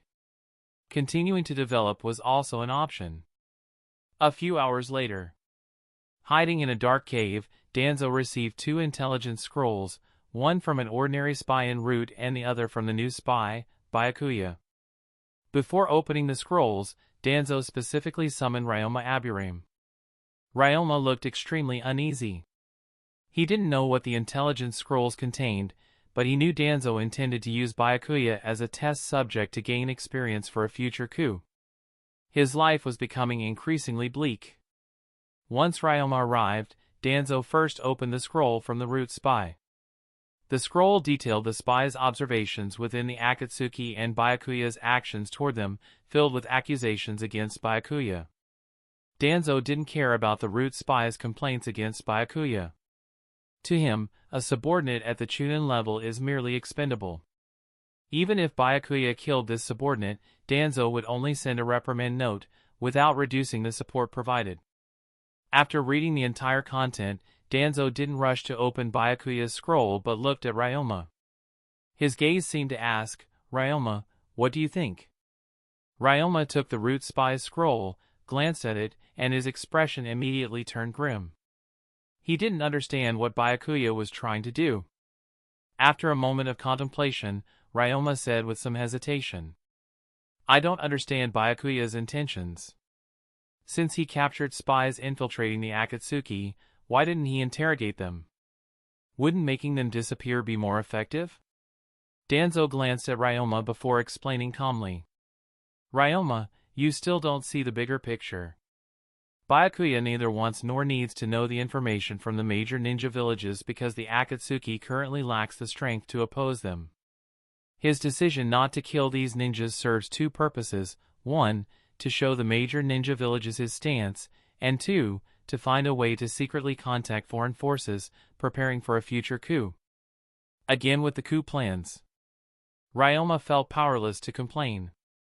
However, Danzo did make some valid points, otherwise, Byakuya's actions couldn't be explained. By this time, Danzo had already picked up Byakuya's intelligence scroll and casually glanced through it before tossing it to Ryoma. Look at Byakuya's report. Isn't it quite similar to what I just said? Ryoma took the scroll and read it carefully. His expression changed several times as he processed the useful content. The main points were: 1. An explanation for his control over the root spy, requesting Danzo's understanding. 2. A request for the next phase of support, including military aid. After reading, Ryoma looked at Danzo and curiously asked, "Lord Danzo, what is our next step?" Danzo didn't keep him guessing and replied directly. "Continue to provide Byakuya with the support he needs. We don't need to worry about the rest. In time, Byakuya and the Akatsuki will yield satisfactory results for us. As long as Amagakure descends into chaos, our village will benefit greatly from the ensuing conflict." "Yes, Lord Danzo," Ryoma nodded quickly, though he inwardly scoffed at Danzo's final remark. Danzo's interest in the Land of Rain was never about Konoha, it was always about himself. If Byakuya succeeded in his coup, it would provide valuable experience for Danzo's own plans. If Byakuya failed, Danzo would suffer little loss, as he was spending the village's resources. Then again, how many of the village's higher-ups weren't looking out for themselves? Those lofty leaders constantly preached about the will of fire, yet their covert tactics surpassed even Danzo's, unwilling to sully their hands with the slightest bit of darkness. Chapter 60, Waiting for the Opportunity. At the same time, another person received a letter, Hanzo of the Salamander from Amagakure. 2 months ago, after hearing about a group called the Akatsuki emerging within the Land of Rain, Hanzo finally started paying attention to domestic affairs. To gather information on the Akatsuki, he even sent spies to join the organization, aiming to obtain first-hand intelligence. Upon opening the letter from his subordinates, Hanzo paused. The first sentence mentioned that the spy had been captured by the Akatsuki ninja and was undergoing inhumane torture and humiliation. This made Hanzo instinctively frown. But on further reflection, he found something odd. If his spy were truly being tortured, this letter would never have reached him. Moreover, spies are naturally prone to exposure and torture, which is quite normal. Thinking this, Hanzo grew more interested in the Akatsuki.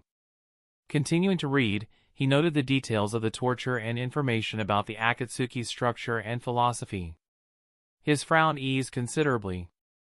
The Akatsuki indeed appeared to be a peace-oriented organization, striving to convey messages of peace to the outside world.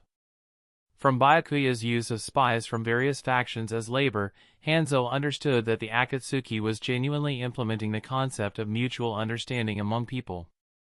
If he had discovered spies in Amagakure, they would have faced severe torture.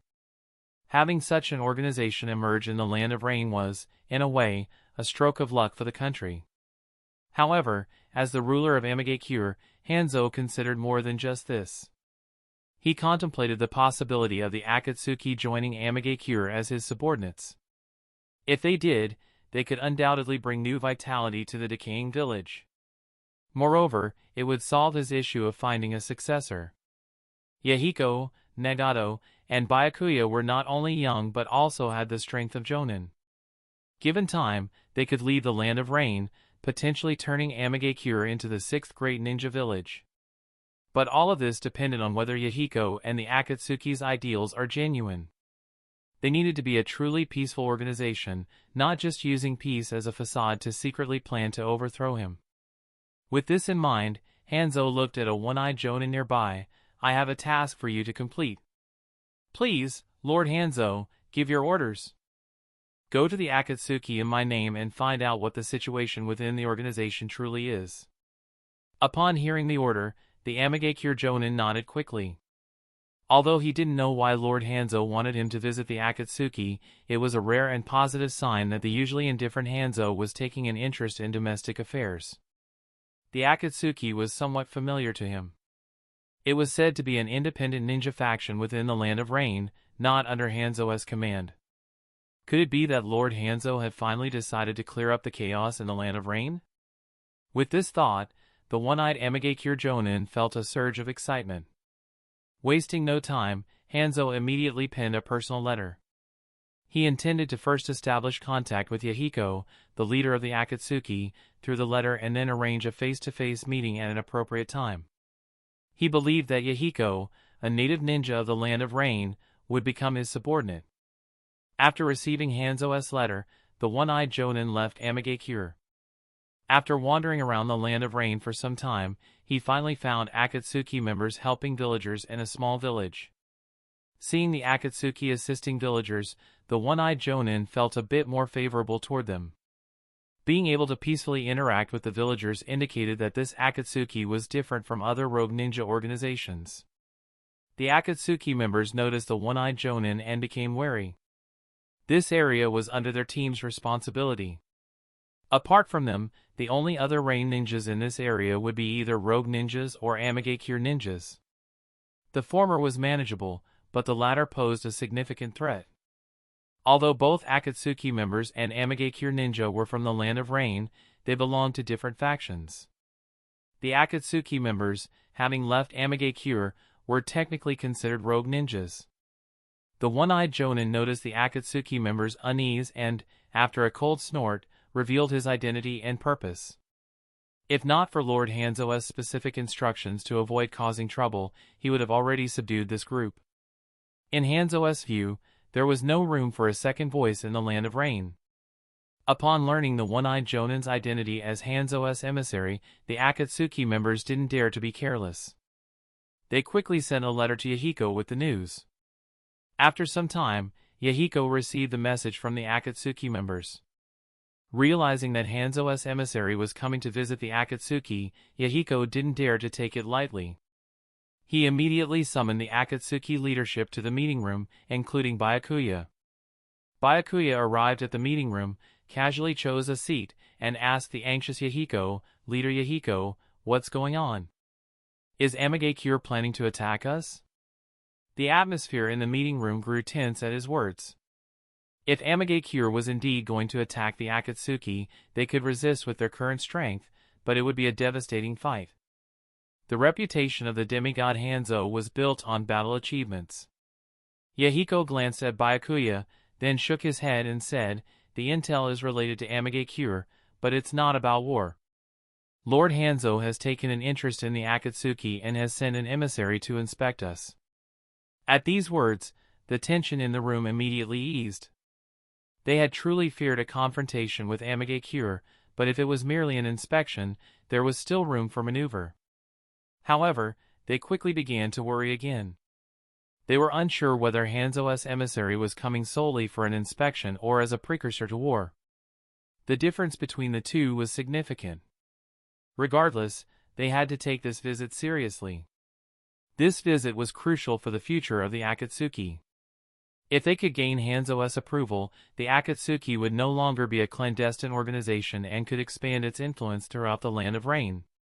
If they failed to gain his approval, they would need to reconsider the Akatsuki's future development. Seeing the growing anxiety among the group, Yahiko spoke up, "We must take this visit from Hanzo's emissary seriously and show him our organization's principles and determination." He glanced at Byakuya, worried that he might provoke Hanzo's emissary during the upcoming interactions. After all, Byakuya had a rather negative view of Amigakure, always suspecting that they would eventually attack the Akatsuki. Byakuya glanced back at Yahiko but remained silent during the meeting. He had little interest in Hanzo's emissary's visit. As the Akatsuki grew, Hanzo was bound to take notice sooner or later. Hanzo had already sent spies into the Akatsuki. Whether Hanzo would be willing to coexist peacefully with the Akatsuki was uncertain. Byakuya thought there was a possibility, but it was unlikely. Hanzo might have a favorable impression of the Akatsuki, but the leadership of Amigakure would not agree. The rise of the Akatsuki threatened their interests. Unless Hanzo could unilaterally suppress all opposing voices and force a peaceful coexistence between Amigakure and the Akatsuki, as well as resolve conflicts between their leaderships, it was unlikely. From what Byakuya knew of Hanzo, he didn't seem capable of such feats. With this in mind, Byakuya quietly left the meeting room. Rather than wasting time discussing how to welcome Hanzo as emissary, he preferred to think about how to deal with Hanzo in the future. Hanzo might be a demigod of the ninja world, but the Akatsuki's current strength wasn't without a chance. Even without Nagato summoning the Gedo statue, the Akatsuki currently had 3 members close to Kage-level strength. If the Gedo statue was summoned, their advantage over Hanzo would be significant. However, considering Amigakure backing Hanzo, even if the Akatsuki won, the cost would be enormous, far outweighing the benefits. Therefore, it was essential to wait for a more opportune moment. That's the end of this tale for now. Thank you for watching, and I'll see you in part 3. Peace.